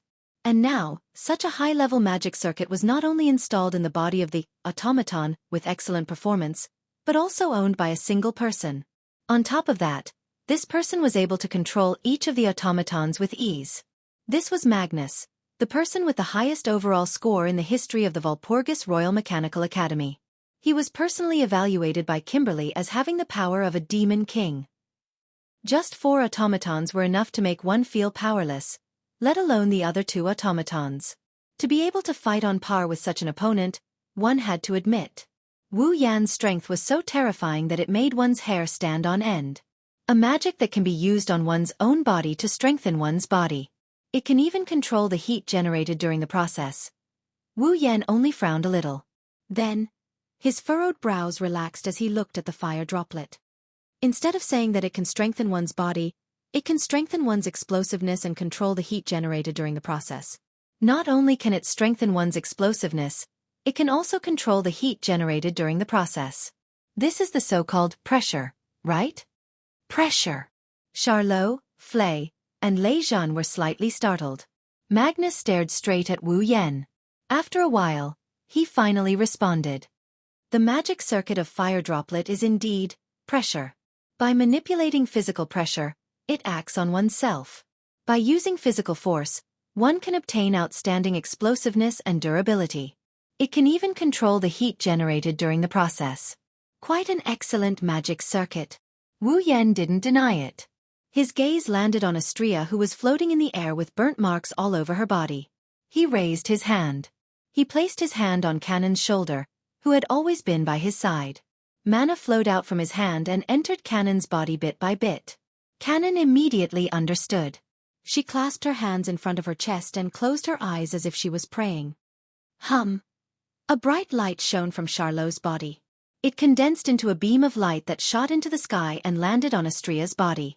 The charred marks on Astria's body disappeared at a speed visible to the naked eye.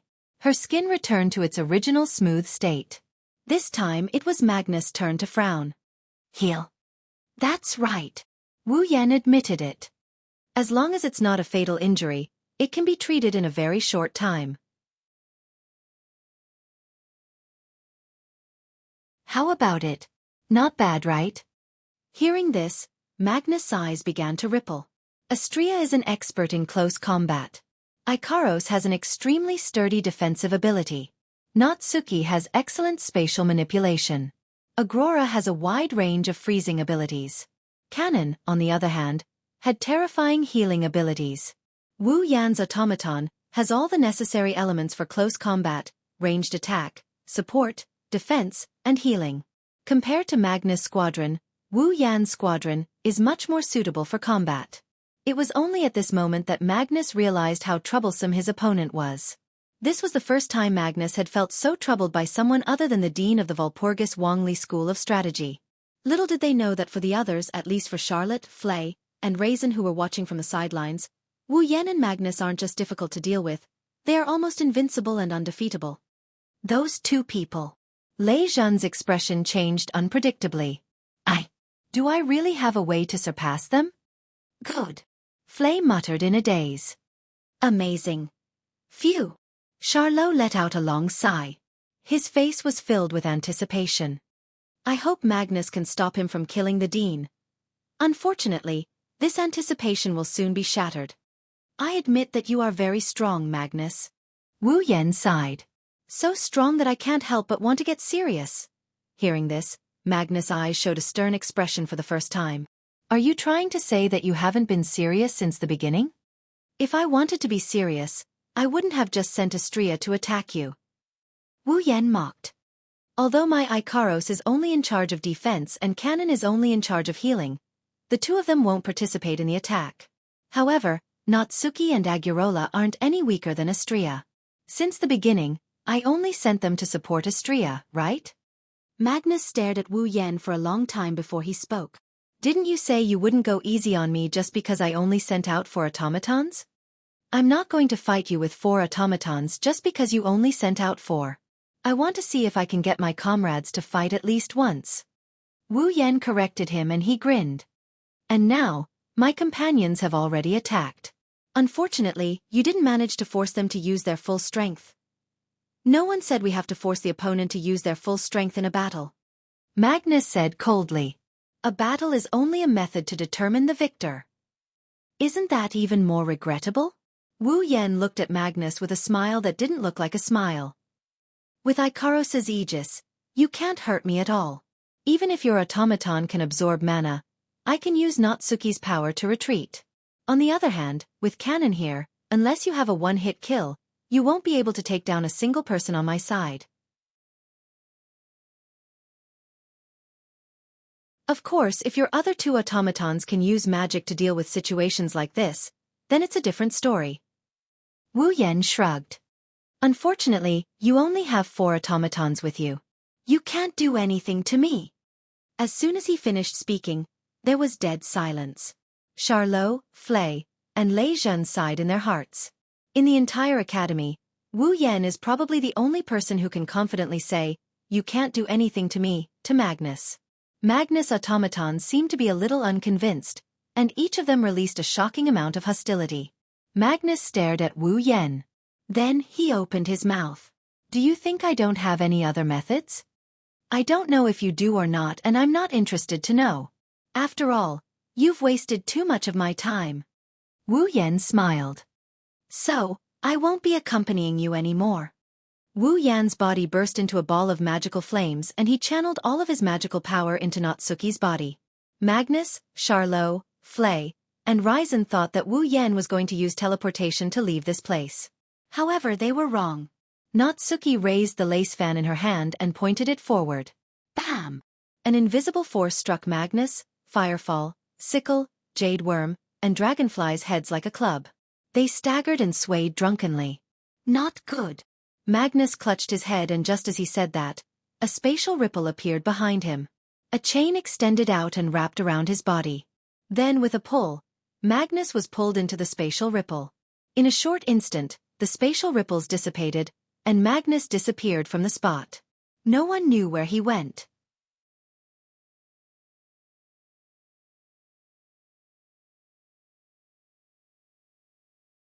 Chapter 1684.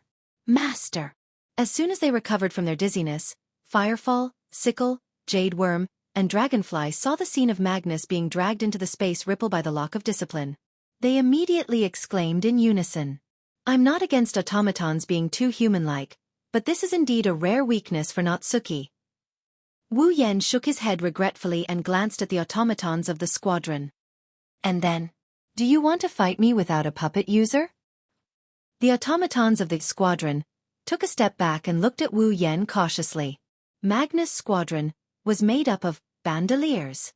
That was why the automaton of the squadron could generate mana on its own to a certain extent to support itself in battle. However, the amount of mana they could generate was incomparable to that of a human, even the weakest among the puppeteers and magicians. Moreover, without the puppeteers' control, the power of the automatons would be greatly reduced. Therefore, if the automatons of the squadron were to fight Wu Yan without Magnus, they would definitely be killed in a short period of time. Of course, it would be fine if they were killed, but if they were captured alive, that would be the real problem. After all, in the automaton series, the value of each automaton in the squadron was almost comparable to a warship. Their structure and magic circuit would definitely be of great interest to many factions. By then, it would not be hard to imagine the automaton of the squadron. They would either become the enemy of their own master or become an automaton. Or they would become a commodity. Or worse, They might even become an experimental subject and be dissected for research on their structure and magic circuit. Mass production. That would be a fate worse than death. Therefore, Magnus had warned them again and again. If they were captured alive, then the automatons of the squadron would have to find a way to destroy themselves. Although it was very cruel. It was also very cruel, but it was indeed a way to escape. However, the automatons of the squadron hadn't been captured yet, and the opponent didn't seem to have any intention of capturing the automatons of the squadron. By the way, Magnus is still bound by a weapon called the Lock of Discipline. If the magic power flowing on it doesn't fade, not only will it not disappear, it will also prevent Magnus' magic power from being transmitted outwards. Wu Yan kindly reminded them. In other words, even if Magnus wants to rely on the connection between him and you to inform you of his current location, he has no other means other than sound. And now that Magnus is bound, if he encounters any danger, he won't be able to resist. The expressions of the automatons of the squadron behind the curtain finally changed. Without hesitating for too long, the automatons of the squadron chose to prioritize their master's life without hesitation. Under the magic of the sickle, they collectively teleported and disappeared on the spot. Quite obedient. Wu Yan curled his lips. He turned around and wanted to leave with the group of girls. Wait. Charlotte, Flay, and Ryzen were shocked. They raised their feet and chased after them. However, not long after, the three of them stopped in their tracks as if they had braked. Because, in front of the three of them, a person appeared.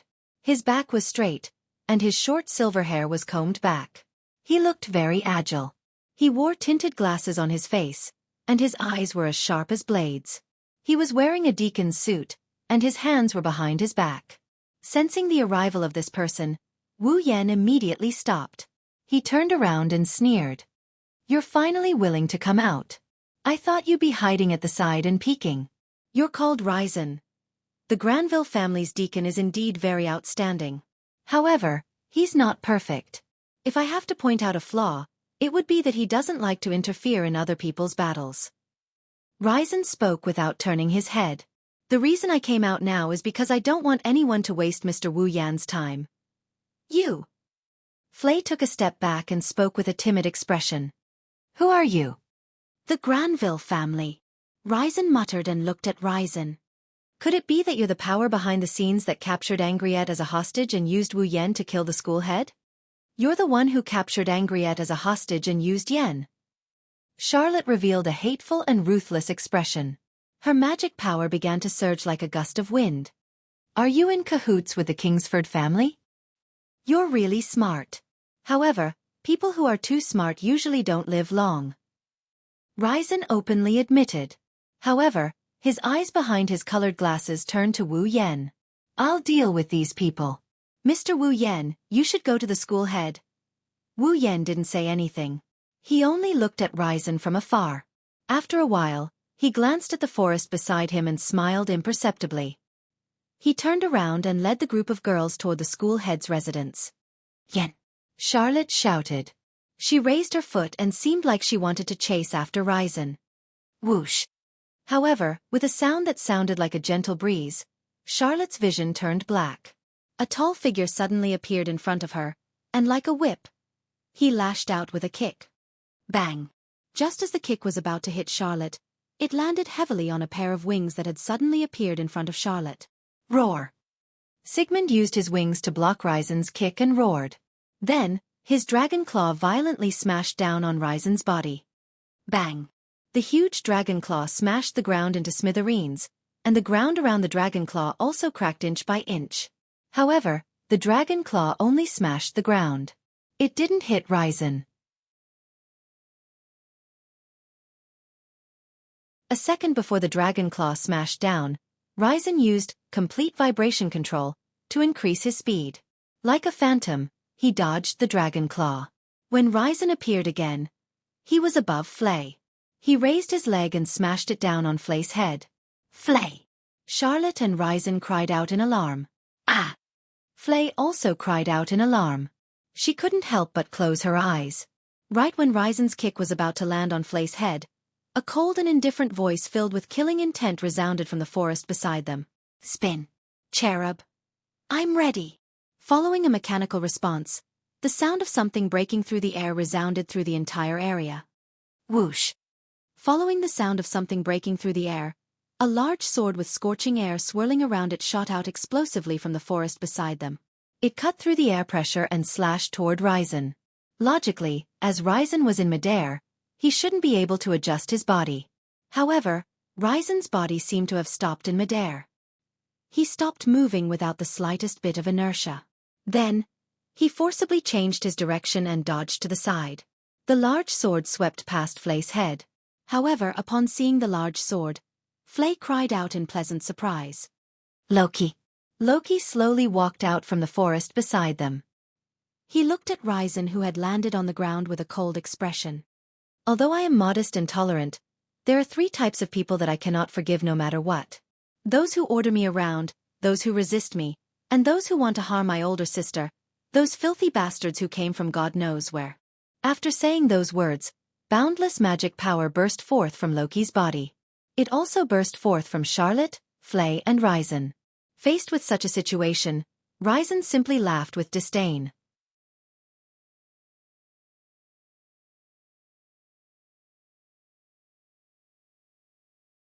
Chapter 1685. Bam! Wu Yan, who was leading the group of girls toward the dean's mansion, did not turn around because of the explosion behind him. It was as if he was not worried about killing Charlot, Flay, Lei Zhen, and the others. He continued walking forward. There was no need to worry. Zhen's body was equipped with the complete vibration control magic circuit. Although Wu Yan had belittled the complete vibration control magic circuit as if it was worthless, that was only when compared to the vector manipulation magic circuit. A magic circuit that could control vectors was very powerful even if it could only be used on one's body. With the complete vibration control ability and Zhen's excellent performance, even if Charlot, Flay, and Lei Zhen joined forces, they might not be able to defeat Zhen. If they were not careful, Charlot, Flay, and Lei Zhen might lose their lives in Zhen's hands. However, that was under the condition that Loki did not show up. Loki was stronger than any one of the 3, Fry, or Lei Zhen. If they were to fight Zhen, Loki might be at a disadvantage, but that was all. If he joined forces with Charlot, Flay, and Lei Zhen, it would not be difficult to force Zhen to retreat. Therefore, after noticing that Loki was here, Wu Yan did not say anything. He led the group of girls and left.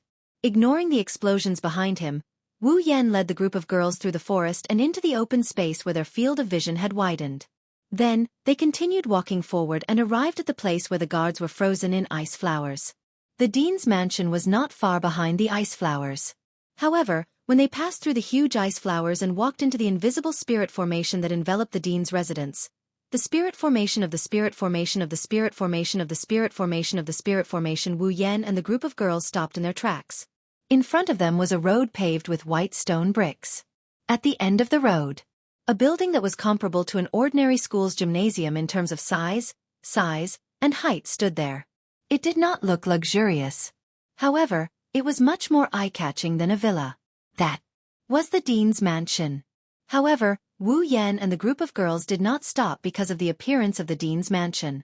The reason why they stopped was because there was a person standing in front of the mansion. In the middle of the road paved with stone bricks, there was a burly figure. He wore a neat suit, had a thick mustache, and dark skin. He looked like a soldier. To be honest, I'm very surprised.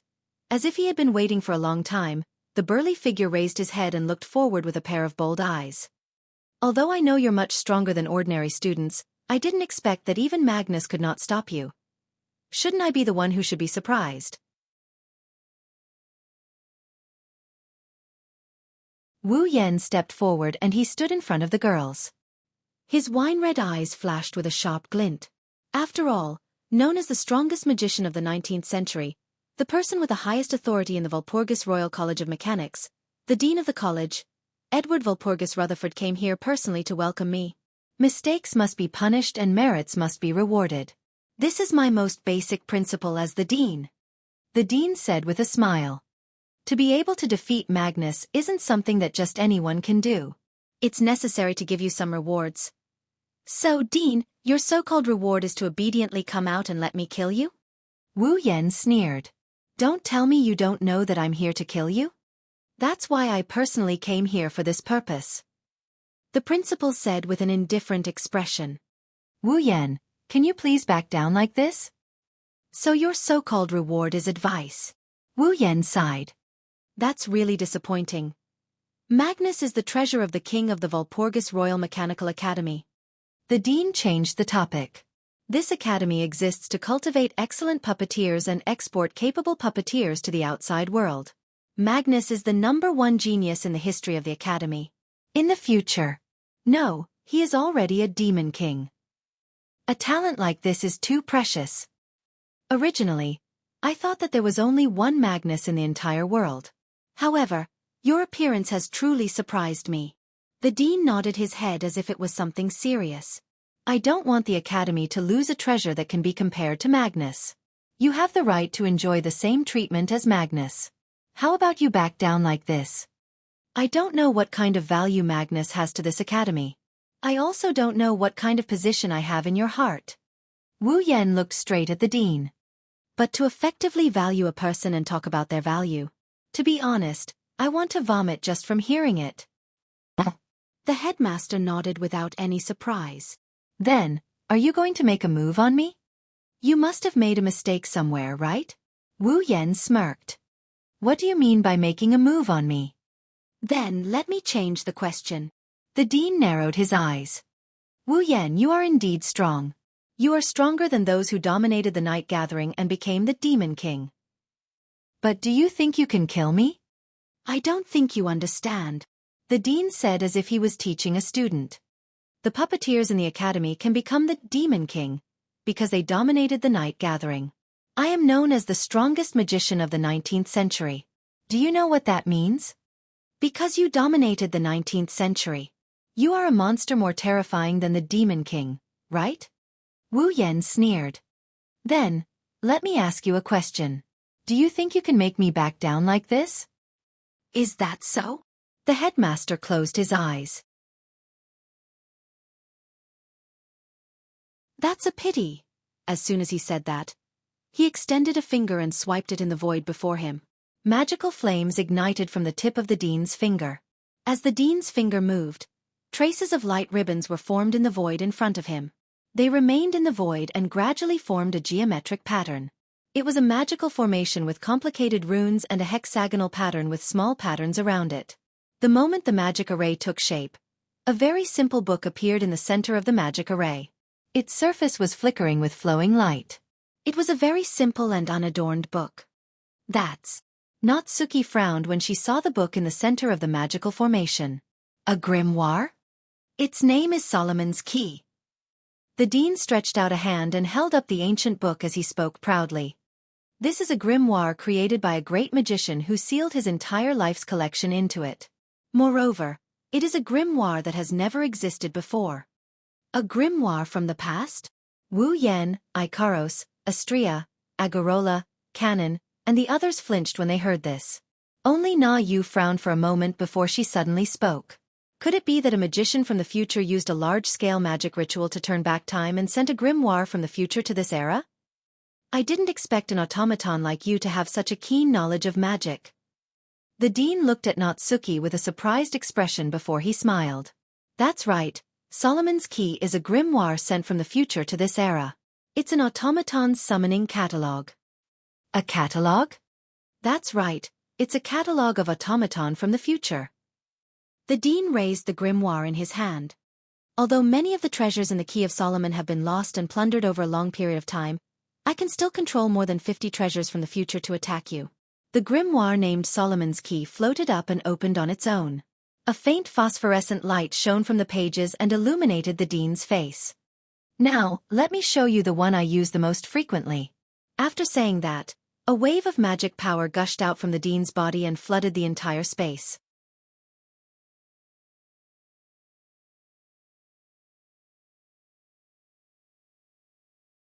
Chapter 1686.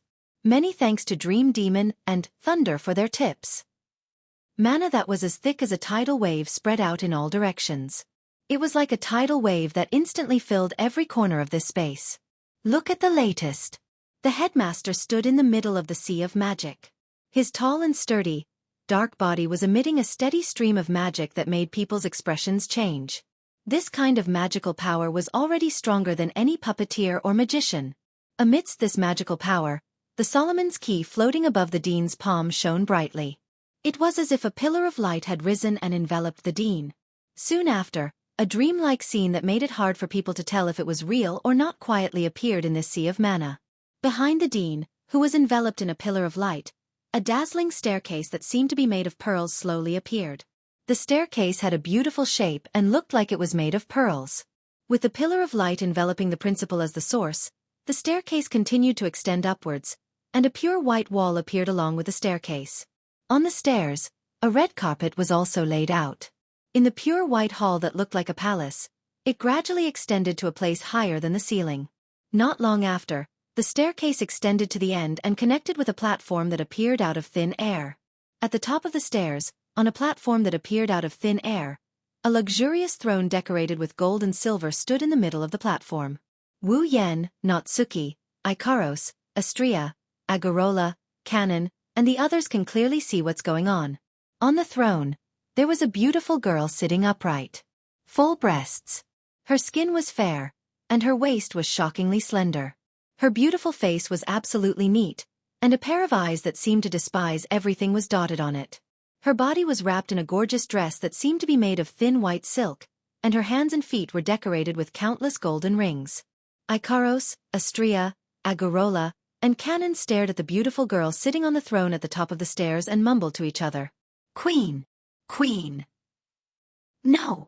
Wu Yan and Natsuki's expression turned serious. That's the automaton. And BP, and BP, and BP, and BP, and BP, yes. The queen sitting on the throne on the platform at the top of the stairs was an automaton. It was stored in the Key of Solomon and was sent to this era from the future. It might be widely known. It was an automaton T that had countless puzzles. Wu Yan and Natsuki could sense something from this automaton that other automatons don't have. And BP, and BP, and BP, and BP, and BP, breath. Moreover, it was a very powerful aura. It proves that the automaton sitting on the throne at the top of the staircase isn't something to be trifled with.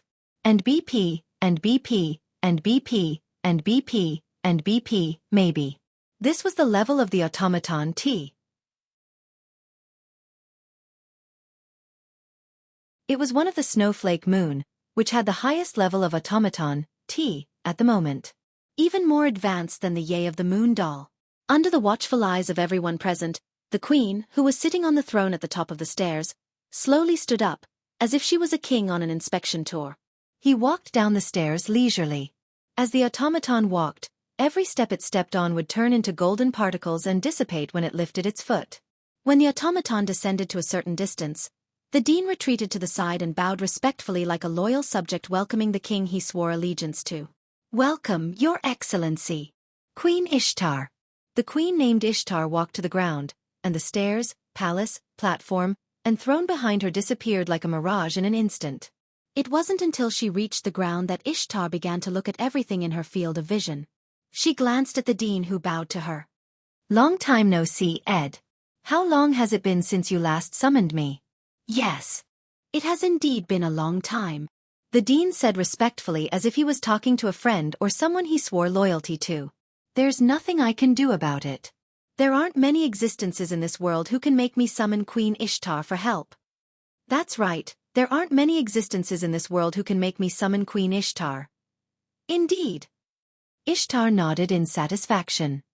He seemed to be enjoying the compliment very much and asked, You're right. Then did you summon me this time because an opponent strong enough for me to make a move has appeared?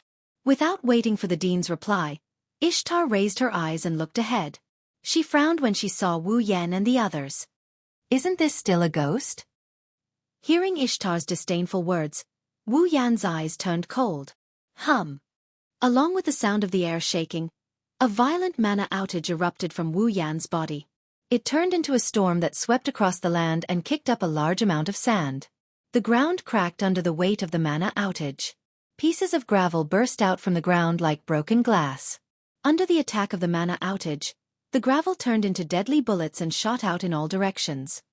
Bam, bam, bam, bam. The rubble that had turned into bullets raged on. Everywhere it passed, a hole was blown out in the wall that blocked the way. The trees were directly cut open and exploded at the waist, smashing heavily on the ground. Seeing this, both the Dean and Ishtar narrowed their eyes in shock. This level of magical power is comparable to that of a demon god. Ishtar finally took Wu Yen seriously. Looks like I've made the mistake of underestimating the enemy that I shouldn't have. It's not just Her Highness. The Dean smiled bitterly. Originally, I thought that I had already overestimated him, but in the end, he gave me another surprise. I also underestimated him. Let me acknowledge you for now. Ishtar said, obviously directed at Wu Yen. Ishtar then stretched out his fair arm gracefully. You are qualified to make me use the army that I am so proud of. Army. Wu Yen and the other girls didn't know what's going on. The Dean respectfully reached out his hand and held Ishtar's outstretched hand. His magical power surged from his overlapping hands and was injected into Ishtar's body. With the replenishment of his magic, Ishtar looked forward in a dignified and graceful manner. Then, he raised his free hand slightly in front of him. Hum. The next moment, from Ishtar's outstretched hand, a black shadow swept out like overflowing water, or like a mist that appeared out of thin air. Wu Yen, Natsuki, and Ikaros were shocked when they saw the black shadow bursting out of Ishtar's hand. Astria, Agurora, and Shane's expression changed. They almost screamed out loud. This was because the front end of the shadow that burst forth from Ishtar's hand was decorated with the face of a man in agony, as if something had been carved into it. It was just like a vengeful spirit in the legends. And BP, and BP, and BP, and BP, and BP. The vengeful spirit seemed to be making some kind of hissing sound. Its face was filled with pain and it opened and closed its mouth ferociously. Shortly after, the vengeful spirits rushed out of Ishtar's hand at an astonishing speed. They looked like meteors with black mist as they swarmed towards Wu Yen. Looking at the swarm of vengeful spirits, whether it was Wu Yen or the girls, they all felt a sense of danger. Their intuition told them that these things that made them uncomfortable must not be touched. Even though they didn't know what the consequences would be, they knew that touching them would definitely not feel good. Wu Yen was the first one to trust his intuition. He poured all of his mana into Ikaros' body. Ikaros! Ikaros' eyes quickly turned crimson red and an illusory frame appeared in front of her. A cold voice sounded and in the next second, a translucent crystal barrier appeared out of thin air and protected Wu Yen and the girls behind it. Asterisk boom. Asterisk asterisk boom. Asterisk almost at the same time, the vengeful spirits that were swarming at an astonishing speed suddenly crashed into the EG, Absolute Defense Circle, stirring up a storm of impact and black fog.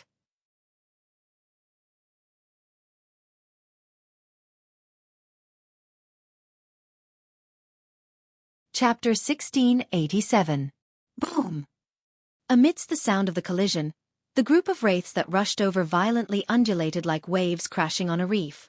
Black mist splashed up and instantly covered the surface of the Aegis. Aegis! Aegis! Aegis! Aegis! Chi-chi! Not long after, the surface of the Aegis that was touched by the group of wraiths actually collapsed like glue that was being burned. Seeing this scene, Wu Yen and the group of young girls trembled and stood up in surprise. Ikaros' Aegis was corroded? No. It wasn't corroded.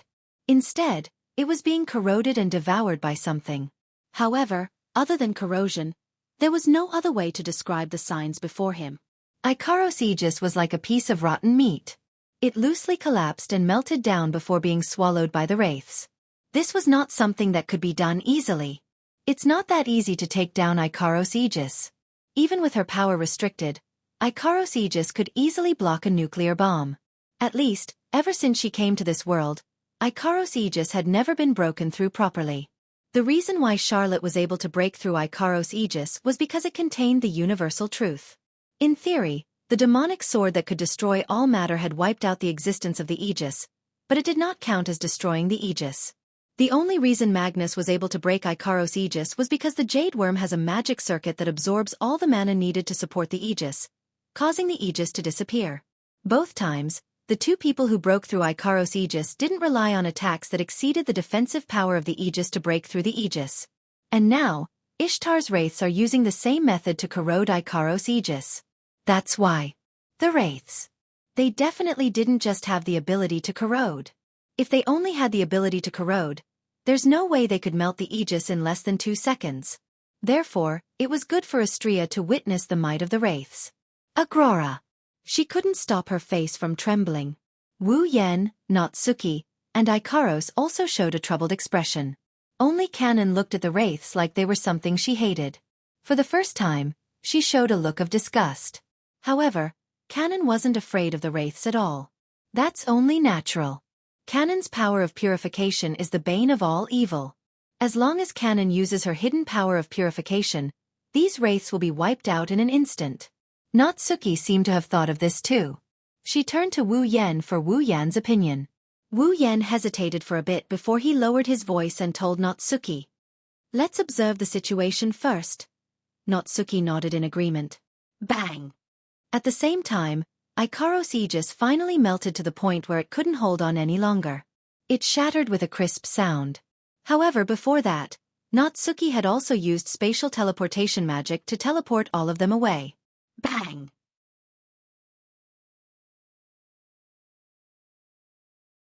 The next moment, the creepy vengeful spirits flooded the area where Wu Yan and Co were standing like a putrid swamp. Teskaske. In an instant, the ground was corroded, forming a large hole with a diameter of about 5 meters. There was even a trace of black fog coming out of the hole, causing the sand and dust that came into contact with it to be extinguished in the air. Yuwa!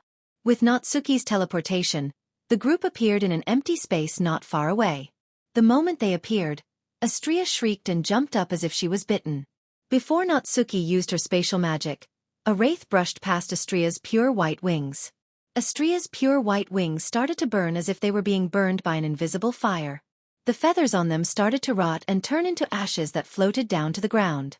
Not only that, the corrosion spread to Astria's wings at a speed visible to the naked eye. Master! Master! Astria screamed in panic.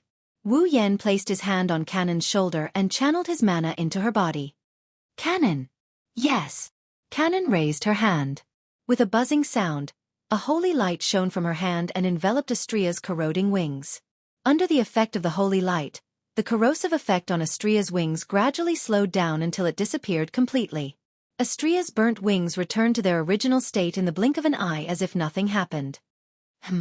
Ishtar was shocked when he saw the damage caused by his vengeful spirits vanish just like that. The dean pondered for a moment and nodded. I almost forgot that the silver-haired automaton has excellent healing magic. Healing? Ishtar narrowed his eyes and sneered. Then I shall devour all of you in an instant. Ishtar raised his hand again and a horde of grudgeful wraiths rushed out of his palm. The grudgeful wraiths pounced on Wu Yan and Co with a dark mist and a hideous expression on their faces. Wu Yan closed his eyes when he saw the horde of wraiths rushing towards him. Taking a deep breath, Wu Yan slowly revealed his wine-red eyes. His eyes flashed with a ferocious glint. A violent whirlwind of mana burst out from his body. Wu Yan leaped and stood in front of the girls. This time, even Ishtar himself was stunned. Not to mention Ishtar, even the dean was stunned on the spot. Not only did the other party not use the defensive barrier to block the attack, but he actually took the initiative to step forward. Could it be that he wanted to end his own life?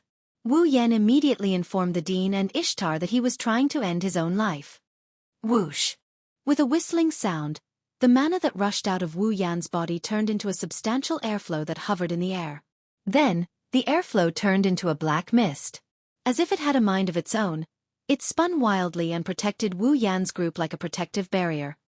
Boom! The wraiths crashed into the black mist of mana. Black sparks erupted from the mist like volcanic ash. However, a scene that surprised both the dean and Ishtar appeared. Boom! The group of vengeful spirits that had hit the pitch-black mist of mana were all bounced away by the rotating mist of mana. Now! Wu Yan yelled from within the mist of mana. Ikaros! Ikaros spread her arms and the Aegis, Absolute Defense Circle, rippled. But this time, the Aegis, Absolute Defense Circle, didn't appear around Wu Yan's group.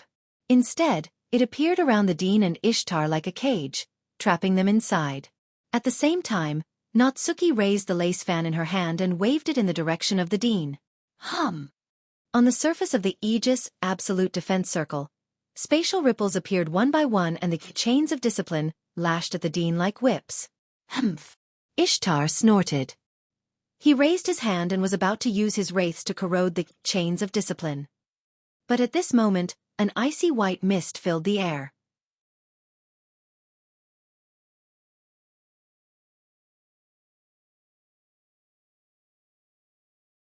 Chapter 1688. Whoosh!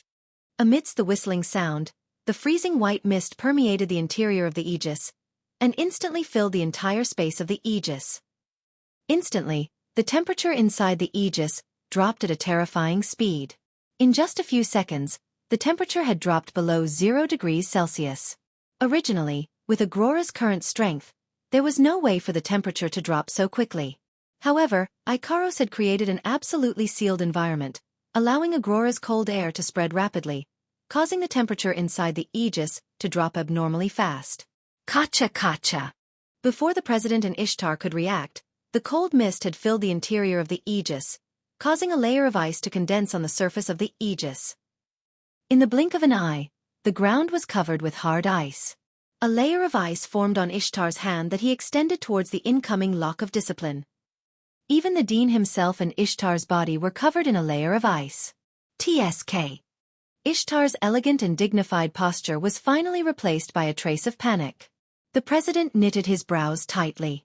Both of them hurriedly mobilized their magical power and used pure magical power to disperse the ice around them and expel the surrounding cold air. Whoosh! However, while the President and Ishtar were shaking off the ice shards on their bodies and dispelling the cold air around them, the lock of discipline whizzed through the interior of the Aegis and wrapped around the President and Ishtar's limbs. The President's frown deepened. A majestic magical power surged from the 4 limbs that were bound by the lock of discipline, attempting to shatter the lock of discipline on their bodies. However, the President soon discovered it. The magical power in his body could still be mobilized on its own. However, there was no way for it to escape from his body. The reason was simple. The surface of the lock of discipline, that was glowing with a purple light, was flowing with another type of magical power, isolating the magical power that was trying to escape from the President's body. Damn it! Ishtar also discovered this and was a little annoyed. What a pointless action. My army is created in my body. Even if I can't let the magical power out of my body, it doesn't matter. As soon as he finished speaking, Ishtar's palm turned into a ghastly wraith. Ugly vengeful spirits were spat out one after another, their ferocious faces covering the lock of discipline that bound the principal and Ishtar. Under the effect of the vengeful spirit's corrosion, the purplish glow flowing on the surface of the lock of discipline, which was said to be forged by the gods, quickly dimmed. Even the lock of discipline itself was corroded and full of holes. I'm afraid. Not long after the lock of discipline would be completely corroded.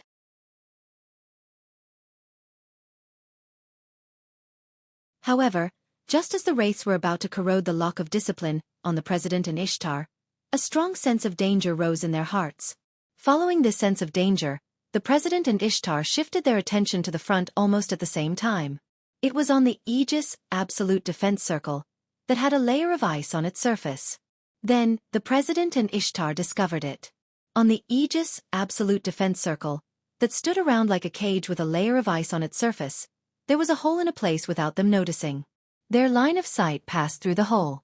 Staring at the outside of the Aegis Absolute Defense Circle, what the President and Ishtar saw was a figure. It was a pitch-black figure dressed in black clothes. A pair of wine-red eyes that were as calm as an ancient well was looking straight at them. The figure was outside the Aegis Absolute Defense Circle. In his hand was a gorgeous black bow that looked like it was made of black crystal. He pulled the bowstring and condensed an arrow that looked like a meteor, aiming at the two figures. For the first time, the most powerful magician of the 19th century and the legendary automaton sent from the future to this era changed their expressions at the same time. Looking at the sudden change of expression on the President's and Ishtar's faces, Wu Yan, who was standing outside the Aegis Absolute Defense Circle, had a flash of coldness in his wine-red eyes. Then, without hesitation, Wu Yan released the bowstring of the meteor shower in his hand. Whoosh! Like a meteor appearing in the night sky, the meteor shower arrow bloomed in the air with a long tail of light. It flashed and shot into the only exposed hole in the Aegis, Absolute Defense Circle, and burst into the Aegis, Absolute Defense Circle. When the meteor shower arrow shot into the Aegis, Absolute Defense Circle, the only exposed hole on the surface of the Aegis, Absolute Defense Circle, quickly healed and was sealed again. Then, an intense and dazzling light flashed in the Aegis, Absolute Defense Circle. Bam! Inside the Aegis, Absolute Defense Circle, which was filled with white cold mist and chains that shuttled back and forth. The surface was covered with a layer of ice, and the ground inside was covered with hard ice. An earth-shattering explosion sounded like a clap of thunder in the vast sky above the Aegis, Absolute Defense Circle. A violent gust of wind carried with it a blazing heat, like a storm, crazily attacking the Aegis, Absolute Defense Circle. Inside, the white cold mist was almost instantly dispersed, and the ground that was covered with hard ice cracked immediately. Cracks as thick as an arm spread out like a spider web. The cracks spread across the entire Aegis, Absolute Defense Circle. Even the ground outside the Aegis, Absolute Defense Circle, started to crack inch by inch. The seemingly sturdy Aegis, Absolute Defense Circle, also started to crack like glass in a short period of time. One can imagine that without the Aegis, Absolute Defense Circle, the meteor shower would have mercilessly destroyed everything around it. At that time, not far away, the Dean's mansion would not be able to escape the fate of being destroyed. Those guards who had been frozen into ice by Aurora would also not be able to escape death. Xianxia asked nervously as she looked at the apocalyptic scene inside the Aegis, Absolute Defense Circle. Is it defeated? No one answered Xianxia's question. It should be said that no one had the energy to answer Xianxia's question. Wu Yan, Natsuki, Ikaros, Aurora, Canon, and the others stared at the Aegis, Absolute Defense Circle, that was gradually cracking. After an unknown amount of time, the heat wave inside the Aegis, Absolute Defense Circle, slowly dissipated, revealing the situation inside. The two figures inside were also exposed to the air. A man and a woman stood in the middle of the cracked ground. Their clothes were slightly disheveled. It looked like they just ran around in the middle of the storm. However, there wasn't a single wound on the man and woman's bodies. That attack just now only brought a slight threat to them. It didn't do any damage at all. I knew it. Wu Yan's face darkened. It's not that simple? You should feel honored, little. Ishtar looked at Wu Yan coldly. In order to escape from the situation just now, I summoned my second army. Second army? Wu Yan and the rest of the girls were stunned. Could it be that Ishtar doesn't only have those vengeful spirits that can corrode his body? You keep on giving me surprises. To be able to force Queen Ishtar to summon her second army, your performance has truly surprised me. The dean looked at Wu Yan and sighed. Magnus is a genius who has broken the records of the academy. He's the first in all of history. Although I've always said that you're a treasure like Magnus, I've never been willing to admit it in my heart. To think that there would be a second genius like Magnus. The dean let go of Ishtar's hand and retracted his mana. He looked at Wu Yan with a smile. I think we should have a chat.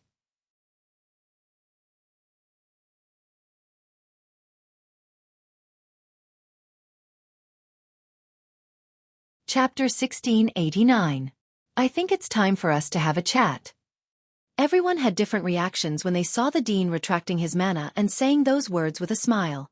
Ishtar, who couldn't get a supply of magic power, couldn't fight even if he wanted to. His face was full of dissatisfaction, but he didn't object. Ikaros, Astria, Aurora, and Canon looked at each other in confusion. Natsuki's beautiful brows were tightly knitted together. Her beautiful eyes were filled with thoughts, as if she was trying to figure out the dean's intentions. Wu Yan narrowed his eyes and spoke. Your so-called chat. Don't tell me you're trying to tell me that you've long known that I was being used by someone else, and that's why you came to assassinate me? As soon as he said that, not only the dean, but all the girls including Ishtar were stunned. What is the meaning of this? The dean didn't expect Wu Yan to give such an answer to his question. A surprised expression appeared on his face, but the smile on his face disappeared. Anyone who was familiar with the dean would know that the dean would only react this way when a certain step of his plan was disrupted. Wu Yan messed up the dean's plan. However, Wu Yan didn't hold back at all. He showed a mocking smile to the dean who, from a certain aspect, controlled the treatment he would receive in this world. I say, Dean, don't tell me you think I don't know anything? His words were so confusing that the young ladies were even more confused. At the same time, the dean's expression also became more and more solemn. The dean's gaze sharpened as he stared at Wu Yan. Looks like I didn't just look down on your strength. Letting out a light sigh, the dean once again piled up a smile on his tanned face. You're right, Wu Yan. I already knew that you were being used by someone to kill me. What do you mean? This time, Natsuki, who was frowning, couldn't help but speak up. You said you knew we were being used by someone to kill you? Then why don't you find out who's behind this and treat us like criminals instead? Natsuki was right. If the dean already knew that Wu Yan and co. were being used by someone else to kill him, then that's even more reason for him to do so. He should have found the mastermind who wanted to take his life. Instead of not even saying a single word, he should have faced Wu Yan head-on. Because that was meaningless, wasn't it? Even if the mastermind was subdued, the mastermind was still alive. The dean's life couldn't be guaranteed. Moreover, if he really knew the inside story, the dean wouldn't just stay silent and fight with a person who was being used. At the very least, he should tell Wu Yan that he knows the inside story and try to get information out of Wu Yan's mouth about the mastermind behind all of this. However, not only did the dean not do so, he only advised Wu Yan a bit before treating him like an actual assassin and engaging him in battle. It didn't make sense. Well, let's talk about one problem at a time. The dean was like an amiable old man. He squinted his eyes and showed a peaceful expression. First, Wu Yan, you should know who is the one who wants to take my life, right? The Kingsford family. Wu Yan glanced at the dean. To be precise, it's the Kingsford family and the Granville family who wants to help the Kingsford family, right? The Kingsford family and the Granville family used to be political enemies, but there's no such thing as eternal enemies in the eyes of the major powers. Now, the two families have formed an alliance because of some benefits. The dean sighed and shook his head. That's why the Granville family wants to help the Kingsford family. In order for the Kingsford family to return to the political arena, they plan to kill me who caused the Kingsford family's downfall and sentenced Felix to death. But, Wu Yan-san, I wonder if you're aware of something like this as well? The headmaster asked in a probing manner. Actually, recently, the Kingsford family has sent a secret envoy to contact me in private. A secret messenger from the Kingsford family. It wasn't Wu Yan who was confused. It was Natsuki. However, Natsuki quickly thought of something and sneered. I see. They plan to use soft tactics to bribe you before they use hard tactics? If they can bribe me and let me fabricate some fake evidence to announce the fact that Felix was wrongly accused, wouldn't that solve the problem?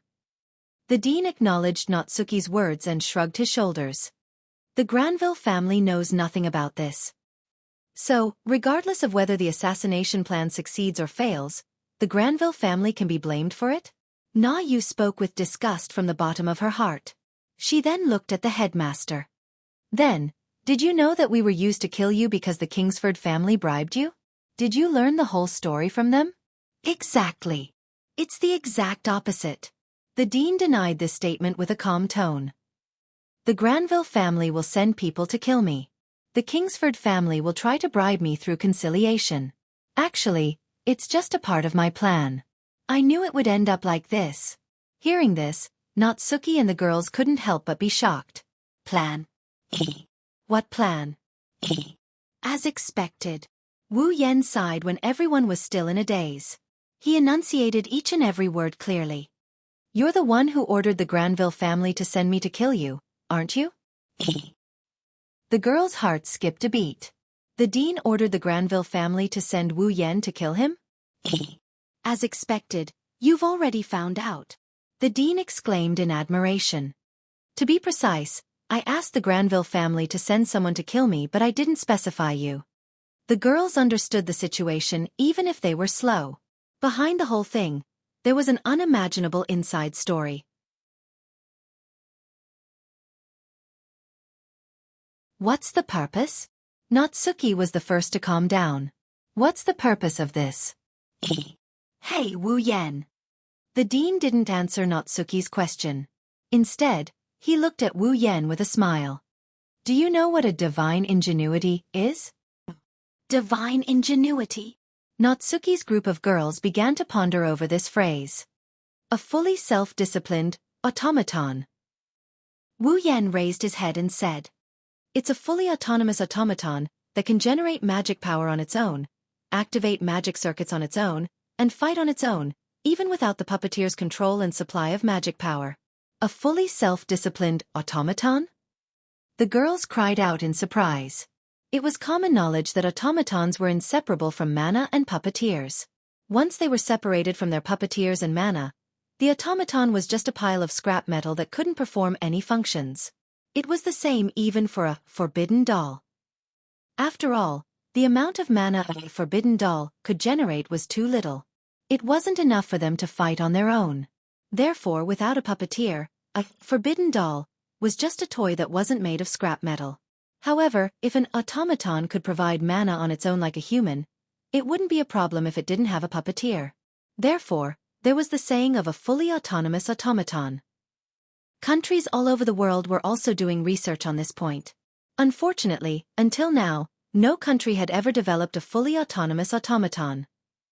As for the fully self-disciplined automaton, its name was Divine Ingenuity.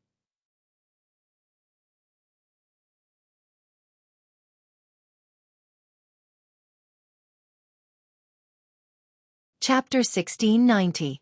Why does an automaton exist?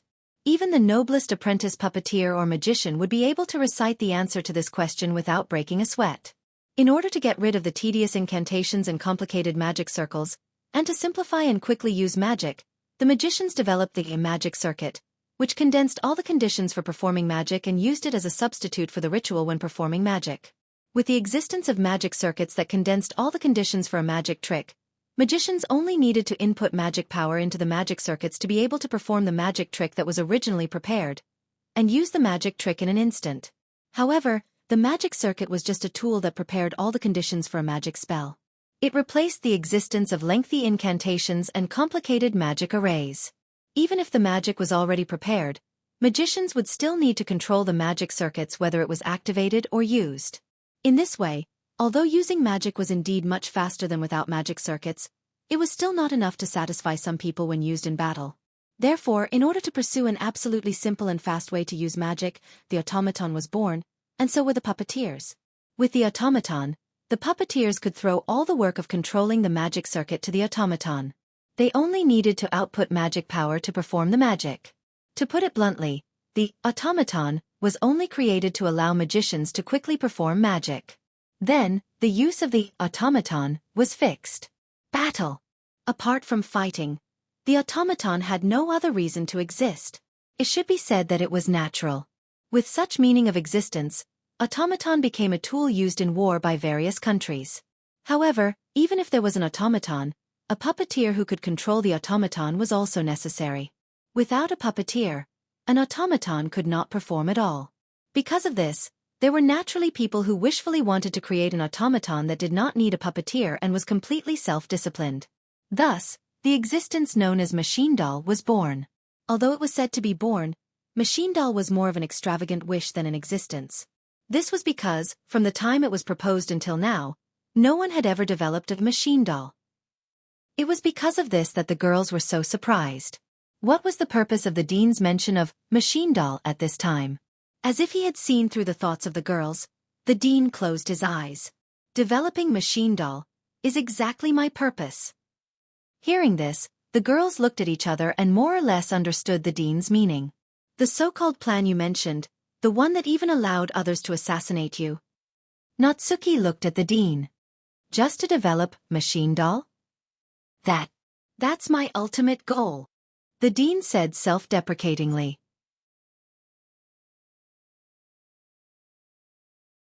The Kingsford family is using the machine doll as a bait to get me to help them return to the political arena.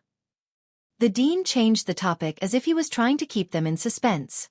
However, there are people who are unhappy about the Walpurgis machine doll's close relationship with England. England? Natsuki said in confusion. Isn't it the Kingsford family? The Kingsford family holds great power in England. As long as the Kingsford family reclaims their former position. The dean said with a faint smile.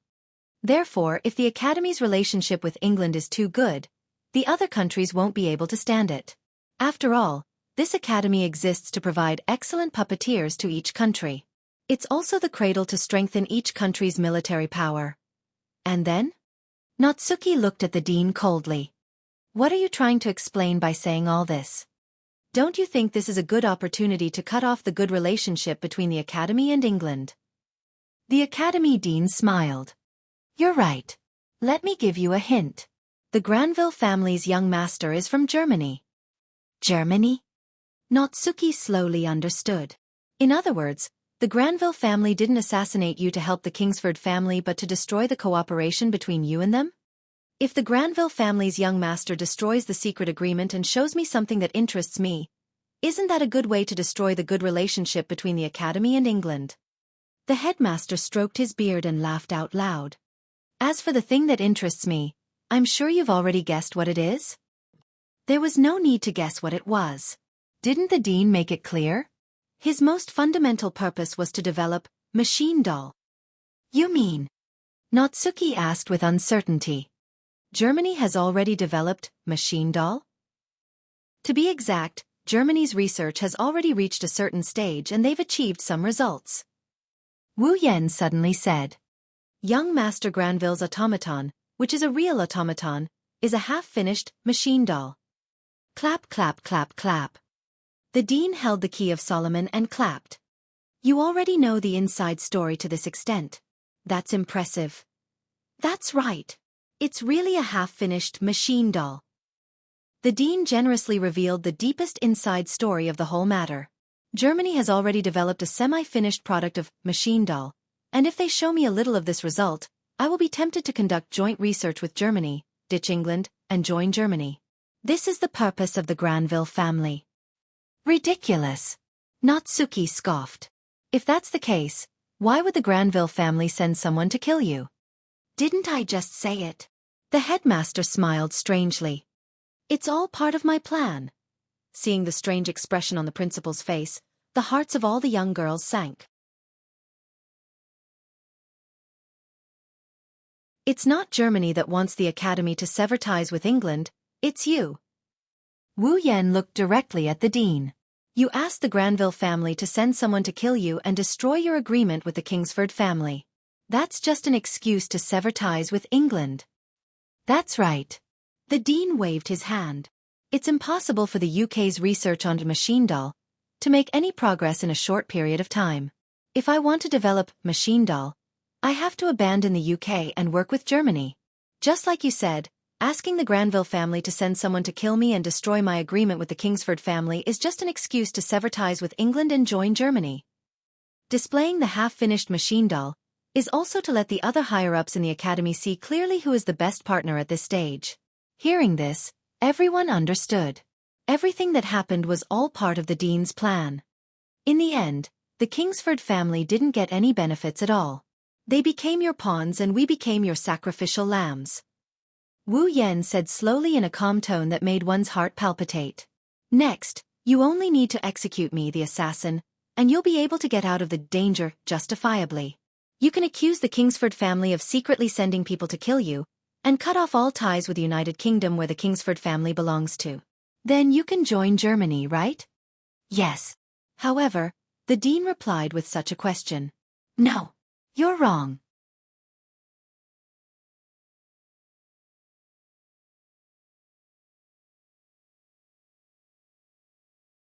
Chapter 1691. No. You're wrong. As soon as he said that, everyone was stunned and turned to look at the dean. I don't have the slightest intention of sacrificing you, or the people sent by the Granville family to kill me. The dean explained in a very sincere tone. Originally, I had planned to cut ties with the United Kingdom and draw up a cooperation agreement with Germany before making an appearance.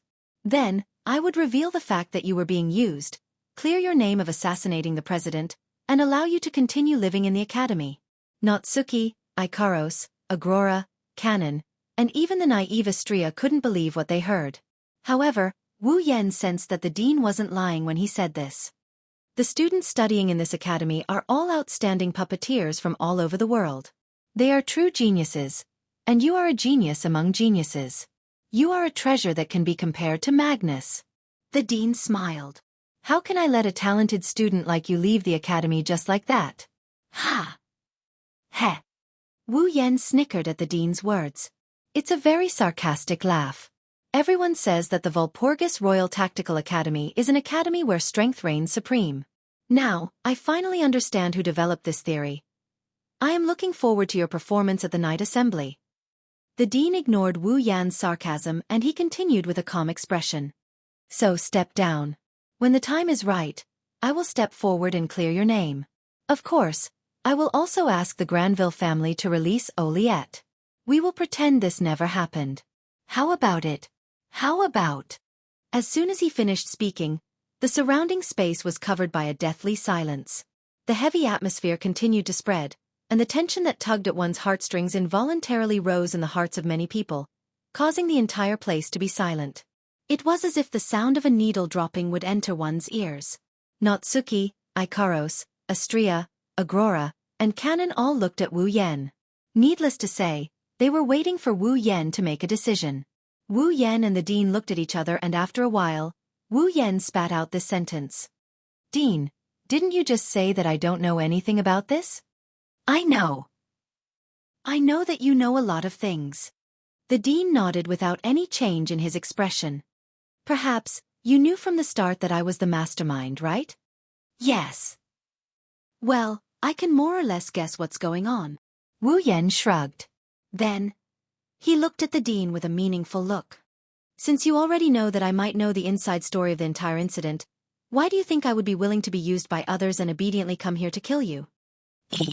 The dean stopped stroking his beard on the spot. Dean, you seem to have forgotten that there is an important explanation missing from your explanation. Wu Yan smirked.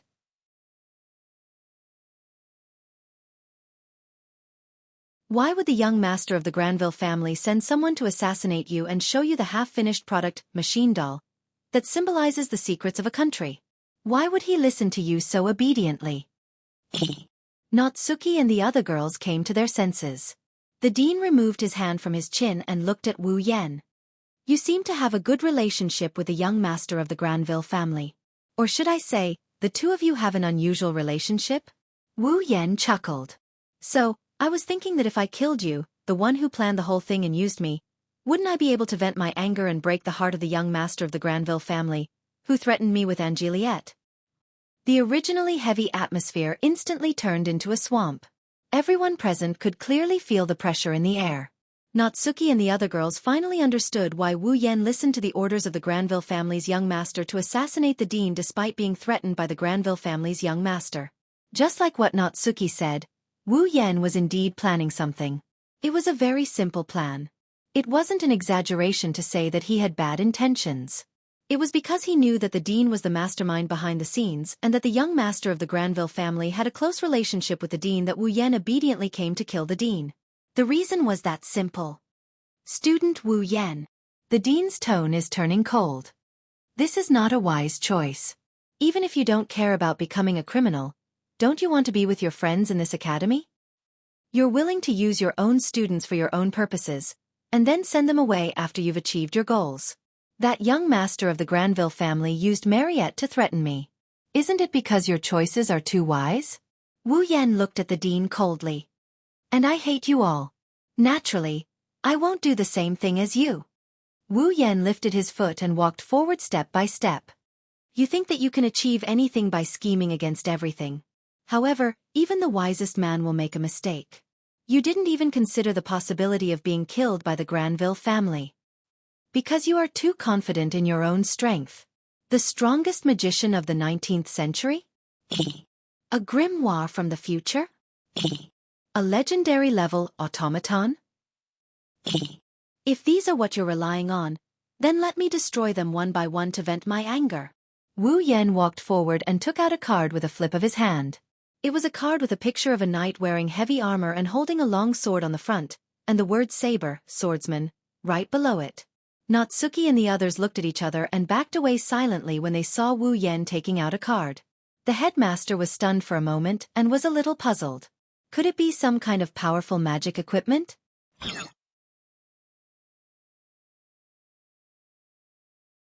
The moment this question popped up in the dean's mind, Wu Yen got closer and closer to him. His mana surged out like an explosion. Like a raging storm, Wu Yen held the saber, swordsman, rank card in his hand. He stared at the dean in front of him while channeling his mana into the rank card in his hand. At the next moment, Wu Yen murmured as if he was summoning something. Dream summoning. As if waiting for the summoning, the saber card glowed brightly as soon as he murmured the incantation. Wang. The rich magic aura turned into a tornado-like airflow that surged out from the card and wrapped around Wu Yan's body.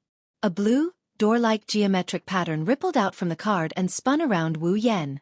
As the door-like magic circle spun, Wu Yan, who was shrouded in the magic circle, started glowing brightly. The dean's vision was covered by the bright light and he raised his hand to block it. However, as soon as he raised his hand and placed it in front of him, an alarm went off in his heart. Ed! Ishtar seemed to have sensed the same warning signs, and shouted. The dean immediately understood, and immediately held Ishtar's hand, and injected the maximum amount of mana in his body into Ishtar's body. Heed my call. Come to me. My army. Ishtar raised his hand abruptly. Wraiths with painful expressions rushed out and stood in front of the dean and Ishtar like a shield. Almost at the same time, a shockwave blasted out from the bright light and crashed into the group of vengeful spirits that formed the shield. Bam! Accompanied by the sound of a collision, the group of resentful spirits that could corrode everything actually let out silent roars under the impact of the shockwave. Like a black fog blown by a gust of wind, they exploded and scattered. Both the dean and Ishtar trembled and raised their hands in front of themselves, trying to block the incoming shockwave. However, what landed on them was a gust of strong wind that blew them backward. The source of the shockwave was the wind. It was the wind that blew the group of vengeful spirits away. R1152, you're tuning in to the Wisdom Diary YouTube channel. Don't forget to subscribe and join us on this journey to catch the most captivating stories.